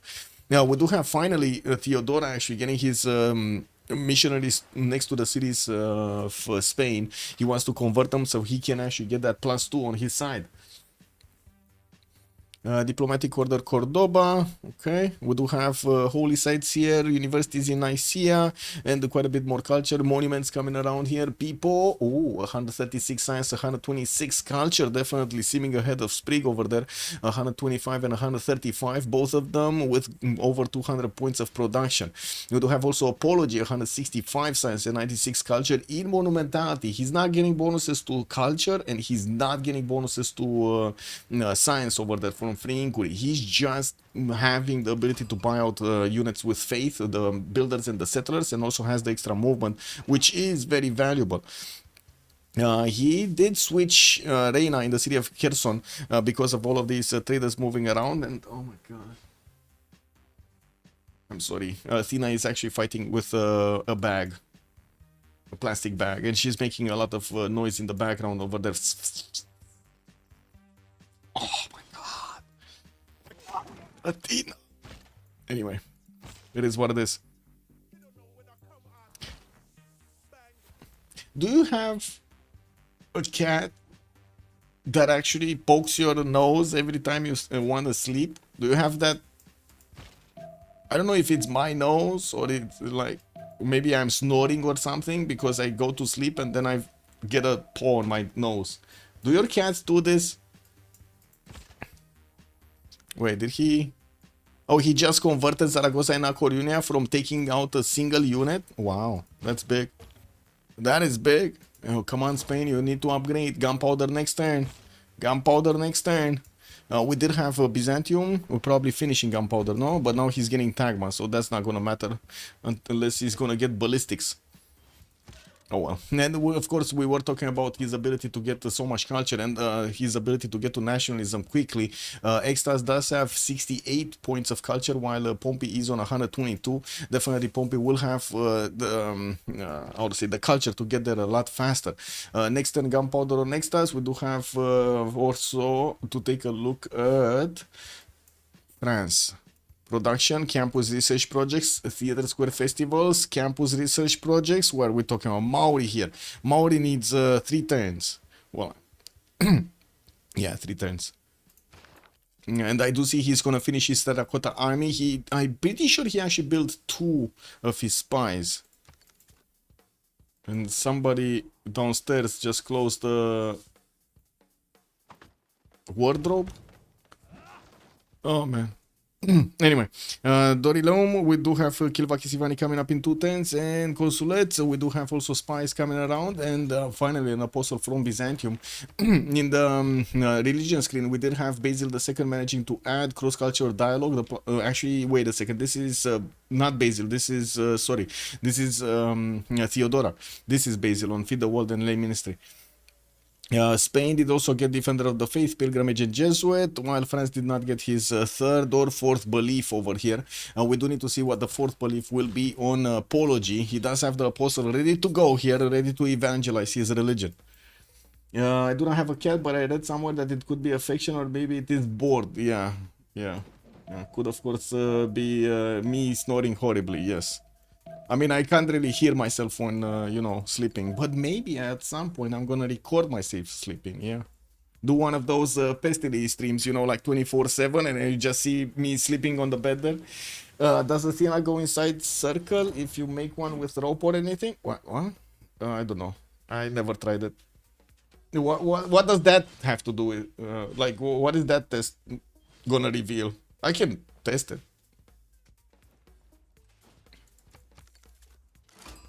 Where are the Roman legions? Still moving, slowly, still moving to the cities of Tarsus over here and Candy. While I do notice Caravels did get upgraded from Mauri. He only has like 3 of them and a Toa. I'm expecting to see a few more Toas, especially since he knows the second city of Persia is inland here. We got a third one also moving towards the north. He's probably going to try to put it over here in between his allies so he can be as far away from these cities as possible. Ancestral Hall coming up in 10 in Tarsus. Oh my god, that's terrible. Does anybody know what Uko Supreme was saying? Cat territory inside... Wait, inside the road? What do you mean? Vreau sfoară? S-o pun în cerc așa și zici că e teritoriul tău. No, she doesn't like that. No, very unhappy. What? You want another one? Yeah. There you go. Yeah, bottle caps, man. Bottle caps. It is what it is. More universities from Byzantium. We do have him with hippodromes showing up finally, and of course he's gonna get free tagmas whenever he's gonna finish that, or say the district or the buildings in them. Oh my god!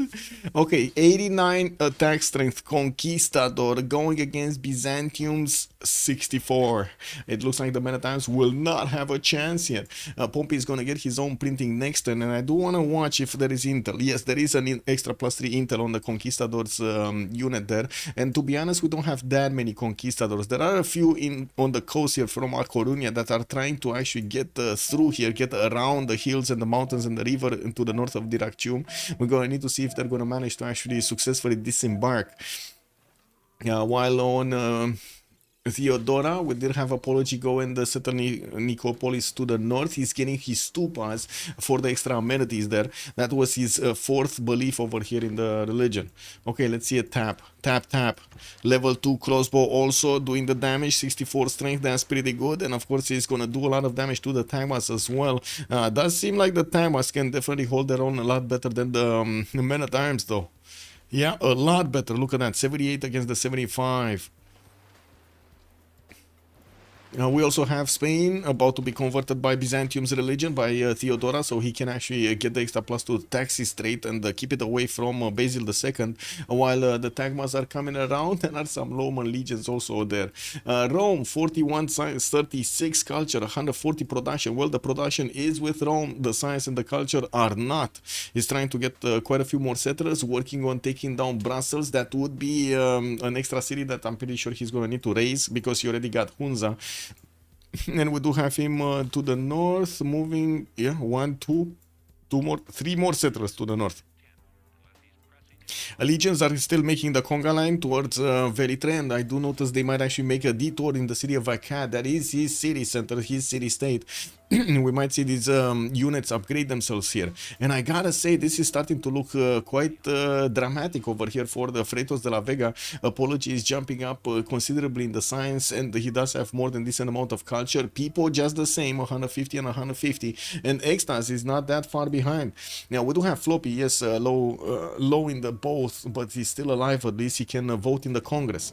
In the Congress, we did have double points writers, Theodora. I mean, these really don't matter. No, -2 diplo points on Kupe. Doesn't look like they're gonna give the ability to their opponents to try to get to that diplo victory. Okay. We do have trebuchets coming out from Zaragoza. Abu has been picked up, and it looks like the next one is going to be Isaac Newton. We did have France managing to recruit Ibn Khaldun for the amenities and, of course, the housing, not to mention the extra bonus from his non-food yields. But he doesn't have, I don't think he actually has that many amenities. Yeah, he's on +3, +0.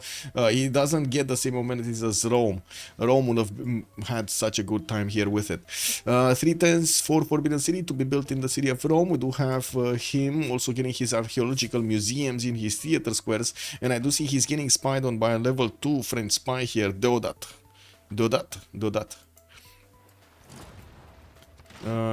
Interesting. Do not close my PC. Do you know how many times she actually pressed the shutdown button on my PC? It is incredible. I'm gonna need to turn it off or something. What are you doing?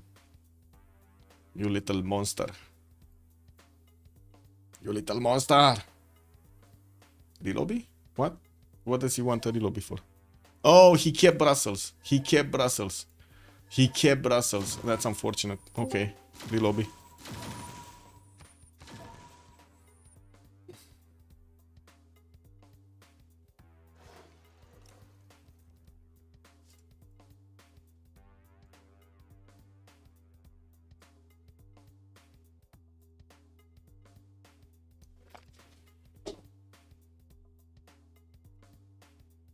Wow.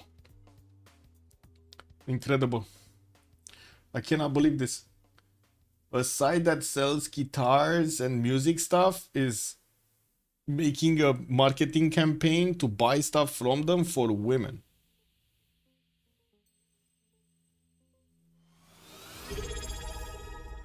It just doesn't feel the business, man. You know? Like, Helicopter Kicker retained his knighthood for 25 months. Helicopter Kicker, good evening, sir, and welcome. Thank you so much for the tier 1. Much appreciated, sir. 25 months. Thank you. Thank you. He's still waiting for the lobby. Where was the lobby? Who was the lobby maker? The dealer. No? Oh, found it. Found it. Oh my god, nailed it. Okay.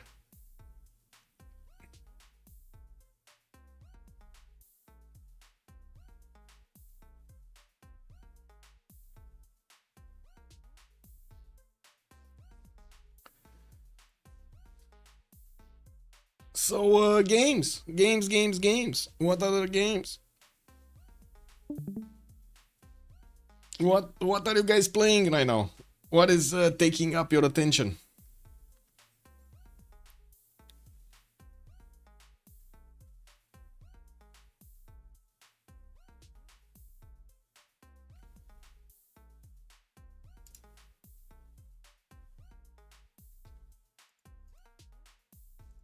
Nothing? Okay.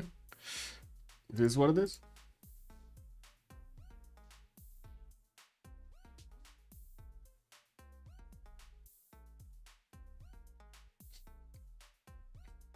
Oh, no other game than Civ6? That's some commitment right there.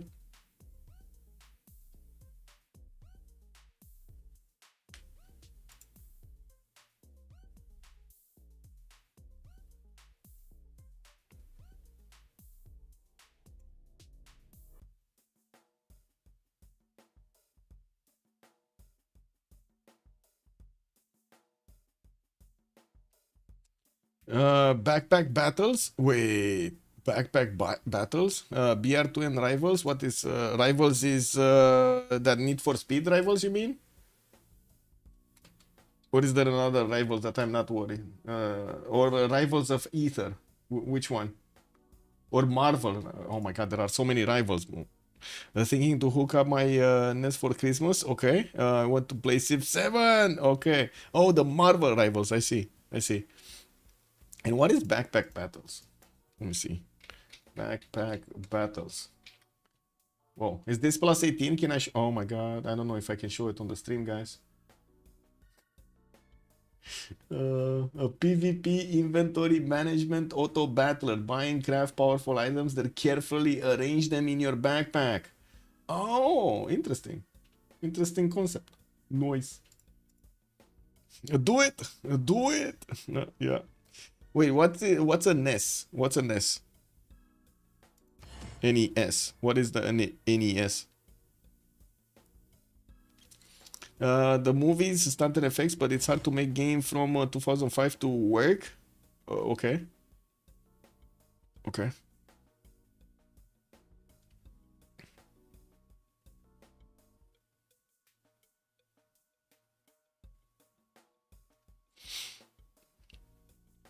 Oh, the Nintendo Entertainment System. Wow.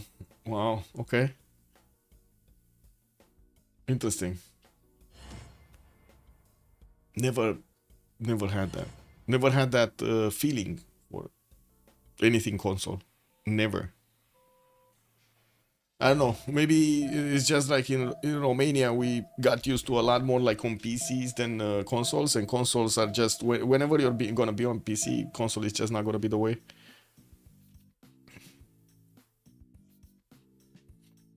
But there are some games. There are some games that are better on console, especially the how to say, not the shooters, the racing ones.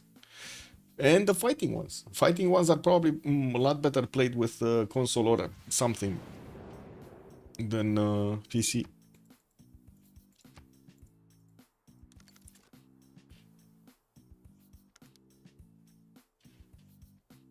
Oh my god, totally forgot not to actually click buttons.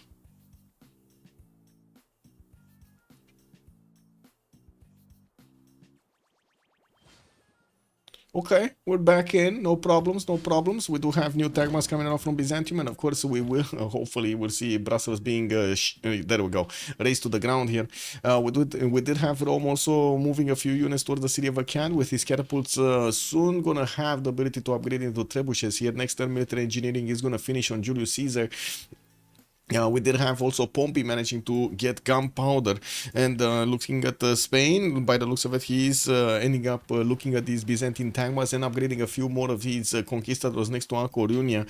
He never actually got some of his missionaries to reconvert the city of A Coruña and Zaragoza to his own religion, and by the looks of it, there's yes, there is quite a bit of pressure from his capital to these cities, but not enough to convert them quickly.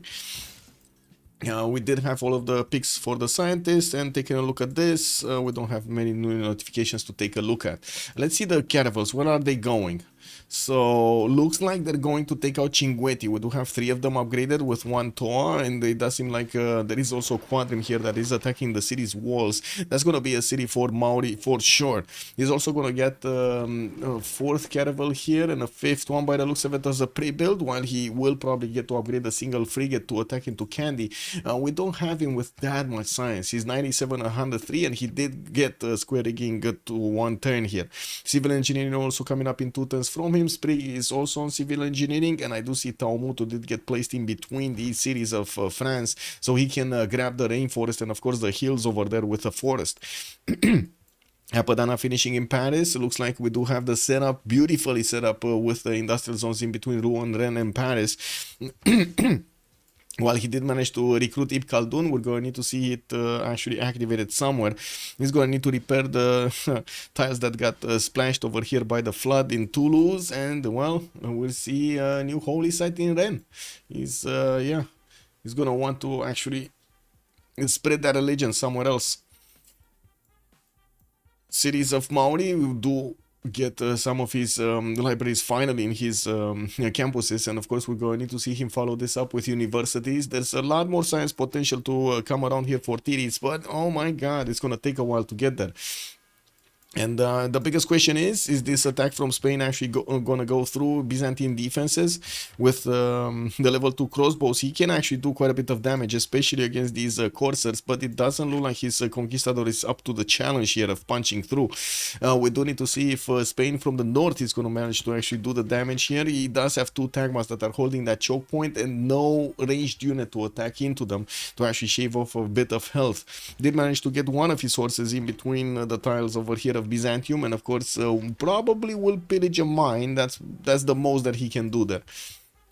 His capital city is getting converted by Byzantium for an extra +2 taxes trade, even though I do have to say Theodora here doesn't really have a target, right, to go against. He will need to get to Ansira if he actually wants to attack into somebody. No units right now, no general right now, not even general points. He's barely getting an encampment out in 2 turns from Adrianople. So it's gonna take a while until he's gonna get to use that taxes trade against somebody. I guess better earlier than never, no? Earlier than later. 3 turns for Forbidden City in the capital of Rome. We do have France that needs to assign something to deal with that. There we go. He's actually getting to steal some technology here from Antium. Okay, still tech boost. Do have Ancestral Hall also for Persia, and it does seem like Rome military engineering. He's not going that quickly to Muskerman. This would have been nice here to have Muskerman. Anyway, that's the other Rome. Pipo does have Corsair technology on his horses, and I guess the next question would be, is he going top 3 or bottom 3? He's going top 3, just the same as Apology for industrialization. Nationalism coming up in 2 here for people, but I gotta say he only has 2 horses with a possible a third one from Antium to come and do some damage in Valley Threat to defend against the Roman push. While he does also have an archer that could be upgraded.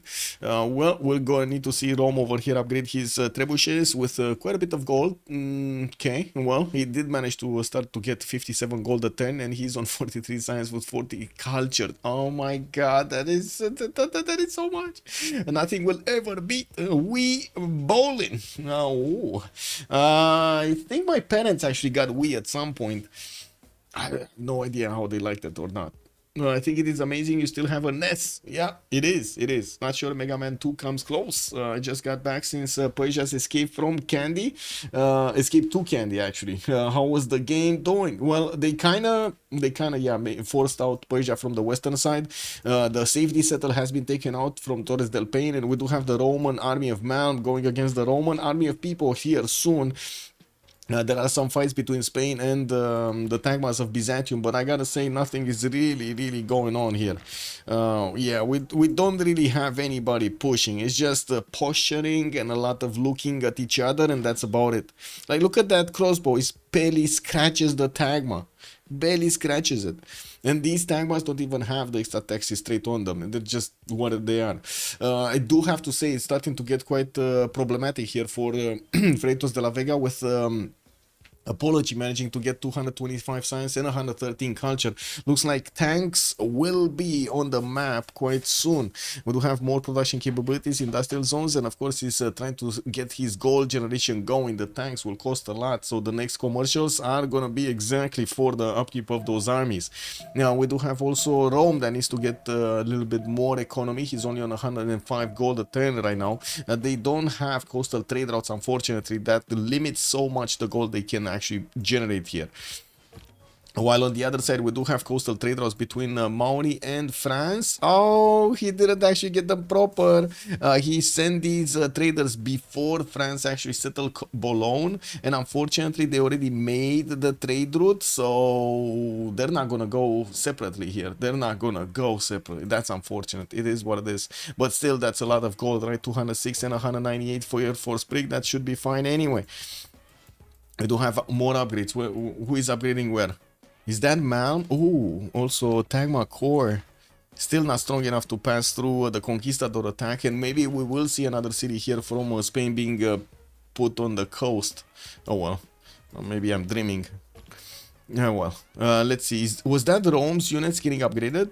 Okay, 1, 2, 3.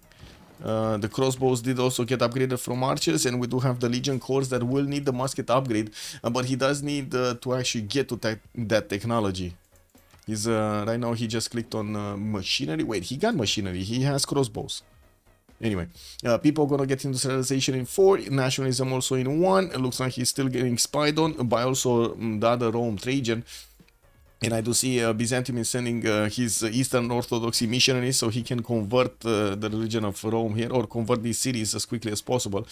We do have Forbidden City finishing next turn for Rome. That's an extra wildcard policy slot for him to get. Very, very good. Very good.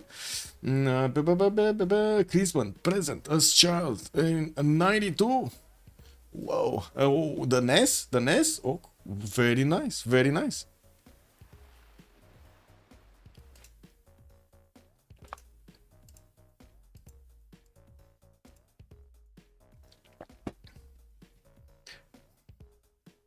Okay, Cherson markets in 2 turns, Colonia also market in 3. It looks like another holy site there in Nicopolis, which Byzantium might actually get to chop here. He did place it next to Forest and could try to get Mahabori Temple, which I didn't see anywhere. And I gotta say, yes, Diplo Victory can be a thing here.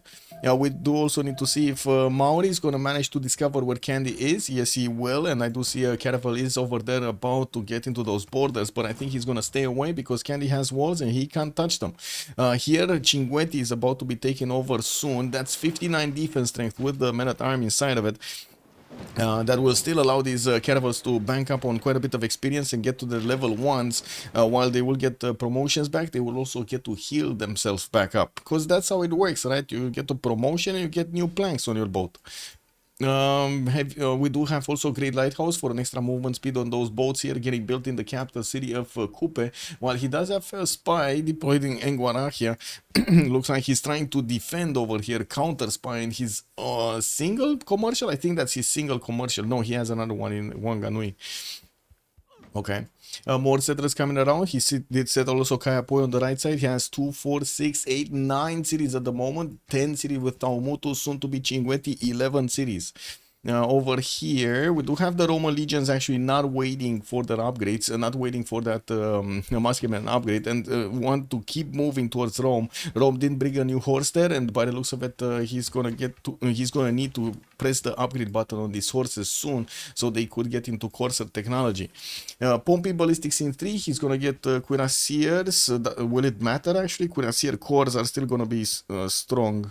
I mean, Tagma's cores are still strong enough to withstand this. It shouldn't be a problem. He has his crossbows also coming around to tickle the conquistadors back. And more missionaries finally coming out to play. 81, 87. The Tagma is actually stronger than the Conquistador, especially because the Conquistador doesn't have a core ability. These 3 Tagma cores are holding so much here. Okay, missionaries coming in, new encampments. He's trying to get encampment training projects for a general, and it looks like he's going to need at least 2 or 3 more projects. In the scientist screen, we did have Newton picked up by Theodora Byzantium. One of the reasons he's managing to get 240 science and 111 culture. Nobody from Freritos de la Vega is managing to get even close to 200. We do have Sprig on 165, also Pompi 165. Neither of them are in free inquiry though. I do have to point this out. Neither of them are in free inquiry. That is their science. No extra points there. Now we do also have France, the first one over 300 points of production, but then Pipo just tied him out in between the turns. Apology 265, we do have Titiits 256 at a massive bonus, at a massive difference in science between them. So Extazzz still not managing to punch through. We do have quite a few units also deployed in Caesar Augusta with... Why? Wait, can he actually get here? I don't think he can get through this, right? Yeah, it's impassable. So he cannot get to Hattusa. Why is he building so many boats? Does he not know this? Oh, he knows. Or at least he found out now. That's a lot of boats, man. That's 2, 4, 5 galleys that he chopped with the builder. He even chopped this fertile. Whoa. Okay, well, we do have a few more settlers coming out, and of course we're going to need to see if Spain is going to need to react to this. Only later on in the game he might actually have the ability to go through Hattusa's borders, take out that city center and get to the Spanish defenses. Not right now, not right now. It's blocked by ice. You can't do anything until the ice melts. Pre-built for the ice melt? Yeah, but that's like, I don't know, 50 tons from now or something. Cupcake, good evening sir and welcome. Yields, yes. Can we see city-state possession? Yes. Vixdu, good evening sir. Yes, so Fez is Pipo, Hattusa is Malm, Sprig is on Nalanda. They do have 2 on the side of Freritos de la Vega, 1 on the side of DShark. Cinguetti Extazzz, that's going to be taken down. It's over here and it's dying. Armag is none, Muscat is none, Flop is trying to get in there, and a cat is still being kept by Malm. So it looks like the majority of the city-states did get taken down here. Was that enough? Do I need to keep them up? With 40 science, he's not beating Spain on the sea. Blaze Cat Games, yeah. I mean, it's not like Spain actually is doing anything here, right? He's going bottom 3. He's not really going top 3.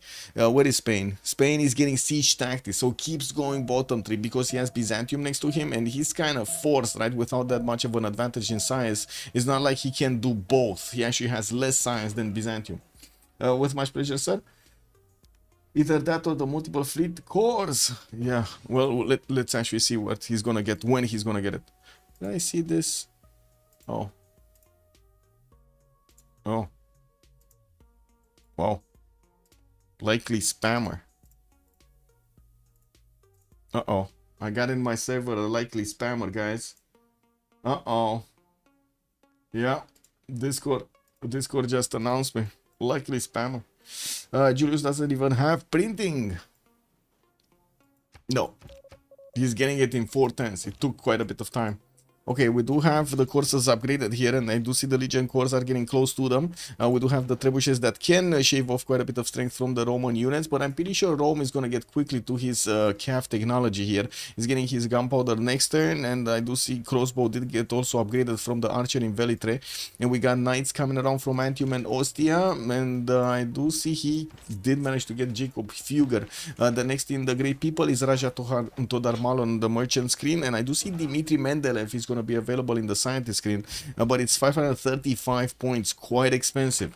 Cinguetti is about to go down here. Looks like Maori does need, they did promote and does need 1 more turn to take that down. I don't think he's actually gonna, gonna do anything else here. And it looks like Maurice Caravel is just keeping an eye on Candy. Persia did manage to get a trebuchet. That's a defensive unit. A siege unit is gonna be good to attack into the coastal, into the naval units here. It doesn't get any penalty like the archer units get. ES is for an armada. That's patently what? ES? What's ES? Era score. Yeah. I mean, yeah. I guess he could do it, but I mean, at what point is Rome gonna get the armada? Let's be real about this. He's not really gonna get an armada, is he? Mobilization, this game with 45 culture? I don't know about that, man. I honestly don't know about that.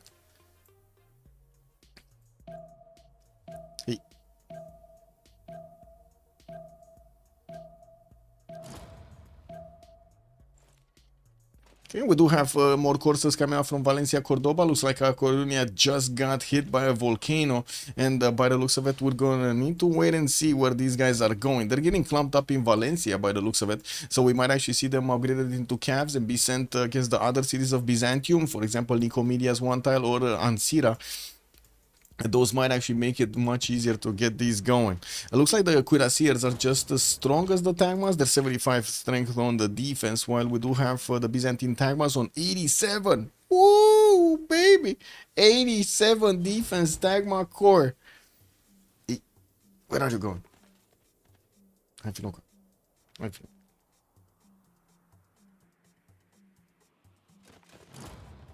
Okay. Well. The bombards coming out from A Coruña are gonna need to get onto the front line and actually start shooting, and it's a bit of a question mark why is he getting bombards here, because it's not like he's actually gonna pass through the initial defenses of his opponent, especially with the conquistadors going against these cuirassier corps, which are 104 defense. I don't think he's passing through them. And we do have Byzantine also field cannons getting upgraded from those crossbows, which are gonna be very, very, very good to attack even in against the conquistadors. Looking at the damage counter, we do have them on 78 attack strength against the conquistadors on the defense 86. With the walls going up in Dyrrhachium, he's going to get another wall shot from that. It looks like also Rome is coming in from Durecorturon on the left side to get the cities right in the face of Spain here. Rome kind of got everywhere. Do you see Rome like just spreading his cities everywhere? This is amazing. Oh well. Let's see what's going on here. So Roman legions did manage to get into Velitre, and we do have Velitre trying to get the walls. No encampment for an extra defense, and these cored up coursers are still not going to be strong enough to withstand the damage of these Roman legions. With 3 trebuchets, the walls shouldn't be a problem. We did have a few knights being deployed by Rome, by Trajan over here in the city of Velitre. And I do see Rome is also trying to get Oxford. Wait a second, Rome is trying to get Oxford? Rome? Well, Pipo is trying to also get to CAF technology as quickly as possible. Hey, not the wire. Not the wire. Anything but the wire, okay? She's looking at my mouse wire.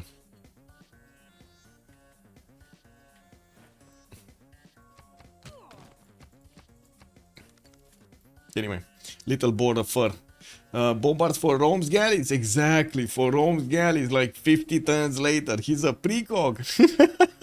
Wait a second, what are those guys from, what was it, the movie with that guy from, oh my god, Lethal Weapon, or what was that guy? Oh my god, I forgot how it was. What is the name of the movie? With the precogs.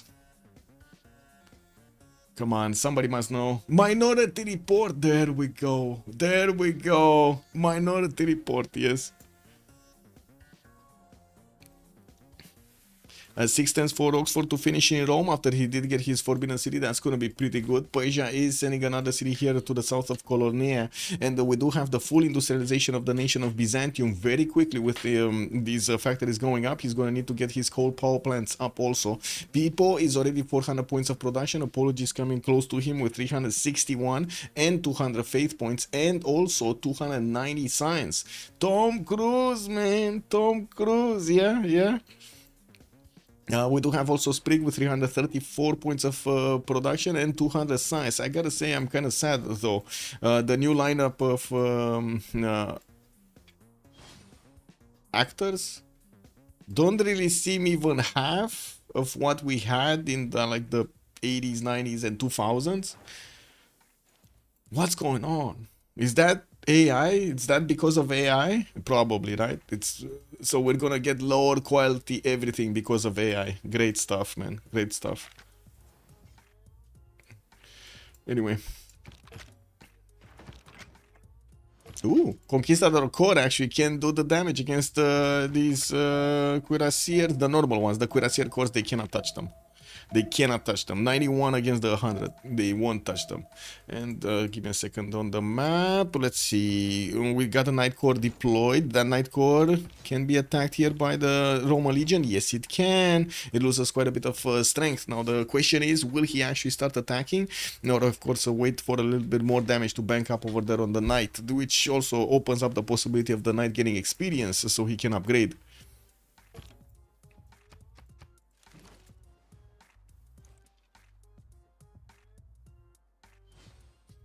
Yep. Oh well. We do have more knights coming around here from Rome, and he's going to be quickly getting to his ballistics, his metal casting 110, and I don't see his upgrade button on his courses for the calves. 80s was the peak of human civilization? Yeah, might be. Coal power plant city and Arretium. Lugdunum gonna get more campuses, while on the coast, I gotta say, Cinguetti did get taken out. Maur is moving his fleet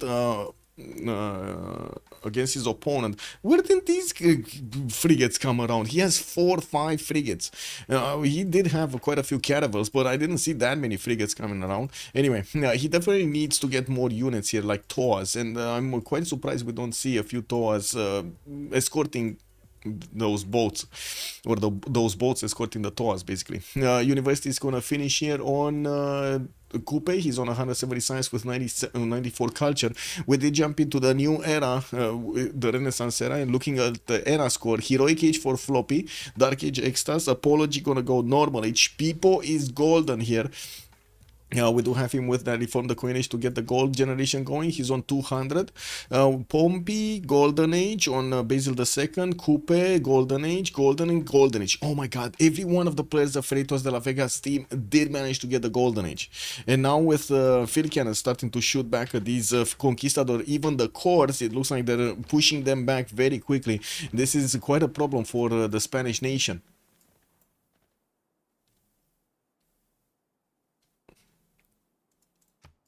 Because of the general, the legions are stronger than coursers and even with knights, but a cuirassier with weapon them. Yes, but he needs to get to ballistics, right? Let's actually see if Rome is gonna attack here.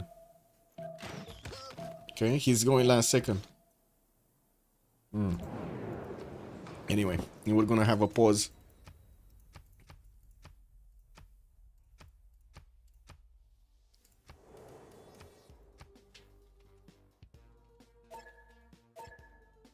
Okay, next.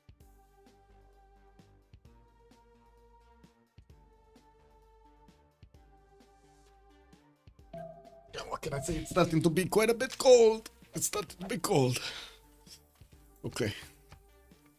Let's see. Heavy calves +5. Woo! Cuirassiers, let's go.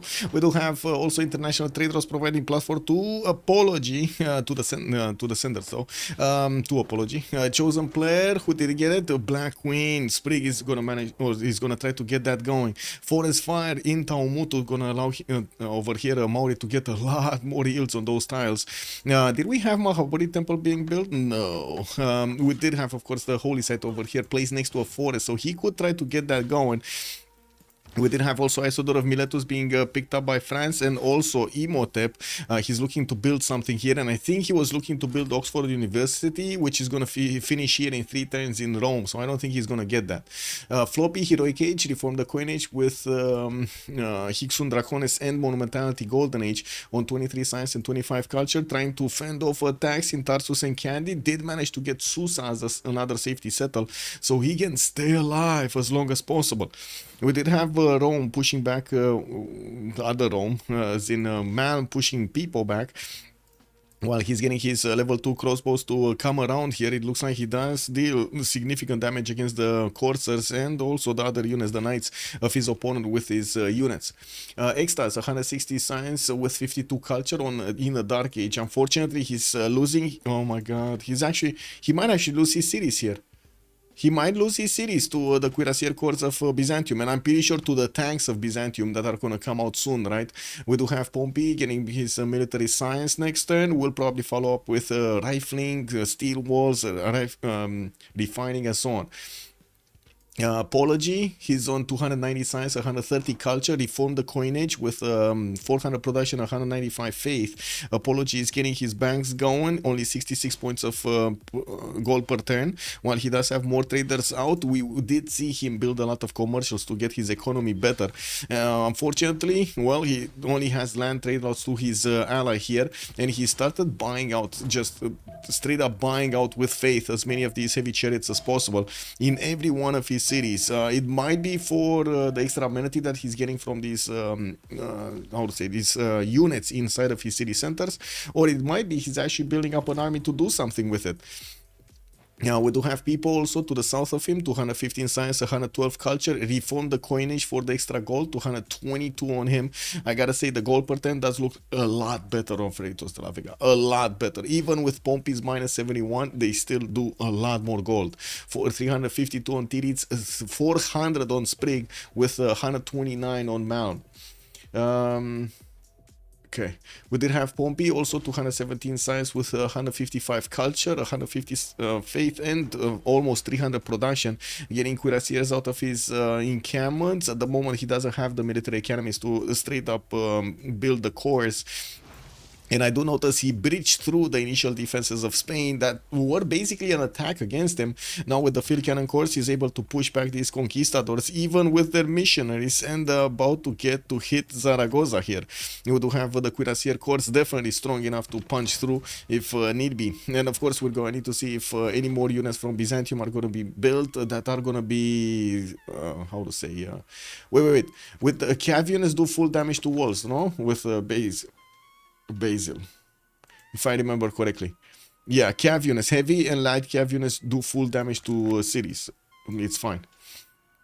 Titiits 180 science, 100 culture. We do have Kupe here also with that fleet going after Cinguetti, going towards the city of Candy. Next turn, he's going to start shooting that city down, and Persia did manage to get another settler from that city center to move towards the north. While I do see the Roman legions on the west side of Velitre are not managing to make headway against that city center. Now with field cannons upgraded and cuirassiers, that city seems a bit too strong to tap here. Well, we'll see if they actually get to tap it. Malm, 56 science, 48 culture, did get a few more cities on the front line. We'll get more here to the north of Nalanda. This is a very big city. And I do see him focusing more on gold than actually doing anything else. Because, yeah, science and culture. He lost the train. I cannot say it otherwise. The train left the station a long time ago. We do have him on 193 production, which I guess, you know, in some sense, it's pretty good. Sprig, 250 science, 177 culture, is putting down a few more campuses, theater squares, and is trying to build the Oxford University. Is he gonna get it away? Still 3. Oh my god. Oh my god, he got it. Woo, he got it. It's for the tank wars on apology, I bet. Yeah. Wait, can we see the text, Vix2? Yes, good evening, sir. Yeah. Spain gotta use his Inquisitor bonus. Yes. Oh well. Now Rome could not manage to finish his Oxford University. Unfortunately, he didn't have a chop for it anymore, and he did not manage to recruit those industrials, those engineers. Oh, Velitre walls actually went down. Wait a second. Is Rome gonna just sacrifice everything against that city center? But that still feels like he's not gonna go down. Anyway, we'll see. We shall see if this goes down or not. He does need to go through the courser in the north, and I would imagine that crossbow should actually do the damage there until Rome actually gets to resupply it, I should say change it with one of his cuirassiers. Can you show the difference in tech between the teams? Dreadel, bonsoir monsieur? Yes, sir. Let's take a look. Overall, we do have 40 on Theodora and 38 on Catherine de Medici, the Black Queen. And Catherine de Medici did just get Oxford. He just got Oxford, so he was a lot less, right? He was like, what, 3 techs? You get like 2 or 3 techs. Legions winning against Cuirassier. Where? Let me see. No, it's 63 against 80. They're not winning against Cuirassiers, no. They're winning against Coursers, though. Like they're 58 against 60, and of course the crossbows will do the initial damage, so they can punch through the north. There's only a single field cannon, which of course would really need a few brothers over here with a field cannon so he can do the damage. We did have Candy liberated. The Maori units did manage to take that city down quickly, but unfortunately no Toas are gonna mean Tarsus is still gonna be a city of his opponent there, of Persia. But at least he did get 100 points of Era score, of Diplo favor. We do have archaeologists coming out from Maori, more universities and shipyards for the production. Titiits did get on 187 science, and I gotta say right now the Sharks did manage to keep their advantage when it comes to the science, but lost it on 1. Sprig does have more science than Theodora, 293 versus the 297. We do have Pipo 200 versus Pompi's 222, and it does seem like right now with Byzantium putting more pressure on Spain here, he did manage to shave the walls off immediately. The Cuirassier Corps can keep on tapping against that city center, and the line infantry corps are just as strong as the conquistadors. They're not doing anything here. Oh well, almost just as strong. They're like what, 96 versus the 9. Wait, these are 86, 88. They were 90 something earlier.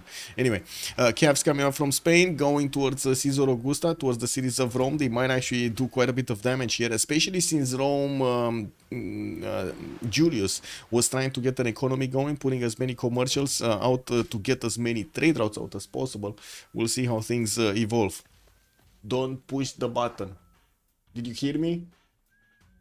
Athena, don't push the button, okay? Cats, man, cats. What? Vrei să vii tu aici? Okay, she wants to keep her paw on the mouse also. She wants to keep the paw on the mouse. Temu DJ, good evening, sir, and welcome. That's true. Immortal Army. Yes. Yes. They were knights. The cuirassiers were just updated. Oh, I see. I see. Over here in Velitre, yeah. But now they started attacking back, and they will kill off these Roman units quite easily. It shouldn't be a problem. Yeah, it really shouldn't be a problem. More cuirassiers coming around. We do have another settler from Persia also moving towards the north. He might need to find a better spot here, like maybe even north, very much northward. Anyway, where were the Spain units going? So we did have quite a few of these calves, right? Coursers that were getting next to Valencia. Looks like some of them did go to the south, and then okay, they actually moved all of them into the water, and now he's trying to get through the Bay of Santander to the south of Hattusa, and then of course get to the Roman cities. Trying to go around the Byzantine offense here.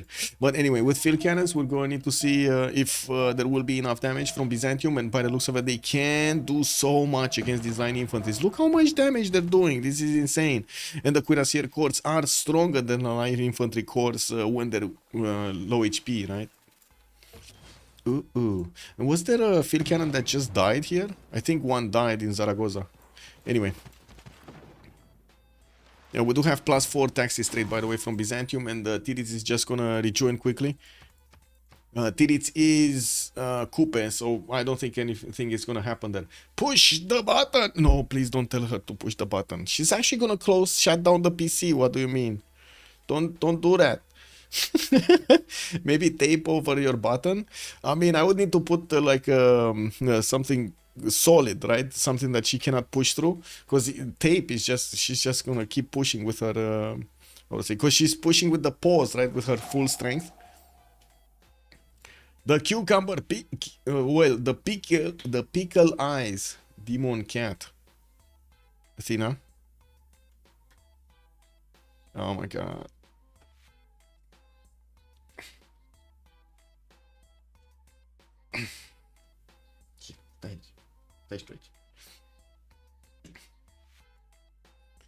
Okay, I got her into the marsupial position. She's sitting like a boss on my belly.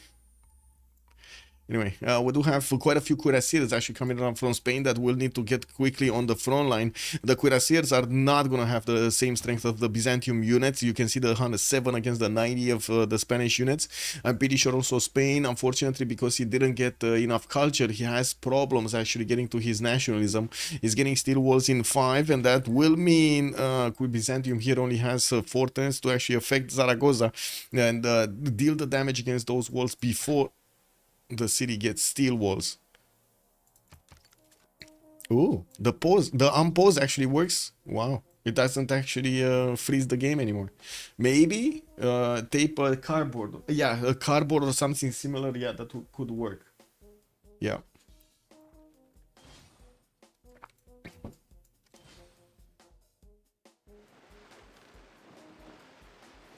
Oh well. Well, the units of Spain, the Cavs, are moving slowly. They only have 2 movement in the seas over here, and as you can see, they're trying to make a conga line towards Rome, towards Malm. We do have to see if Byzantium is actually going to get to push through, and by the looks of it, he's getting another cuirassier here next to Zaragoza, which is defending itself with level 2 field cannon, which is barely doing any damage. Could get another promotion though. We did have some units from the other Byzantium, from Theodora, starting to appear in Valencia's territory, of course, of Spain, and we might actually see Byzantium get to tanks really quickly. Apologies, going economics? No. Okay, so he doesn't really want the tanks that quickly. Going Rural Valley in the capital city, getting more industrial zones, and yeah, we do have hippodromes that will give him the free units here, the free cab units. In the south, looks like Velitre is half HP. We do have another trebuchet that keep on attacking, and I do see Rome still has cuirassiers to deal with this. Didn't put a cuirassier in the city center so he can actually get more strength out of it. And I do see the battery ram is trying to get out of there. I don't know what this guy is doing here. At least there are a few roads, right? What is? How did this road get built, by the way? There's like nothing here and nothing here. Was there a city-state here maybe earlier? Maybe there was. Anyway, the Maori units are moving towards the north, trying to figure out if there is anything on the coast that they could attack. Later on, Maori could actually get to battleship Puteoli or Lugdunum, or even these cities over here, Dorilaum, from Byzantium, from Theodora. Can you check religious pressure in Madrid? Yes. It's 14 coming up from Grau. Grau would be actually his religion, right?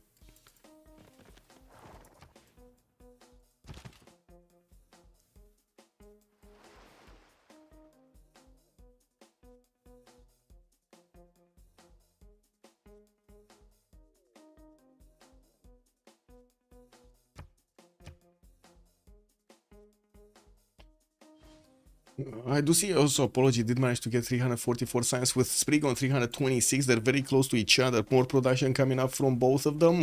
I do see Sprig finally did get a bit more, not significantly more. Gold per turn on Pipo is starting to actually get to explode. 323. He probably did manage to get some stock exchanges there. That would be one of the reasons. Let me actually see. I do see banks. I don't see stock exchanges. Markets and some banks did get built. Okay, so he still has the stock exchanges to build. That's very good. And well, since it is an infinite turn, we do have the countdown here from Pipo. Very good from Rome. Oh, wait a second. The railroads have been built. That's why he's getting so much gold. That's why. Okay, got it. He's also on 537 points of production, while Titiits on the other side is the second productive one on 400. Now the shipyards are going to be finished here a little bit soon, I would say soon, and we're going to see a lot more production being acquired by the cities of Maori. We do also have some water mills and quite a few of these antiquity sites that he needs to actually pick up with his archaeologists. I do see he has one up, and there are two more here, and so at least two more archaeologists worth of antiquity sites. 1, 2, 3, 4, 5, 6, 7, 8. Oh my god, that's 3 archaeologists worth. And Engarwahia here is gonna get another theater square. There's a forest fire in between Engarwahia and Opango. Quite strong. Pompi is starting to lose a significant amount of gold on minus 89. Good thing is his allies are managing to get that gold for him. He was poking around Zaragoza, but now it does seem like he doesn't have enough strength to go against that city and take it down, especially since Spain is... wait a second. He lowered his turns. He's 5 turns away from steel. And Byzantium just keeps on getting cuirassier cores after cuirassier cores. Pompi is 3 turns away from rifling, 2 turns mobilization. While he's gonna have field cannon armies here going against his opponent, it does seem like Pompi does need to keep... yeah, there we go. To keep on tapping these cities of Spain to take them down. Do we have anything happening here? Muscat getting attacked. Who is Muscat city? Muscat is Sprig city. Sprig being Catherine de Medici. Okay. Okay. Velitre. Okay, it's fine. Velitre is fine. The Cuirassier is gonna take care of the Legion. The other Legion is gonna be hunted down. And I'm pretty sure the Trebuchet is not gonna do enough damage.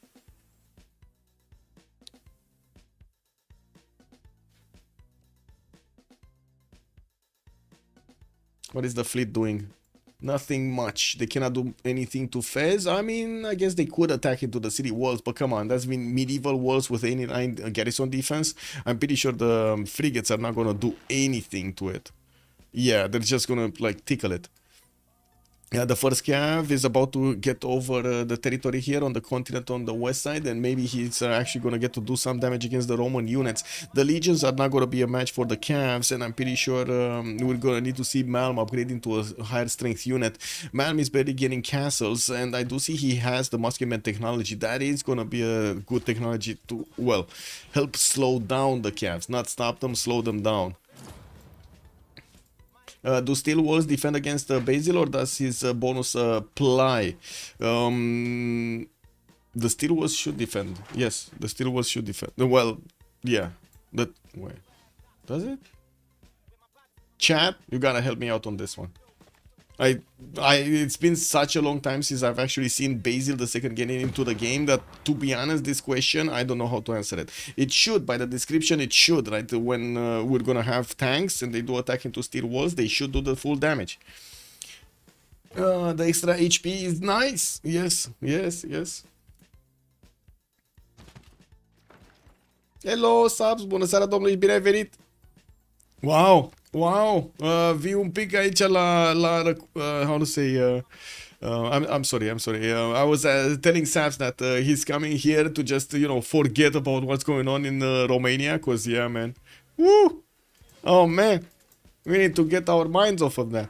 Anyway, yeah, we do have Byzantium with some full strength cuirassiers that will get to replace that one on the front line to keep on doing damage. Like some B, if FTLB can control the sea, maybe they can easy nuclear DShark core cities.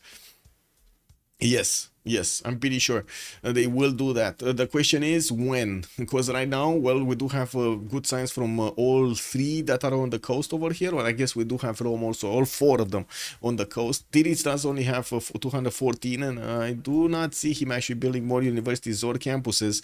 He did manage to get them in the campuses he has already. While he's going to get a few more theater squares, we're going to need to see how he's going to fix his science problem, if he considers he has a problem.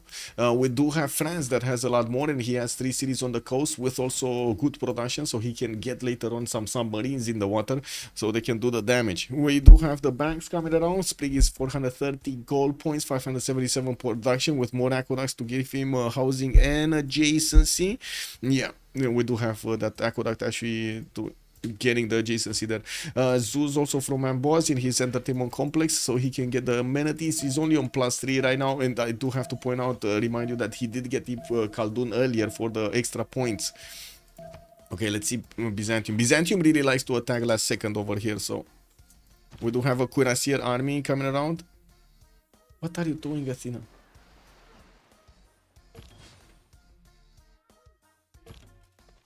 She just placed herself in front of the camera. It is what it is. I don't know what she's doing then. She's just playing with something. Hello.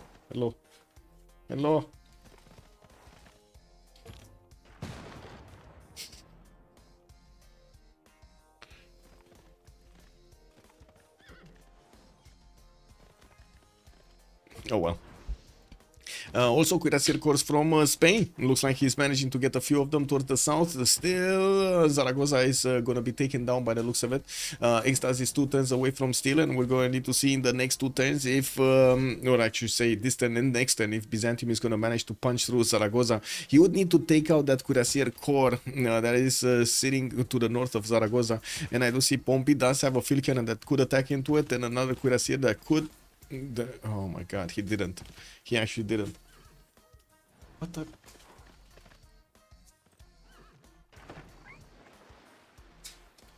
Here, take this. See? Go. No? No. Doesn't want. Păi cine face? Aoleu. Păi cine face? Zile și băieților aici. Cine face? She wants to play. She wants to play. I think. I don't really have time to play with you today, but I can't keep you like this. Okay. Well, we do see Spain is very low HP in the city of Zaragoza, and I do have to say the Byzantine cuirassiers won't have enough damage this time around to attack into the city center. There is a cuirassier army that would have had enough damage, but it doesn't have the movement. How old is Athena? She's around 1 year, I think. Yeah, 1 year. Hey. Ce? Te-am dat de gol că ai un an. Da. Yes. Cat booty shot. Yeah. Athena wants to stream. Yes, she does. She needs a kitten to, yeah. Such a fluffy tail. I know, right? She's all fluffy. She's all fluffy. Anyway, cuirassiers from Byzantium here and from Apology are getting into the borders of Spain, and the question is, can he get to tanks quickly so he can push back these cuirassiers of Byzantium? Okay, steel walls still not gonna be finished. We do have Zaragoza with 2 of these cuirassiers of his opponent next to it, and that city looks like it's gonna fall. Now, at least we're gonna have the steel walls in the other cities. Now, we do have Spain also managing to get to the Roman units. I do see he has enough damage with his calves to actually attack into those muskets and deal damage. Did he just not attack into the city of Zaragoza? Oh my god, at least he has another cuirassier army. Okay. And of course he's starting to take out those units in the north. Okay, what's this city? From Rome, okay. Well, from Kupe, he's probably gonna wanna get some resources there. Anyway, let's actually take a look at what's going on with the fleet. Nothing much. They cannot do anything to Fez. These guys not really doing much. We do have Rome is getting a lot of spearmen, and I'm curious if he actually built Temple of Statue of Zeus. I mean, no, he didn't build the Statue of Zeus. He just got them hard built.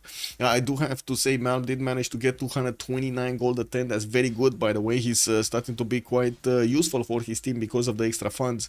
With 71 science, 64 culture, he's having a problem actually with everything, but it's fine. He got to packing shot technology to Tertios here, and we do have them getting upgraded into the quarter to hold on against the Spanish attack. I gotta say, Extazzz is starting to lose his borders here, and with only 160 science and 50 culture, does look like Apollo is gonna need to start putting a lot more units there. He's getting the infrastructure with his military engineers connecting the pathways here, not only for the traders but for the resupply line to get all of these cuirassiers and soon to be tanks also on the front line very quickly. In the south, it does look like Velitre did stand up to the Roman units. The battering ram is still getting pushed back home. We do have Rome here, just not doing much. Okay, more frigates actually coming around from Mauri, getting to finish his archaeological museum and starting on his Colossus here in 5 turns. While I do have to say stock exchanges are going to come out from Sprig. He's 451 gold already per turn, with more banks and more stock exchanges to build. Actually, a lot of them. Now we'll see replaceable parts here, mobilization. So wait a second, GDRs or tanks or nukes? GDRs or nukes? GDRs or nukes? That's the question right now. GDR or nukes? Because I gotta say, this ocean is not that big to allow to move GDRs through. Like, they're just gonna pass it in like 3 turns and that's it, right? It shouldn't be that bad.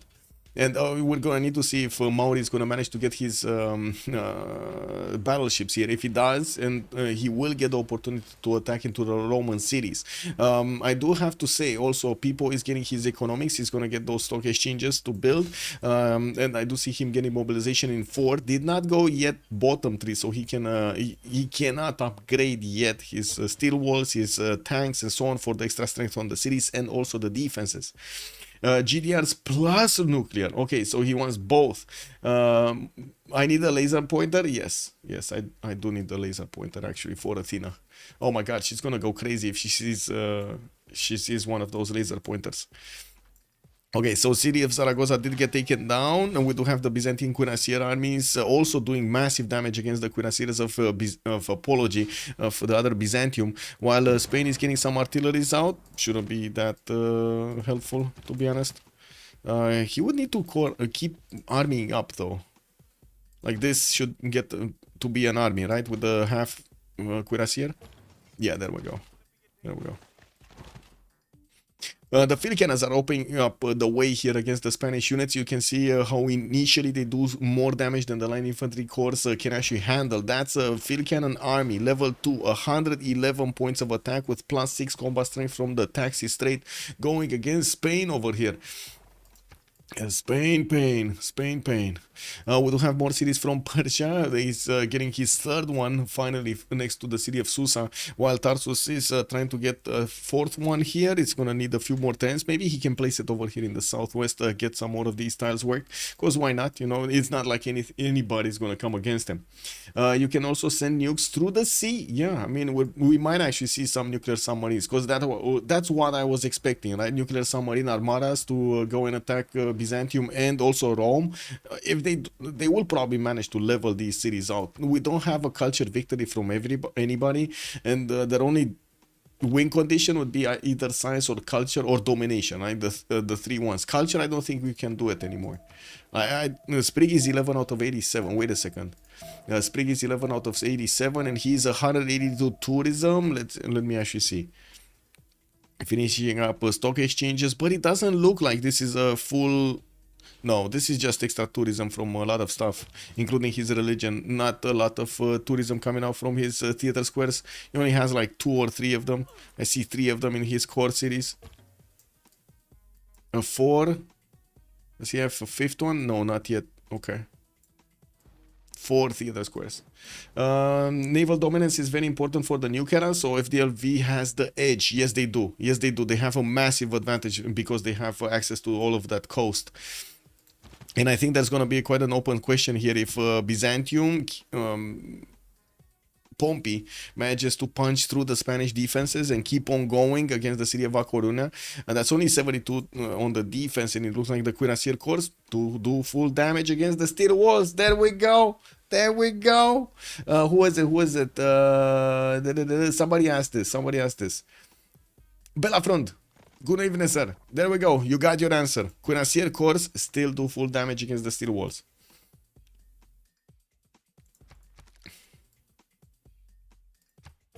Pompi is also going to get his steel next turn. Apology going to get steam power. Looks like Extazzz is going for refining. It's going to take a while to get to his tanks. And by the looks of it, he will lose quite a few more units in the meantime. We will need to see if his calves are doing anything. No, they just are. Well, I guess they're going to pillage a few tiles here. They're going to die to the cuirassiers of Byzantium, but at least they're going to pillage a few tiles. We got tanks from Rome. Wait, we got one tank probably. Come on. I don't think he got tanks. No, he's on ballistics. He got one tank with the general. Okay.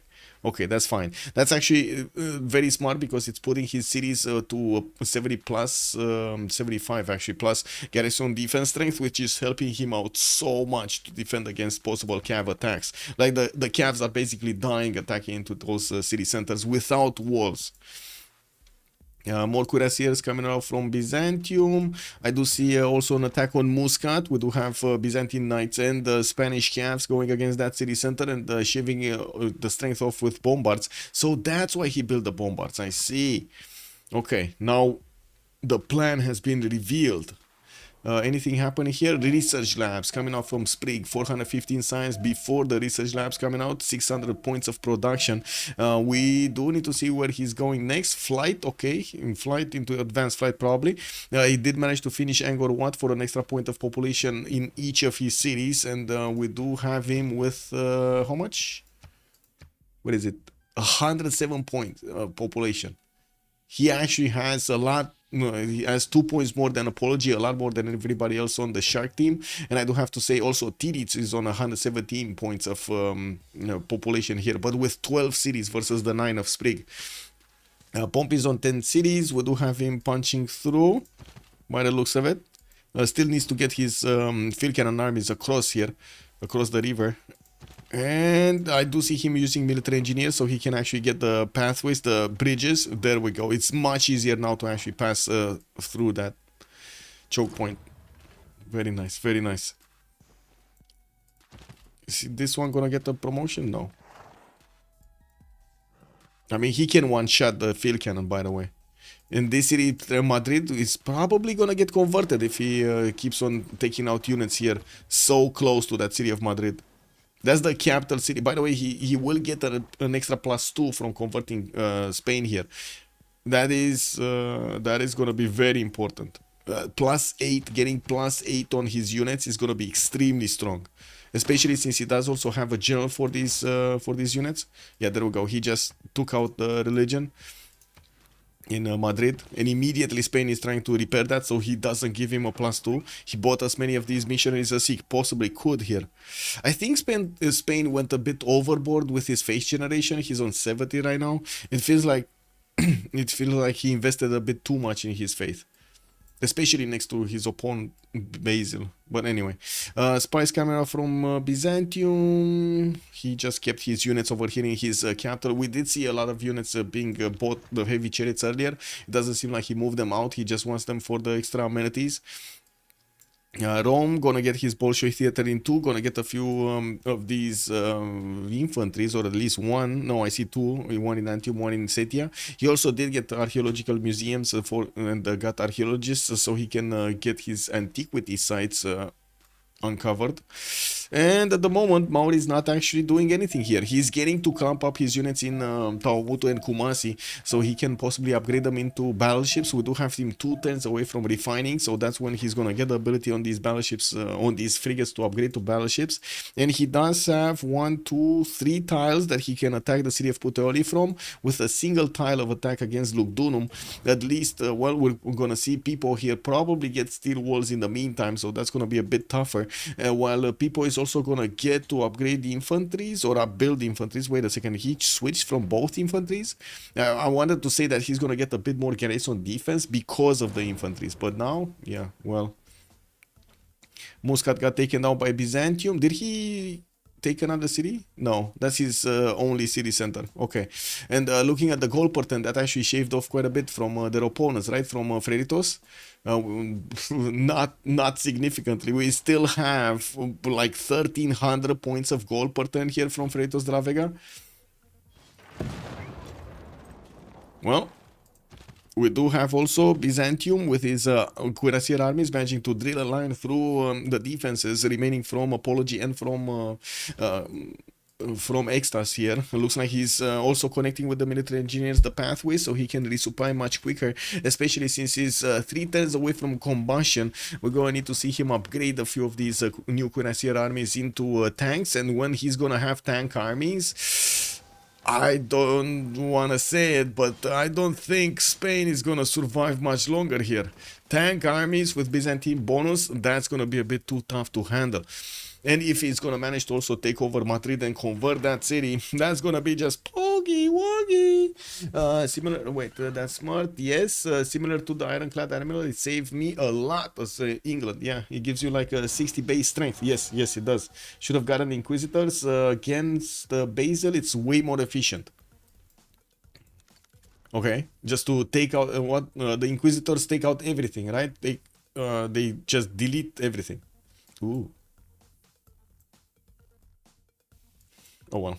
Research labs in Nicaea, more of these factories, research labs coming in for Byzantium, while France did manage to get most of them. We do have him starting off on industrial zone logistics projects. I'm pretty sure it's not James Watt that he's looking for, probably something else. Einstein did not get to reveal itself, but we did have Rome picking up Leonardo da Vinci. It looks like also Rome did pick up John Spilsbury for those extra amenities from the toys. And I do see research labs, Dimitri Mendeleev on Byzantium, while yes, we did have a row of generals here. It looks like that's a problem actually. Wait a second, they got all of the modern ones, or there's one more? Rani, Napoleon, and Dandara. Jose de San Martin is missing.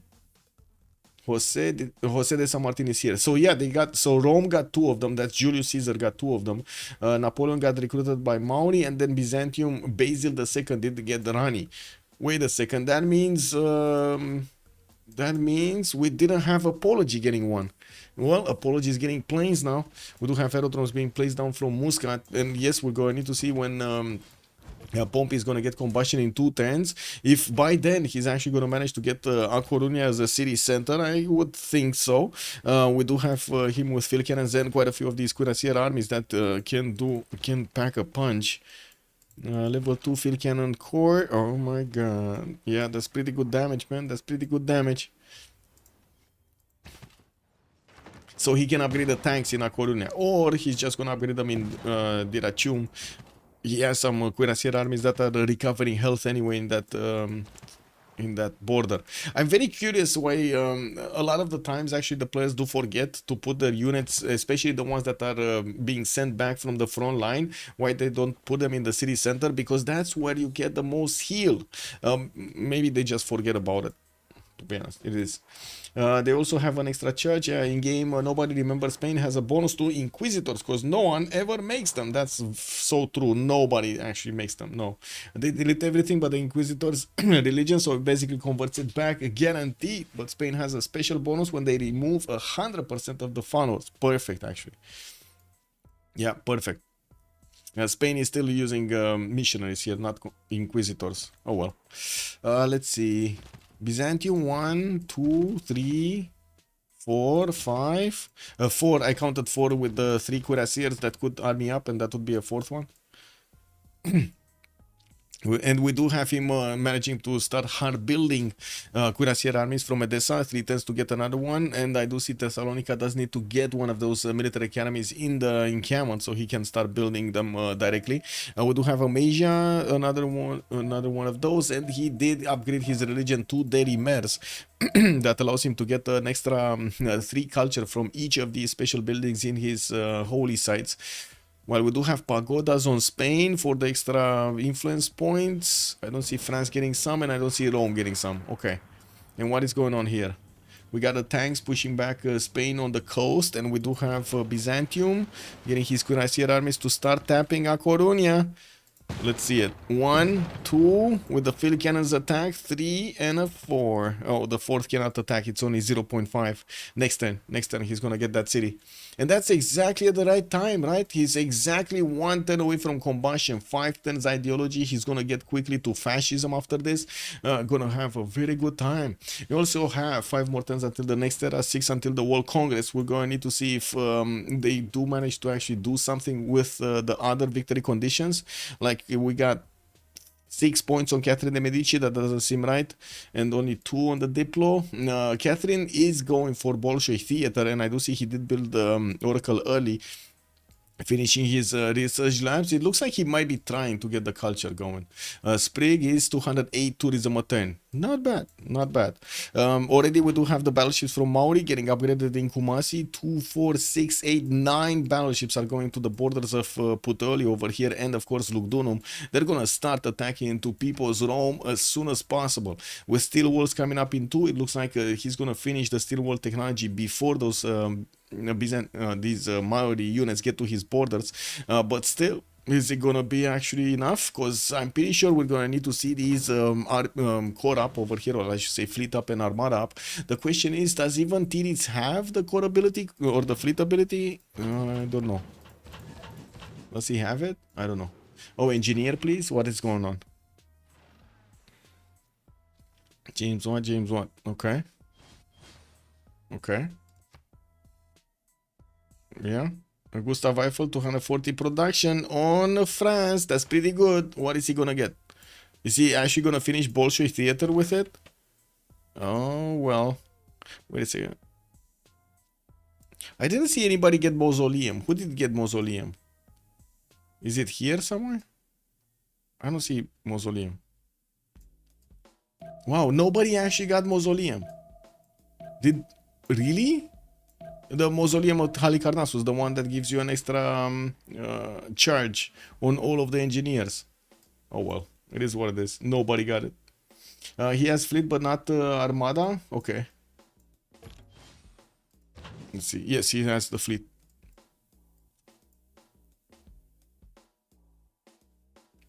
And now we do need to see if Pompi is going to be successful to take down A Coruña and upgrade his tanks over there. He does have quite a few deployed cuirassier armies on the front line here that will get the tank upgrade. They will be significantly stronger than their opponents when they're gonna get that. So let's see it. Let's see it. Right now they're 106 strength attacking into the calves of their opponent with the +6 stacks straight. There we go. 122. Oh my. Oh my. 122, not even the apologies units can actually withstand this. And I do have to say Theodora kept on going for advanced flight, so he doesn't have the opportunity to upgrade these cuirassier armies into tanks yet. Extazzz is getting his combustion in 4 turns, and he only has a few leftover cuirassier cores over here that still probably not going to do enough damage. They might not even be alive when he's going to get the tank technology in 4 turns. It's a lot of time. Now we do have also a military engineer here from Byzantium that could build a tunnel and allow him to actually go against the Byzantine city, the units over here, the Corsair Corps next to Valencia, drilling a hole into that defense. While I do see Byzantium is starting, Theodora, apologies, starting to put biplanes and airstrips on the front line. He's thinking he's going to have a bit more time, and he definitely wants to close up some of the chokes with his biplanes to deny Byzantium the ability to push through. Maori submarine. Oh man, Persia is domed. Yeah, he's gonna get the submarines. Big fleet over there. Wait a second. Is he? Where did you see submarines? Or is he? Did you see him going top 3 or something? Because I don't see any privateer coming around. Or maybe I'm mistaken. Do you see any? I don't see any. But I do see France did manage to get 1 privateer.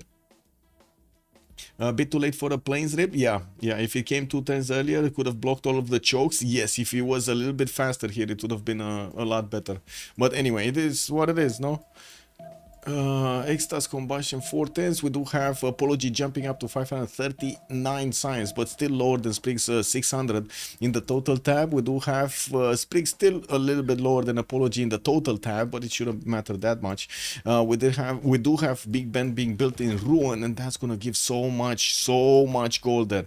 Sprig combustion 2 turns. He did finish Bolshoi Theater, still has a charge on Gustav, and building up his encampment count for the oil generation probably. We do not have him building up a fleet, but if he does want to get his, I would say his pre-built submarines here, he's going to need to start getting them soon in Bordeaux. He's probably going to also buy the library and the university there in the city center, especially with how much gold he has. Taking a look at the units here, the attack of Byzantium has started. 2 of the units of his opponents are dying on the front line here, and yes, he is bringing his field cannon army is also closer to his opponent to deal the damage there, while he's upgrading all of the remaining units. He did manage to get the ones in Diracium, and I gotta say, come on, now you need to build the tunnel. You need to build the tunnel. Please, build tunnel. Build tunnel, smash. Smash units. Build tunnel, smash units. That should be the way. 2 buttons. Build tunnel, smash unit. Fast move, fast move. I saw Maori with the electricity for some reason. Yeah, he wasn't. I didn't see him. Scientific theory though on him. Is this gonna get the promotion? Not yet. But he still can do so much damage. And he did manage to wait a second. Oh, Byzantium Apology does have Crusade here. Okay. He does have an extra +5 on him because of Crusade. It doesn't do anything though. Like the extra +5 is totally useless.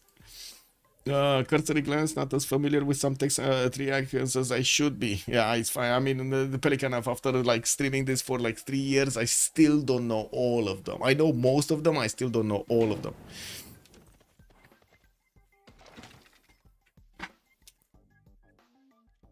It is what it is. Trying to focus on what I guess I think is important or important for the stream flow. Okay. Oh, I do see Apologies deploying some of his biplanes also directly in the face of Pompi here. Well, they're biplanes, not fighters, and he doesn't have bombers yet, so I don't think Pompi is that, you know, scared of them. With a wave of swords, we're gonna have Rome getting attacked in Puteoli soon. The Maori fleet did arrive next to that city center, which did just get steel walls. There's no defensive artillery here to help him push back these Maori battleships, but the damage is not gonna be that great either. We do have Magellan bonus on him, +3, and intel also on the units of Maori against Rome, against Pipo. I still was expecting him to army up. Took a fleet up. Okay, he did manage to get 1 fleet. Oh, I see what he's gonna do. Oh my god, he's gonna shoot fleet up, shoot fleet up, shoot fleet up. That's what he's gonna do. So shoot with this, and then fleets up. You know? Shoot with this, fleets up. Come on, fleet up. There we go. Getting another one to attack. There we go. There we go.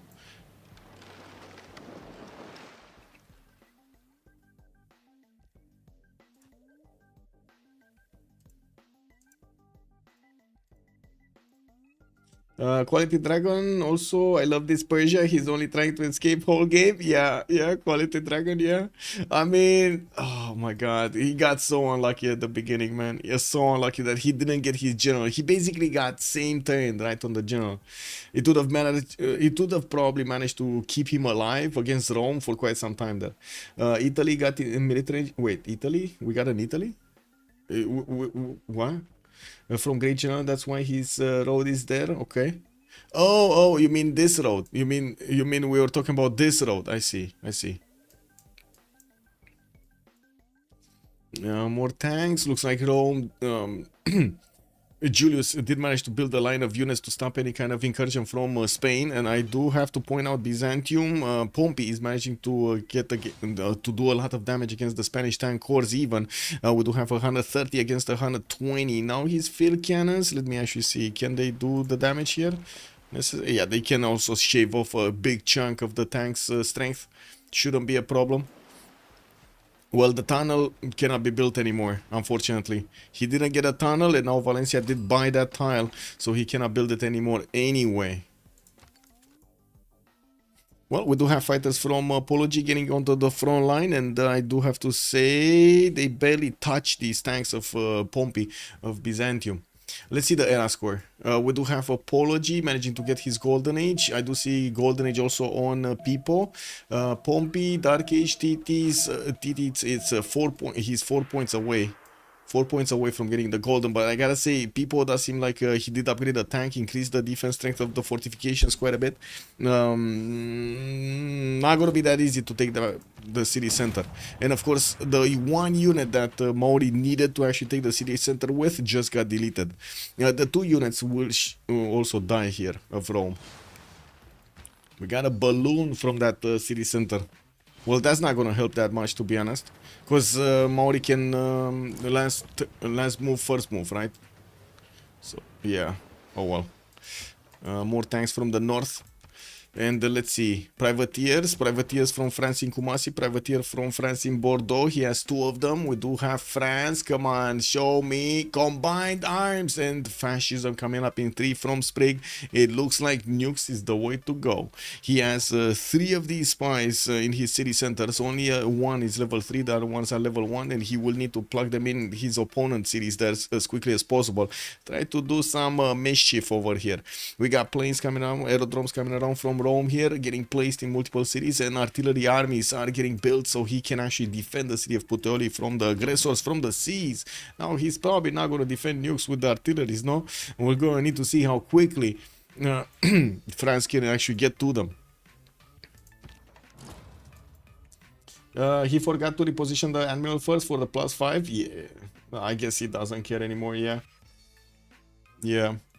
Not you know, it happens. Sometimes you just don't have the, how to say, the vision over it. You focus on something else and you totally forget about it.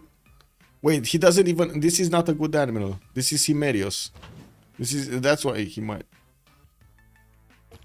No, this shouldn't be a good one. This is medieval Renaissance. He needs industrial modern, or I guess Renaissance. No, industrial modern. I said okay. Because this is modern. Yeah, he needs modern. That's why he didn't care about. Yeah, it's Himerios. That's why he didn't care about it. You do have a battleship armada that was going towards the north. He might actually get to tap the city of Lugdunum afterwards, but I think it's quite important to focus the job. Biggest problem is getting that cuirassier through, and we do see the cuirassier is going to be 2 turns, 3 turns from getting to the borders of Puteoli, while the artilleries might not be there in time to get to counterattack into the Maori battleships that much. Yeah.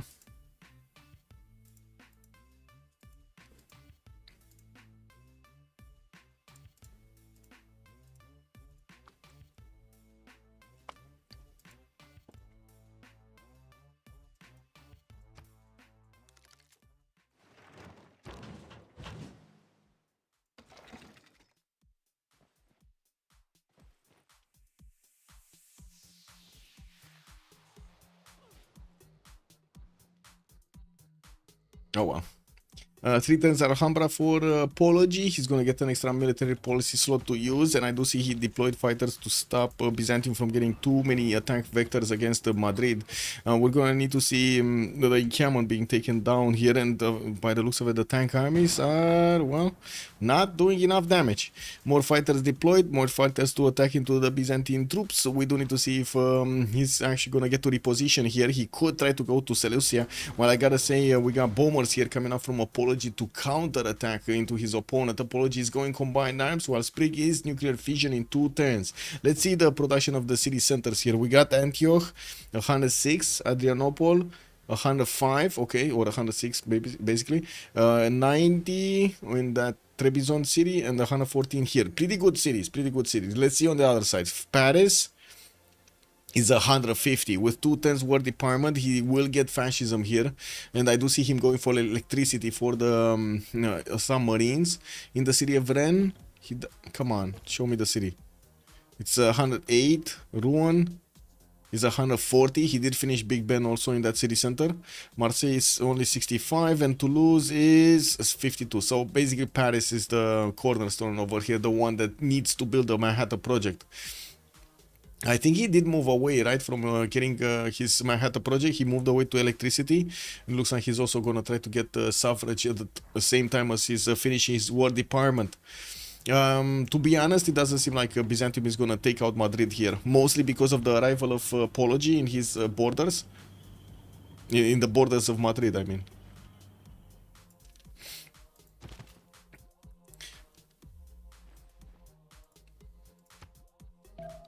Well, can they even upgrade a lot of units? Oh yeah, they can. Pipo is on 650 gold, 120 on the Apology, Extazzz is 110, and Floppy did manage to get to 93. Now, we will have... We will have a pause of 2 minutes here.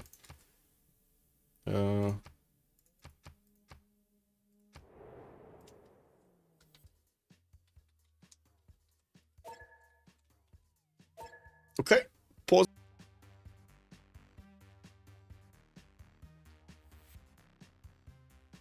Oh, right on time. What is the feeling in Seleucia now? Seleucia? Oh, I think it's a lot of shivering going on. We do have the tanks of Pompi that are going to be much stronger than Apology when it comes to them, well, not getting armied up. Now, we do need to see if Pompi is actually going to get to move these to attack into the Byzantine pre-builds. It's very important to actually do the damage against these pre-builds before they get to upgrade. It's going to be much easier after they upgrade to shave them that off. Catherine de Medici minus 20 population growth, that's a problem. Fascism gains another wildcard policy slot, that's very good. And we do have chosen player minus 2 Diplo on Catherine de Medici. Well, he wasn't really going Diplo anyway, right? He didn't build the Mahabodhi temple, he didn't get a statue, he didn't get a lot of things. We do have here Puteoli getting defended by the tank army inside of the city center. Now that's 112 strength. It's much harder for the battleships to actually do the damage, but they're still gonna attack into it. And we do have the cuirassier that's staying a little bit off the coast underneath one of the battleships, or next to one of the battleships, so the biplanes cannot attack into it. We do have Floppy, Dark Age, Philip II, Dark Age. Looks like Apology is 2 arms. He's going to want to go on the offense here with his units. He does have biplanes, fighters and bombers. We do need to see if he's actually going to do anything with them significantly. It does do a lot of damage against Pompi, but I do see an anti-air gun did get bought over here in A Coruña, and he's getting some anti-air defense. He needs to put that right smack in the middle on the iron tile. Anyway, looks like Apology, we did talk about him. Golden Age on Rome, Reform the Coinage on Pipo, 520 science, 200 culture. But I gotta say, it's not like he's actually going for a victory condition here. He's getting his military economies for the war production and probably gearing up to help Byzantium, to help his northern neighbor people. Sorry, Apology. Kick. Pompi, industrialization coming up next turn, so he can start building up his factories. He didn't need them till now, but now it looks like he's gonna want to keep on simming up. Titiits getting radio in 3, and well, oh, there we go. There we go. We do have, unfortunately, people being a bit too late to attack into the Byzantine tanks here in Seleucia, and they did manage to get upgraded. At least he does have +6 taxes rate. Words of Religion card is activated on both. He does have a general, while Apology does not have a general. That's very important, having Rani Lakshmi Bai here. Oh, take this one down. Take this one down. Look at the damage, man. Boom, boom. There we go. He took it down. Easy. And of course, immediately converted Seleucia and Valencia, but Madrid is still holding strong. It's not getting converted yet. Boom, exactly. Why isn't Maori attacking Persia instead? Persia, you mean the 3 cities of Persia? 2 of them are quite inland. He's getting a 3rd one. I don't think he can. He should have, don't get me wrong, he should have got Toas earlier when he initially attacked the city of Candy. He should have attacked into Tarsus as well with some Toas next to his boats, but he never did. He never did get them. It does also seem like Maori is going to move north, maybe to attack Dorileum or maybe to attack Lugdunum. I don't think he has chances to attack Lugdunum, mostly because there's an encampment there right next to the Amber Tile where he should actually have the solution to attack into that city center. And second of all, that's a steel wall city still. It's going to be very problematic to do just the damage with the battleship fleets.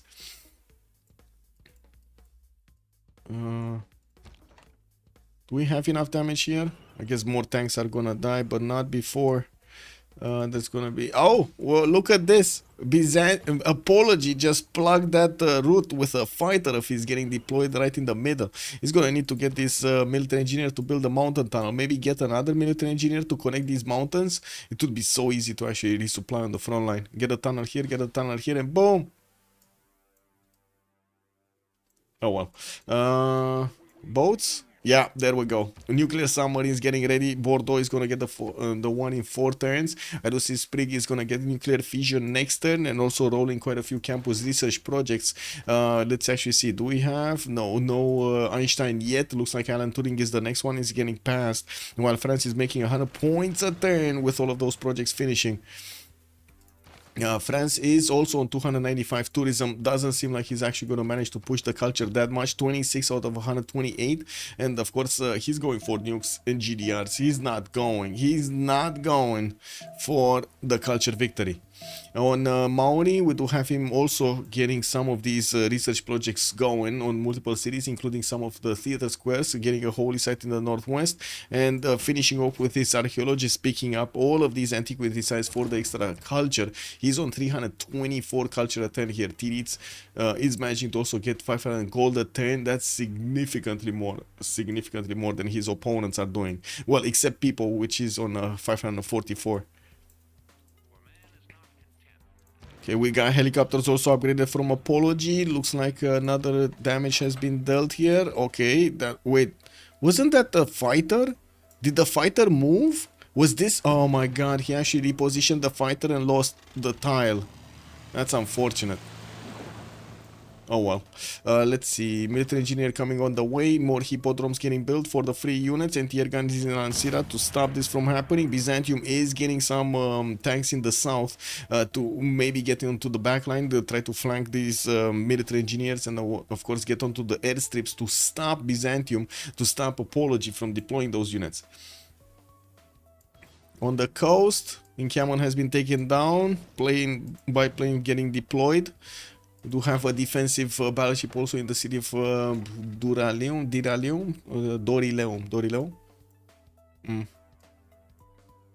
With more balloons coming in. Looks like Rome did manage to save the city of Puteoli from this. Is he going to manage to save it from the nukes though?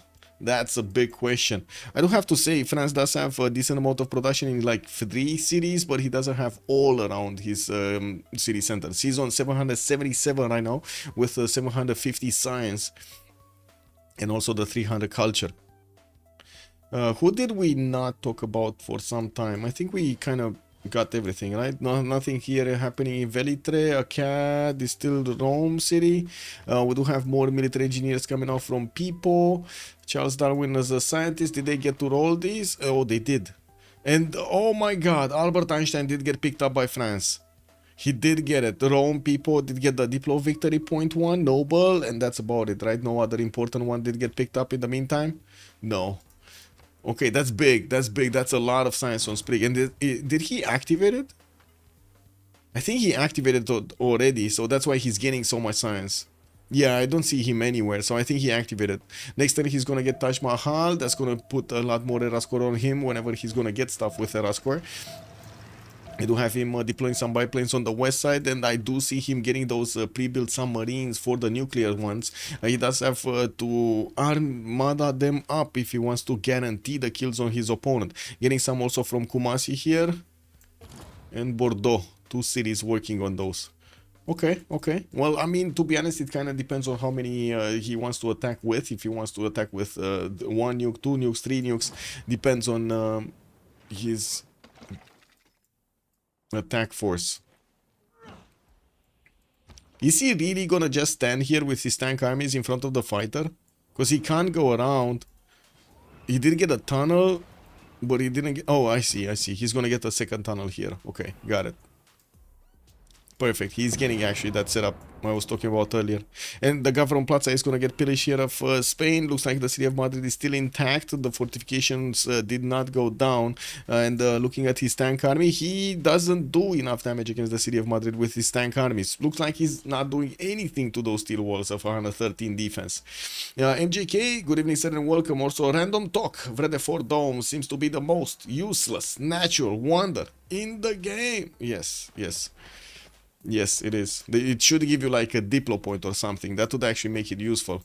So just so everybody knows what we're talking about this wonder. Is totally useless. Yes. Yeah, totally agree with that one.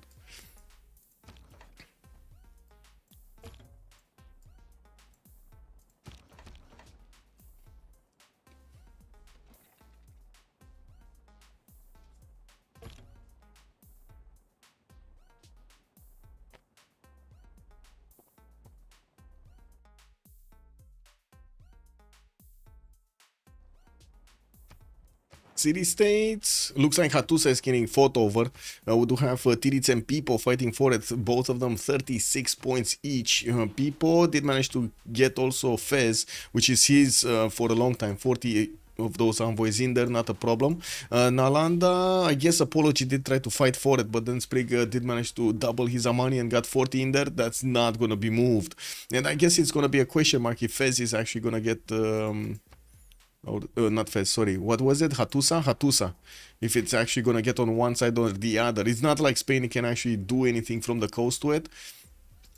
And I'm pretty sure Rome is gonna have also major problems to go against it, to shave it off. So I guess right now, because they're tied, they both actually get to benefit from those envoys.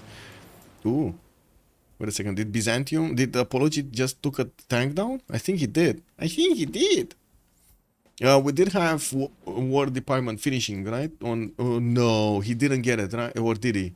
Yes, he does have fascism. Okay, he does have fascism. But he didn't get War Department because I don't see the heals back on his tanks. Okay, now that the second tunnel has been finished, we will need to see the Byzantine tanks go through the mountain tunnel and arrive over here right behind the plane, the fighter. And looking at his Gavron Plaza, we can see if he did get War Department. No, he's finishing it next turn. Next turn he's gonna get it. And I do see quite a few of these anti-airs are also getting out, so he can put them next to his tanks and get some air defense going. I do have to also point out, Apology did upgrade his jet bombers. And these guys are going to shave off quite a bit of strength from the walls of Byzantium cities. Now the question mark is he going to use them offensively against tanks? That's just not going to be efficient. It's not efficient enough. Oh well. What's this tank doing in the south? He needs to actually start attacking into infantry, right? Oh my god, look at the damage. 132 damage with the charge ability against the Byzantine infantry corps that for some reason actually got to... fortify on that tile. It's not worth attacking Persia unless he can full kill him and there's zero chance. Yes, I don't think it's worth attacking Persia. Yes, I agree. Like with his cities so spread out, I don't think he's actually gonna die here. Maybe if Pompi would have sent quite a few units, but that would have meant he wouldn't have had this force to go against Seleucia and Apology to keep him in check until Sprig is gonna get his bombs against him. Nuclear devices. Okay, Manhattan Project getting out in ruin. That is 155 production with Magnus probably vertical. We do have 164 also in Paris, and he's doing some commercial hub investments by the looks of it. Trying to get joined Rockefeller for the oil, and the traders giving some extra stuff over there. Nothing in the scientists. We do have great writers that need to be recruited, and I do see in the engineers Nikola Tesla is the next one. Okay, sure. We do have... Where is he in the text? Where is he in the text? Sprig going top 3, advanced flight. Come on, man, you need to get that computers. He does need radio, though.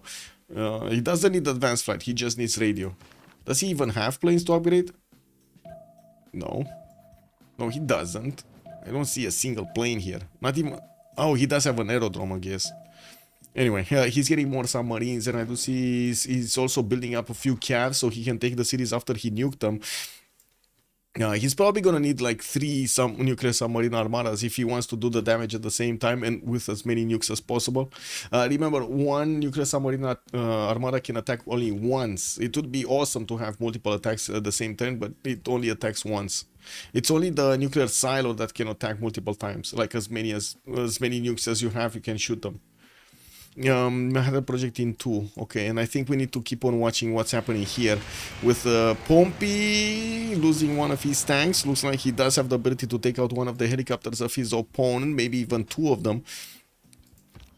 And a tank. I think he can take a tank. Oh, he just started smashing everything. Never mind.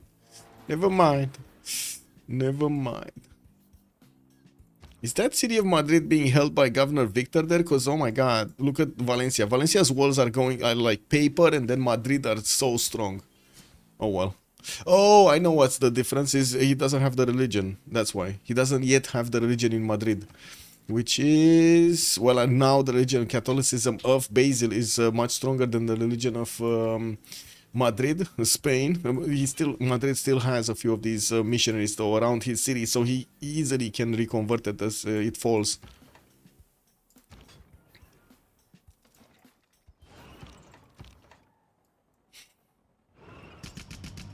That's another unit taken down.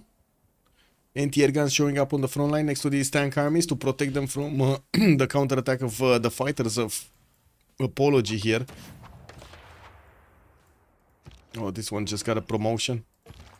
Easy peasy. Easy peasy.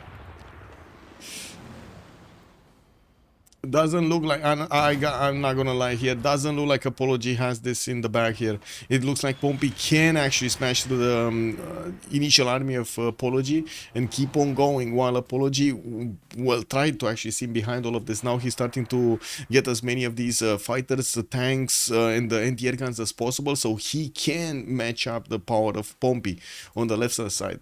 And none of them are actually going for nukes over here. I do see a lot of anti-air guns being built by Pipo. I'm pretty sure he's expecting that he's gonna get nuked on the coast here, especially with so many anti-air guns in production. 1, 2, 3, 4, 5 in the production queues from Pipo. They're still not gonna stop the nuclear submarine armadas, so yeah. They're gonna stop bombers, they're gonna stop other stuff, but not nuclear submarine armadas. He deployed his fighters to hold off the Maori battleship fleets from attacking into Dorileum and the Lugdunum. Doesn't look like any of these cities are actually gonna be taken down here by Maori. He lost his timing, he got it a little bit too late, and it looks like this is the result. He's not gonna get to attack into his opponent and be successful. I do also have to point out Theodora is trying to get his rocketry going. That would open up the way for him to put down spaceports. And I do see he has tiles. He has tiles, flat tiles for those spaceports to get down here. Okay, looks like Seleucia is going to be taken out, even if we do have Byzantine jet fighters upgraded. These tank armies are going through the Spanish territory, and looks like they might actually want to get into the Byzantium one. We do have jet bombers that are exposed in the aerodromes, airstrips over here of his opponent. And I'm pretty sure he's going to try to step on all of these military engineers if he gets to see them. First of all, he does want to take Seleucia away from his opponent. This is a front city for operating station over here for Byzantium, for Apology.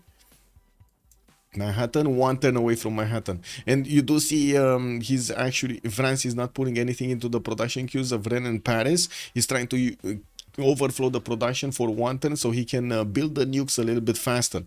And Boulogne as well. Looks like Bordeaux is still gonna get the submarine out next turn. That's gonna be a fleet, an armada right there. And Sprig getting smart materials in 1, rapid deployment in 3. He shouldn't be that far away from getting also GDRs. Why is he getting smart materials so quickly? Kick. Anyway, it is what it is. I don't think he actually discovered, how to say, he didn't get his spaceports anywhere. Right? Nukes are the way. Nukes are the way. Anyway.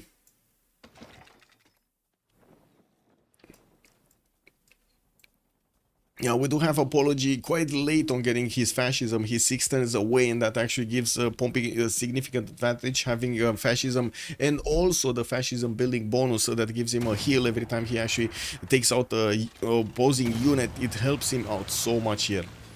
Now, looks like Seleucia is going to be taken out next turn. He did manage to take out the remaining tank of Apology there, and I'm pretty sure he's going to try to get to these airstrips as quickly as possible. He already did step with one tank on the western airstrip here from Muscat that holds the jet fighter and the jet bomber, and we'll start wrapping around Muscat as quickly as possible. Oh yeah, there we go. He just stepped on both of them. Oh my god, that's going to be so much damage. What is here? 2 jet bombers and a fighter. 2 jet bombers and a fighter. So 3 jet bombers and 2 fighters are gonna just be deleted. KW, man. Did they reposition? They repositioned. How many of them did they get deleted? Jet bomber, jet fighter. Oh wait, this one didn't get. Oh, it didn't get. Oh my god, it didn't get pillaged. Man, Pompi. Pillage it. Pillage it. This one. Well, this one did get pushed back. What was Floppy been doing for 3 hours? What was that? Was economy. He tried to get gold going, right? Pompi is on 157 gold. Malm, to be honest, did the same. Tried to expand as much as possible and got some gold generation going to 162 per turn. In Bactri? What's in Bactri? Wait, Bactri? Here? Susa? Licarnassus? Tarsus? What? Isn't Bactri a Persian city? Or am I mistaken? I think it's a Persian city, no? Did you see it somewhere and I didn't see it? I don't know what Bactri is. Anyway, let's see the nukes. The nuke production.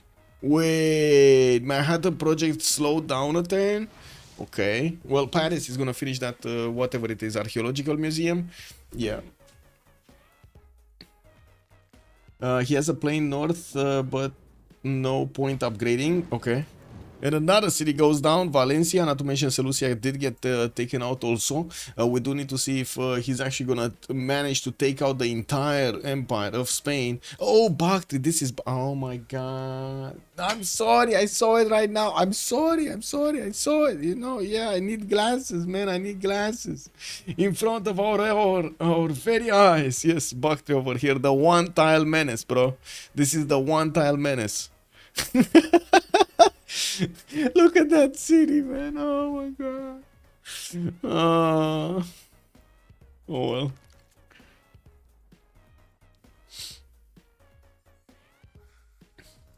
Oh well.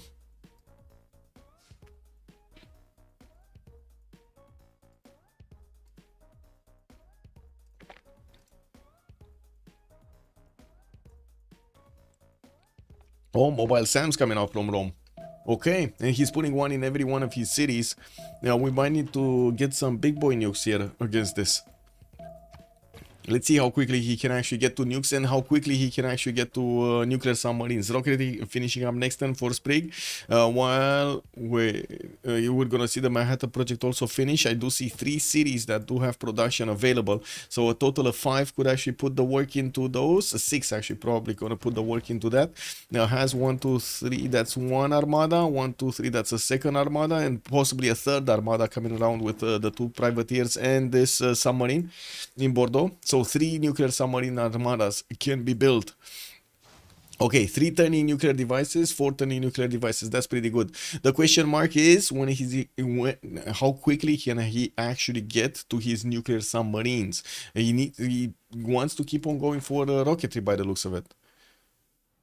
Yeah, he wants rocketry, he wants satellites, he doesn't want telecommunications. He would need computers and telecommunications for nuclear submarines. Anyway, it does seem like Pompi is gonna keep on going and shaving off the Spanish cities and not actually mining about the other units of Byzantium here. He still wants to keep his tank core on the airstrip of his opponent, and I do see a jet fighter that is still annoying him. We do have anti-air guns that are around those tank armies trying to fend off attacks. Some of his tanks did try to get into the borders of of apology here to try to pillage a few mines. They do have promotions, so I'm pretty sure they're gonna keep on staying alive, even if these jet fighters do a lot of damage to them. Well, they might actually take out to one of the tanks if it's not gonna get to promote quickly. Oh yeah, there we go. That's one jet bomber, by the way. That's a jet bomber that attacked. Okay, we got Pipo also deploying fighters towards the northwest. He doesn't have the jet fighter upgrade. And I do have to say, didn't Floppy stay with this settler on this style of the ivory for like 10 turns now? Because I'm pretty sure I remember this settler for a long time. Why is he not settling it? He could settle it, no? Oh well. I guess he might be AFK or something. Little Star, good evening, sir. Mary, who got Mary? Oh my god, apology got Mary. Sarah Breedlove also did get recruited by Pipo, by Rome, for an extra 3 capacity on Pipo, not bad. Electricity next turn, also fascism next turn. We do have him 618 science versus Sprig's 811, but again, big problem with the timing over here, especially for the nuclear submarines. Sprig is gonna want to build up his spaceport count while he's also gonna get the nuclear devices out. We're gonna need to see if he's gonna click on GDRs or gonna try to get to space. He does have a significant amount of production, but not a lot more than Apology and Pipo, and of course he does need to actually slow down his opponents if he wants to get that win. Okay, is he gonna want 10 computers? He might actually want 10 computers. Okay, we got 3 tanks available to attack into Madrid. No anti-air gun, no artillery though. We got anti-air guns, no artillery. And the city of Madrid is still not converted to his religion, so he's not doing full damage against the walls with his tanks. That's quite unfortunate. There are no more units that he could actually attack into. He might need to bring, there we go, missionaries to actually help convert the city a little bit faster. And yes, we still have Spanish missionaries available for Spain to keep reconverting it back. Okay, nothing happening here. Let's see here. We do have the submarines starting to get armored up, and of course we're gonna need to see them upgraded into nuclear ones. First nukes, 2 of them coming out in 2 turns, another one in 3, and by the looks of it, in another one in 4. And I'm pretty sure he's gonna keep on building them. Telecommunications coming up next turn for Sprig. That means he is 1 turn away from upgrading nuclear submarines, and he's gonna have these nuclear submarines on the way towards their opponent's shores.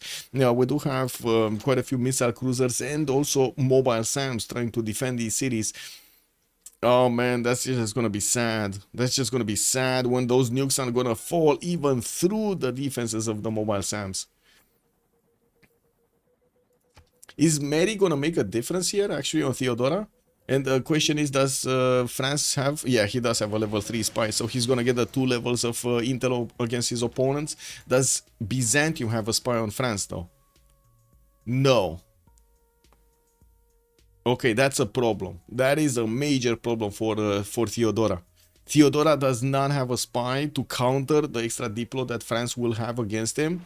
So yeah, when this one is gonna get activated and the 2 extra diplo points, 2 extra intel points are gonna be activated here, oh my god, that's gonna be so much damage. Do we have a unit that I can check? This frigate. Yeah, no intel from it either. Okay. 2 turns were requirement. Finally, I do Apology did manage to get his fascism, and I do see Pompi still trying to pillage all of the tiles over here of Spain. He does have the ability to attack into Cordoba with the full strength, doing the full strength damage from the tank armies into the walls, but now he's going to need to get enough units around it. Has a few farms to also pillage so he can get to repair these tanks. I don't know how that works, but it just works in the game. You know, you pillage farms, somehow the steel gets better, you know, the metal gets better. Have you seen this happening in real life? I have no idea how this works. Mobile SAMs can stop a nuclear armada pretty sure, just have to have 2 next to each other. No. They give +5 support. They do give +5 support, yes. I don't think I have ever seen a nuclear armada nuke get stopped by anything other than a GDR. Correct me if I'm wrong, but I have never seen it. Did anybody on the stream seen it? You've seen a farm, lots of equipment laying around. Oh, I see, Halusar. So basically, they're I see. They're getting the tractors. It's like in Transformers, right? They're just scrapping that metal. They can borrow the farm tools and materials. Duh. Yeah, I see what you're going. Destroyer missile cruiser can also stop a nuke sub. Man, you say that. I have never seen that stopped. I've seen, yes, jet bombers get stopped. I've seen missile silos get stopped. But I've not seen nuclear submarine armadas get stopped. Especially with fascism and so much intel on them.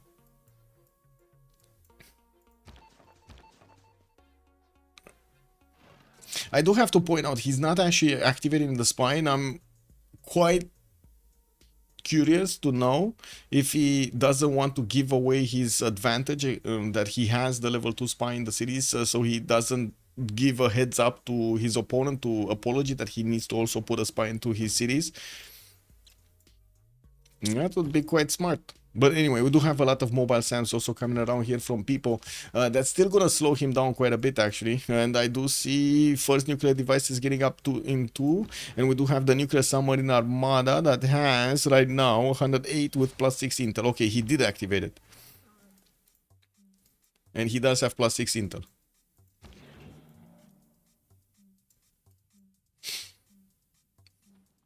Let's see them. I'm very how to say, excited to see these submarines shoot their nukes. I'm pretty sure you are too. We do have 0 on the board over here for the nukes, but 2 of them will finish next turn, one from Rouen, one from Paris, and we're gonna see some more coming around. I do see one nuclear submarine armada did get there. Another one needs to come out from Kumasi, and to be honest, why are these separated like this? Anyway, we do have them needing to fleet up and armada up also here next to Bordeaux. I'm pretty sure they're just gonna sail away and fleet up in the Iapetus Ocean on the way towards Byzantium, because why not? You might as well save a bit of time. Missile cruiser fleet is needed. Well, he does have one here in Diraleum, doesn't have one in Sinop. And to be honest, he might just ignore this series and hit Antioch directly. We do have machine gun armies also coming up from Apology, which are gonna give him an advantage when it comes to the nukes. And Theodora is 3 turns out from getting GDRs. I think the question is, do they have enough gold to buy a GDR out to help defend against this? Looks like they do. Pipo is on 2,000 gold in the bank. Apology is 800. And they are making 1,000 gold on their side. It does seem like also, oh my god, man, that's a lot of attacks coming up from the jet fighters of Apology here. Madrid still did not get converted. We do have the missionaries getting up there, and I do hear rock bands. Wait a second, rock bands from Maori. Mauri's trying to get he's on 600 tourism a turn, and I do have to say Titiits is only on 25 out of 161, buying as many of these rock bands as possible, trying to get that culture victory. And to be honest, well, he doesn't really have a lot of defense from his opponents. Trajan is only 255 culture on people. Whoa! Okay, 4 turns spaceport here in Paris. Do we have a spaceport here? No. From Byzantium? No. From Rome? No. He's getting War Department, getting more airports for the aluminium. And the nuke submarines are going out. They still didn't armada up. Or fleet up, for that matter. And we do need to see also helicopters here from Sprig getting upgraded. To be honest, like the CAF cores are good enough anyway. Like they're very quick to get into the city borders. Anyway, now we do have 2 nukes available right now for Sprig, and the third one coming up next turn, and more from Rouen. Okay, he needs to keep on building them. If he wants to succeed over there, he needs to keep on building them. But I guess we'll see if BlazeCat Games is correct, and we will have some defense here from the mobile SAMs against his opponent. I do have to say, he's not really placing these mobile SAMs next to each other. He's spreading them out 2 tiles apart from each other.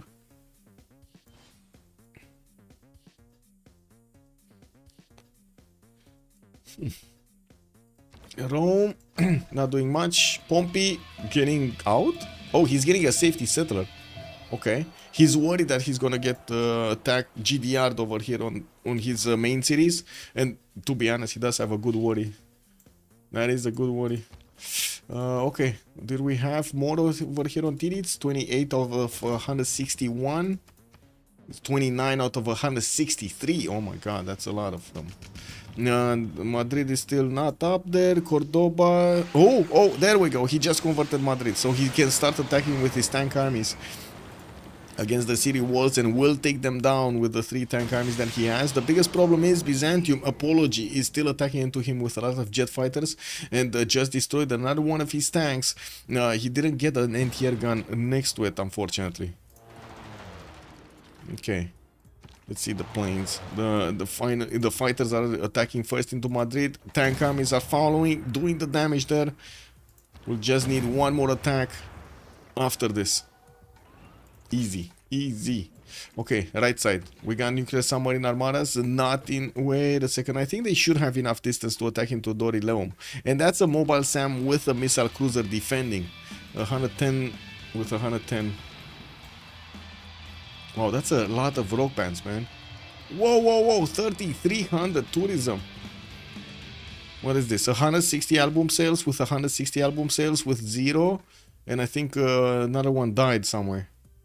Or 2 of them died. Anyway, we do need to keep on watching this. Titiits is on 781 tourism. Tech side of environmentalism coming up in 3. He's going also for his computers. Electricity in 2 turns there. Looks like 33 out of 161. He's rolling these. He's rolling these quickly. Let's actually see if when he's gonna get to 1,500 more than tourism. And then we're gonna see them rolling up. I'm pretty sure nukes are gonna come out next, and there are 3 nukes available for Sprig, and he does have 2 nuclear submarines that are gonna need get into over here Byzantium's reach. We have the WMD strike ready to go, but no thermo nukes. Spaceport's also getting built in Paris, 3 turns away from finishing, while he does have Dimitri Cantemir as a musician to keep on getting some of these music works. I gotta say, this might be the moment that he should feed Mauri all of his great works, right? He should actually give Mauri all of his great works. More broadcast centers coming out from Mauri. We did have him I want to say getting a few neighborhoods here and there, factories for the extra production, and building shopping malls in his neighborhoods for the extra tourism. What is he? Titiits is 795. Okay, still needs quite a bit. Environmentalism needs to be finished. That's 25 now, right? That's 25% on environmentalism. Yeah. Oh, nuke. Let's see it. Let's see it, BlazeCat. Is he gonna go down? Oh, look at that. It went through the mobile SAM like it was butter. BlazeCat, what do you say about this? It was butter. Nothing stopped it. It did attack. Sure, it counter-attacked. It didn't get stopped. Was that a first move? No. Okay, still 3 nukes available for Sprig. Theo has a spice, just he didn't stack them together. I see. I'm telling you, man, it doesn't help. We actually tested this out with 3 mobile SAMs. It didn't help.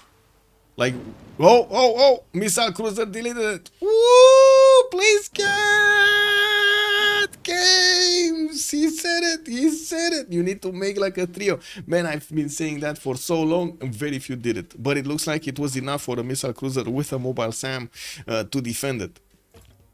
So that's the combination. That's the winning combination here. Mobile SAM with missile cruiser. Oh, rock bands. 500 tourism. Nah. What is this? 240 album sales. The big sushi actually played their songs over there and got quite a bit of tourism. Still 38 out of 164. Looks like actually getting tourists is very, very hard for Mauri. Well, 2 turns GDR's Pipo, 1 turns GDR Apology. We don't have GDRs yet on Sprig. He's getting guidance systems, and he's still 3 turns out from getting his first spaceport. This is kind of surprising because they did have the gold earlier to actually buy as many of those as they want. Madrid did get taken down. Pompi is gonna keep on moving towards Apology, and I gotta say also Pompi needs to click on GDRs so much as he can, but the science might not be there. Fez getting attacked by France. Okay, wait, is Fez actually getting did Fez? Oh, Fez actually got liberated or something. Okay, this one got attacked because it's down to like 6 or 7. Yeah, it got taken and then liberated.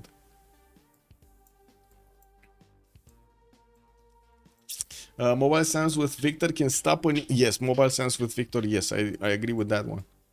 But Victor adds a 25 defense, an extra 25 defense. That's a significant amount. Sprig synthetic materials, globalization. Okay, what's in the cities over here of Maori? We got factories, more broadcast centers, more of these art museums, and still building his shopping malls, getting those archaeologists. Oh my god, okay, that took a while to get the archaeologists here. Beautiful tiles though, 2611s, 25331, and look at the resorts over here in the desert on the coast. How is this a resort? How can you place a resort on a full cliff? Like how does this work? Would you actually go to stay here in the resort on the cliff somewhere? France used merchant probably. Oh, you mean for Fez? For Fez, did he get the merchant? You mean Stanford? What is it? Oh yeah, he did. He did Stanford Raffles. Yeah, he did it. He actually did. It'd be beautiful. Just need a cliff guard. Cliff diver paradise. Antonio's calling it out. Yeah.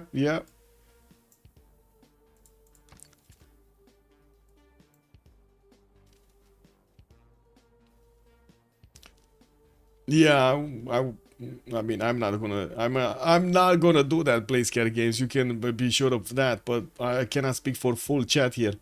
I'm pretty sure they have a mind of their own. You won't have to worry about sharks. Yeah. Splat. Yeah. Who needs shark? Who needs shark when you have still water? No, Titiits 47 out of 172, got a bit more, and I do have to say he is 139 tourism, but still needs to get his environmentalism and computers. He's gonna get both of them next turn. Very nice. And 2 10s for spaceports, more nukes. He does have 2 more in the chamber, and I'm expecting him to actually shoot next turn, or this turn, at the end of the turn. He does have his nuclear submarines here, also missile cruiser. Oh, more rope pants. One died, one successful. The audio giants also got a level 2 here with 200 album sales. Space Rock and the Roadies, they're gonna move faster, and I guess they're gonna go to space.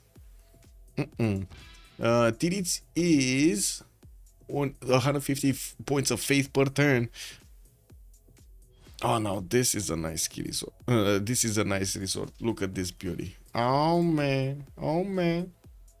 Look at that guy, the builder. Very happy with the resort next to him.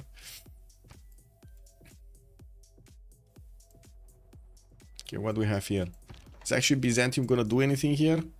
I mean, there is some damage to be done against the helicopters, and I do have to say there are still 2 more cities available for Spain.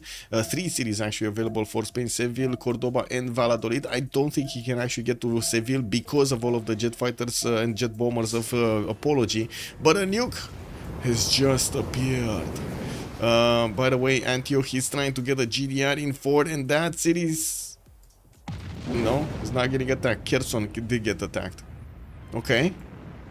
Okay. Well.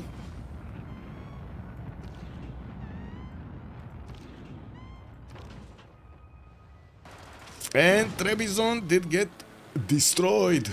That's 1 city taken away from Apology. Well, that... Oh. What is this? That's gonna be Antioch, and is it gonna go through? It is gonna go through. That's the city that was trying to build a GDR, and now it doesn't look like he's getting anywhere. We do need to see all of the other cities also getting to, well, clump up their mobile SAMs, and I'm a bit curious why Pipo didn't deploy a few mobile SAMs to his opponent. Pipo is trying to get GDRs, a lot of them, and I guess the question is, can also Sprig managed to get enough of them. With spaceports coming out next turn, we do have a few more nukes coming in, and Maori is getting as much tourism as possible from playing these rock bands into his ally cities. I do see the audio change did just get another 3,000 tourists. He just passed Sprig in total tourists acquired, 59 out of 175, and I do have to point out we do have him Titiits on 2,000 tourism. Man, he went from 800 to 2060 a turn. I don't think it's even time for those GDRs to come and get him. You know what I mean? Like, just get over here to get him. Wait. Oh, look at the train wrecks near that resort. Not very practical. Maybe Civ7's claim to fame will be improved. The track graphics. Wait, train wrecks? Where are the train wrecks? Wait, here. Oh, these ones. Yeah. I mean, Stantorius, you gotta do something when the ski resort, right? You watch train just bam. You know, 2 o'clock. It's the next conflict over here, starting between two trains. Let's see it going. We got one diesel powered and we got one electric power. They're gonna soon smash heads. Or you know, they're gonna try to pull each other apart. Let's see who pulls first. That could be some attractions going on over there. A roller coaster, exactly. Yeah, Fortuna Belly makes a good point. Maybe Michael will like the game better if it had superior train tracks. Kick W, man. I mean, I would like the game if it has big enough maps and it actually allows enough players in to have fun. 4 players in is not gonna be enough for fun. Just saying. We tried it. We did try it so many times, like so many times. Even with money behind it, like look at the 2v2 tournament. It has like what, 600 or something. Did it get a prize pool? I think it did get a prize pool. And still, it's not like a lot of other players than the original hardcore ones are playing it. I'm sure they have train signals, but that formation is nonsensical. Yeah. Okay, looks like Nicopolis is gonna be taken out. Maori does have a unit next to it, so he can take that city and shave it off. There we go. Apology did try to retake it with his own helicopter. Did not go there. That's a problem. That's a big problem in the cities of Byzantium here. Of Apology. He's dropping in science, dropping in gold, dropping in production. We don't have that many nukes though, only one available for Sprig, and it looks like they did also manage to retake Madrid and liberate it, getting another 100 Diplo favor. Not that it's gonna matter because nobody's getting Diplo here. Diplo is 6 out of 20 and yeah, 5 out of 20. 75 out of 174 to get the win. Titiits is still not halfway there. He needs to get over 80 something, 87. 4 players is Catan. Yes, 6 minimum, but they put 4 maximum. So you can imagine my problem, right? Wow. And very tiny maps, man. Classic roller coaster tycoon layout. Yes. Yeah.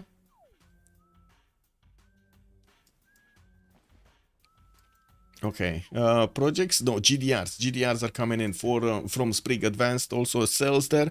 We do have them getting 310, 410 in his cities. He did buy one in Bordeaux, and I'm pretty sure he wants to get it on the front line. But of course, he's gonna end up fighting the Byzantine ones. We do have them getting up in good enough time. Also Roman ones, the Roman GDRs. We got quite a few of them here. Seems they just waiting for Elvis to rule. Yeah, they're waiting for Elvis, man. Hopefully the expansions improve multiplayer.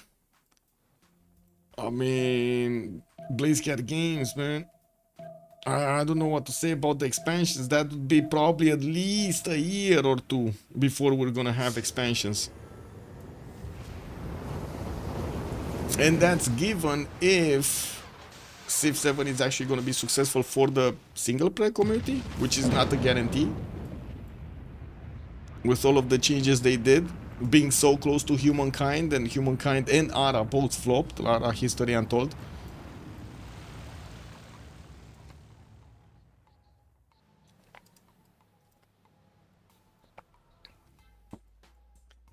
Base game Civ6 sucked, but Civ5 also sucked. Wait a second, base game Civ6 was actually fun to play. I don't know what you're talking about. It allowed us to play 10 in a lobby. It was very fun to play. I don't know what you're talking about. Civ6 was actually at the beginning, okay, not balanced and not fair, but it actually allowed us to play a lot together, and we had fun. We were talking, we were cracking jokes. Hey, what did you do there? What did you do there? Oh, what's going on? Oh, that's fun. There's no blah blah blah blah. You know, civs were broken. Yes, but that was still fun to take a look what's going on, right? Commander King. Good evening, sir. I remember testing out so many civilizations, like even the how to say the hardcore ones. Australia, when it got introduced. Man, I was having so much fun with Rome, just declaring war every time and seeing what's going on. It was incredible, giving it so much production. When Kree came out, we were sitting to see how the Kree scouts managed to do against other units. Again, very nice game. I don't think I settled 3 cities that game, if I remember correctly, like 5 years ago. It was rough. Everybody was trying out stuff. We were seeing what's going on. But it was fun because we were many. 10, 12 in a lobby. It was pretty cool. 12, like 6v6s were one of the best periods that I had playing 6v6s in CPL.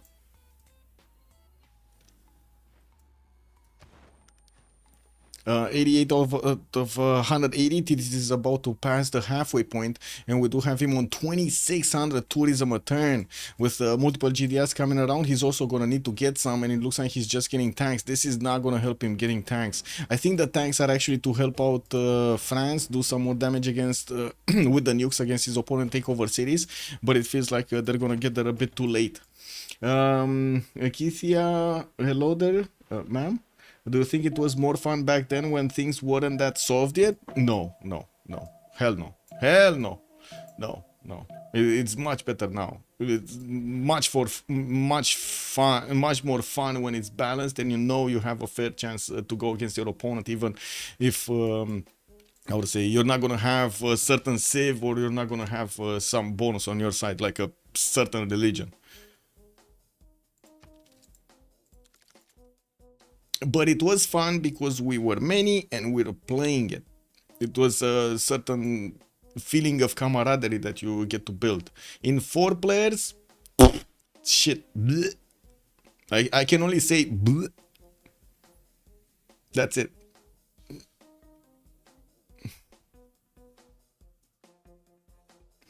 Base game you have to permaban like 6 saves. 6 saves? No, base game you need to permaban 15 saves. No, Blazecar Games is 15 civs. That's why we created BBG, because half of the civs needed to be banned. I would like to remind you about Gilgamesh. Gilgamesh original war cards. Hello. Llaneros from Gran Colombia. Germany with immediately 3 districts. Germany is in Frederick Barbarossa.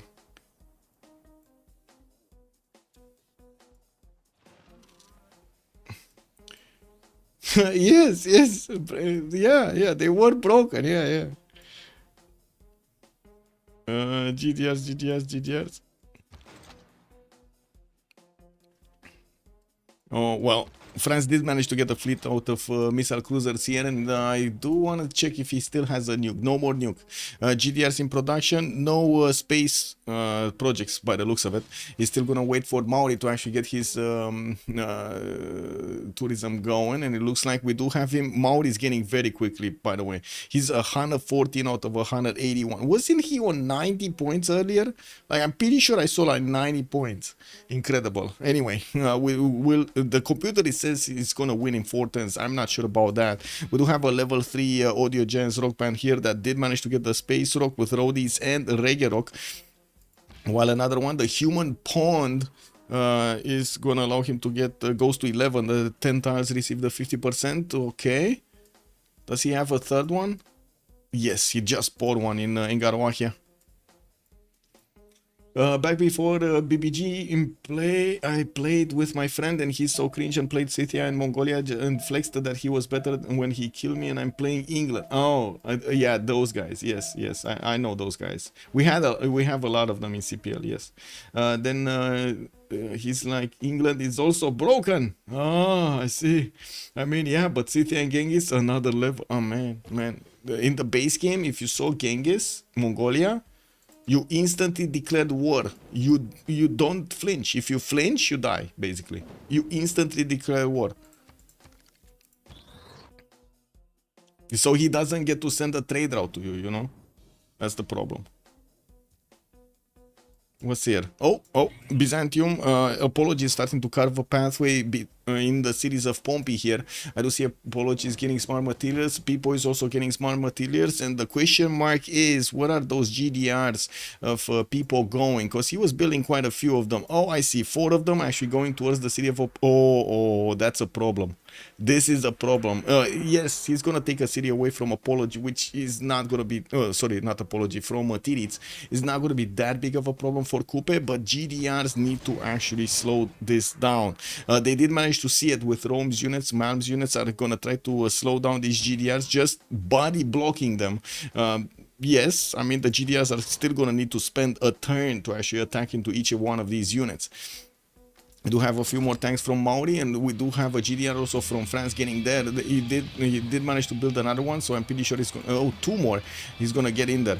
Maori just got another one of those 2 concerts, and I do see he's on 3,000 tourism. Oh my God, he's starting to get to the biggest tourism numbers that I've seen. 136 out of 186 right now tourists in the bank for Titiits, and it looks like he's getting chemistry next turn with still more rock bands to play here. In base game, I route them all AI up in a team, so if one of them want to ward me, I just befriend the others. Lol. For AI, it doesn't matter if it's balanced, it's always balanced because the AI has no brain. Yes, basically, I do have to agree with that one. AI has no brain.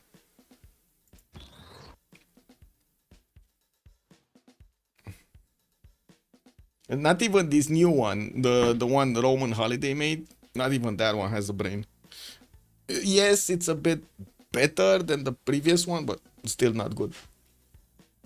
Players, much better to learn, much better to actually get better at the game, much better to also learn from... So I do have to point this out. If you play against AI, you only get the feedback out of a single person. You only get the feedback out of the guy who made the AI, which is going to give you some like predefined actions for the AI, and he's definitely not going to cover all of the possible solutions that a human mind can actually bring. He cannot. Like, he just cannot. Oh, let me see. While in a multiplayer community, you actually get the feedback from multiple people. Breach time with Rico.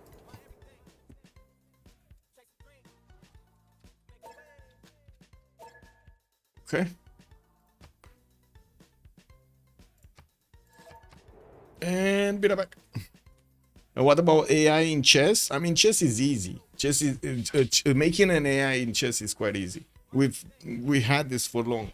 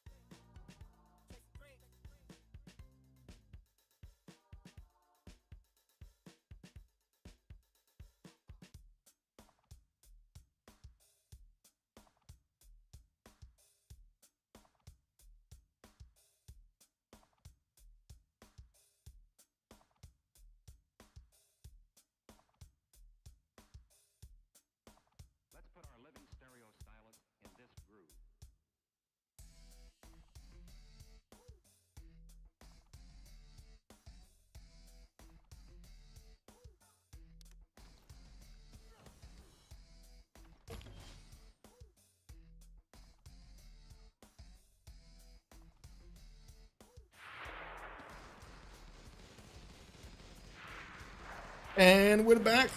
Can we see the things?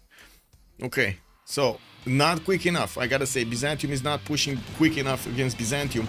Yes, he does have GDRs fighting against GDRs. The cities are falling left, right, and center. But he does need quite a few more turns to get to his opponent, and that's some time that he might not have with 3,000 tourism on Titiits and him playing a lot of these rock bands. I didn't see how much he got. Oh, I think one of them died. Where's the big guy? Oh, it's here. It's still around. The audio giants are still around. What is he? 152 out of 186. Oh my god, he's actually gonna get the victory in two. We do have the GDRs of France being deployed as quickly as possible to Mashhad and Sparta so they can hold on the chokes. Even the great Habub is interacting with the GDRs. The great Habub is starting to hit the GDRs, and the GDRs are not having any of it. Steps in chess and steps in Civ are very far. Yes, very far from each other. Yes.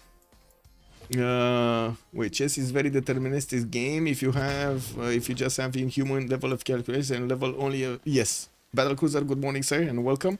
What do you disagree?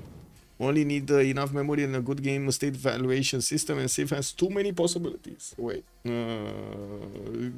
Yes, steps in chess and steps in Civs are very far apart from each other. Yes, I agree with that one. I think there will be 100% ties against 2 AI in Civ. Lol. I don't think they're gonna be 100% ties in Civ. Because they're gonna be the differentiator will be civilization bonuses and land. But anyway, yeah, it depends. I mean, okay, I have a question. Do you think any of the devs actually would play at the competitive level to be able to train an AI? I think that's the question that you need to ask yourself. Do any of the devs know the game as good as they need to competitively? Because that's what they need to do, right? Their testers should actually play competitively to see the little differences and know how to program the AI to make all of those little differences worth. Do you think any of them know the game as good as they need to? Did you see the AI battles? I saw some of them. 99.7% equaling. Yeah, but chess is different. Chess is way different. White only has a slight advantage for starting first. Yeah. 107 out of 188 points, guys. We might actually see the victory coming on next turn. Titiits just played his humongous, biggest audio giants over here. I watch a ton of AI battles. They never tie in Civ. I don't watch anything related to AI in Civ. It's useless, in my opinion. I mean, I would rather watch like AIs getting trained or like, I don't know, 3D stuff randomly.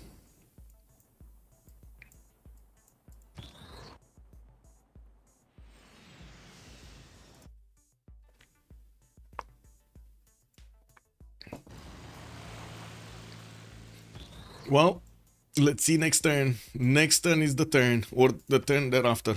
We do have Pipo that is trying to defend with only 212 culture, and it does seem like Titiits is gonna get this victory next turn. 10 more points, 10 more tourists is separating him from the victory condition. The French GDRs are meeting the Roman ones on the battlefield here next to a Tatarapa. It might be that not even one city of Maori will actually fall before he's gonna get the victory. The devils don't know how to code a stable multiplayer last to win. Good evening, sir. And in the last two games, they did not bother to fix it. Yeah. With ChatGPT, I'm not surprised if we can get an OP ML model that can learn Civ. There will be a model, yes, soon that can learn Civ, but I seriously doubt that it's going to be on the same level as fun as you have with human players in, because you won't have that, hey, I did this in the game, I did that. Have you seen my city over there? It would have been amazing. Have you do that? Have you seen that? Oh my god, I got Forbidden City before you, haha, and so on. Like all of those reactions, human reactions that actually make the community great and make the community actually talk with each other, they're not going to be there. So AIs,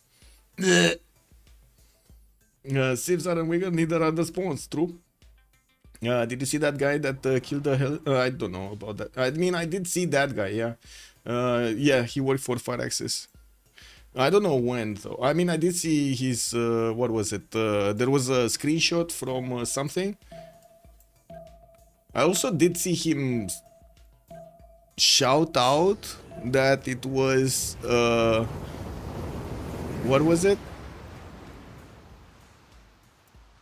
Disrespect to the intelligence. What happened to him? I think that's what he shouted out. Okay, sure. And there we go! Culture victory! Freritos de la Vega does manage to get the win over here against their opponents. After so many turns, they pushed that culture victory through. They got the first final game against DShark. We're going to need to see if they keep this up. And we're going to need to also wait for the post-game chat to start. Let's actually see. Let me get my things in order here and put sound where it needs to be so I can actually hear and you can hear, because you know that's the issue. Where is it? Here. Okay. Gonna get to move, no? GG. GG, well played. So little tourism, man. So little tourism. I don't know, Titiits. Well play. C'était une très belle partie, on a beaucoup apprécié, on a eu des choses qui se sont passées dans la game, vraiment bien joué aux deux équipes. Je pense que ça sera un peu le résumé de la game. Il est 2h du matin, je sais pas si vous voulez poser trop de questions, quoi que ce soit, et c'est un BO5. En tout cas, c'était une belle game de la part de tout le monde, donc merci à vous, voilà. Et on a passé tous une bonne soirée sur les streams. Ouais, pareil, merci pour les cas. C'est bien résumé. Merci les Pomps. Merci le Pompaxme. C'était bien ton taxi plus 8 là à certains moments. Hey, Ouais. c'était pas facile de le récupérer, hein. Oh, Madrid, hein. non, Ça voulait pas Madrid, hein. non, avec ces missionnaires autour là. Mais je comprenais pas pourquoi j'avais pas capturé Madrid sur le taxi, et au bout d'un moment je me suis dit, mais en fait il y a des missionnaires autour, ils sont devant moi les missionnaires. Il y a beaucoup de missionnaires. Et tu t'es pas dit à un moment un petit apôtre justement? Je me suis dit tiens, est-ce qu'il va lâcher 2 apôtres pour essayer de convertir à la main, tu vois, Madrid Mais j'ai envoyé 3 missionnaires à convertir. Et tu sais, Ok. tu peux aussi te battre contre les missionnaires hein, avec tes apôtres. Hein. Ouais, Ah ouais. c'est ce que j'ai Ouais, dingue. J'ai dit, bon les gars, je crois que je vais faire des combats théologiques. et le taxi marche sur les combats théologiques. Oui, Déjà, je c'est- vois. Ouais. Donc, Alors il rigolo. s'additionne bizarrement d'ailleurs. Parce que t'as des bonus impairs. T'as des bonus impairs, ok. Bon, ça Il y avait un c'est. plus 9. Ah, mais c'est juste que c'est le plus 3 en fait de base. Parce que de Ah. base, c'est plus 3. Ok. Ok. Moi je. Il y a je vais parler. Il y a un petit mème posté par MJK dans le clan PMU. Si jamais il y en a qui veulent le voir, c'est la régalade. Oh putain, non. Oh non, le pauvre. Non, moi j'ai Oh trop non. mal au cœur pour Floppy toute la partie, je vous le dis. Hein. Je vous Ouais, le dis, le j'adore ce pauvre, il psy. s'est pris C'est un 2 beau fois psy. d'affilée. Moi, je Ouais, me suis c'est dit, vachement c'est Pink intéressant. with Love. Voilà. Non, mais c'est vachement intéressant, Jules. On avait parlé un petit peu avec Apo dans le cast précédent. On en a reparlé un petit peu durant le début de la partie. On a des adaptations qui sont bien possibles. Et là, on a eu en plus le double un peu casino. C'est-à-dire qu'on a la possibilité de faire ce push Légion avant le tour 30 avec Général, en plus Deny. Vraiment bien joué collectivement d'avoir récupéré 4 généraux. Et pas de chance au clic du côté de Floppy. Là, il est, étant donné que c'est pas un de ses teammates qui a la main. Donc lui, il est un petit peu tributaire de quand est-ce que le mec il va cliquer en face. Donc c'est assez compliqué. Et en plus, on a réussi à récupérer une cité état qui a permis peut-être d'acheter un bat, d'acheter un petit truc pour pouvoir chop un peu plus de général, de pouvoir avoir un peu plus de. Guys, I'm pretty sure since this is the finals from the CivFR community, they're going to be talking in French. I think it's better to actually send you over to Leeds so I can get something to eat in the meantime. So thank you so much for everything. Much appreciated for the subs, for the follows, for of course your support over here in the chat and asking questions, responding to questions. If you do like the content, please don't forget to actually give a like over there on the YouTube video and the VOD, not to mention, of course, give a subscribe to the channel. You can if you do want to take a look at my schedule, which to be honest, in the next few days, I'm not sure what it is. I'm waiting for these games to be scheduled from the finals, and maybe we're gonna see one tomorrow, maybe the one on Sunday. Have a great evening, everybody. Thank you so much for everything. Have some fun with some Civ6 action in general, and of course, in the meantime, stay safe. Bye.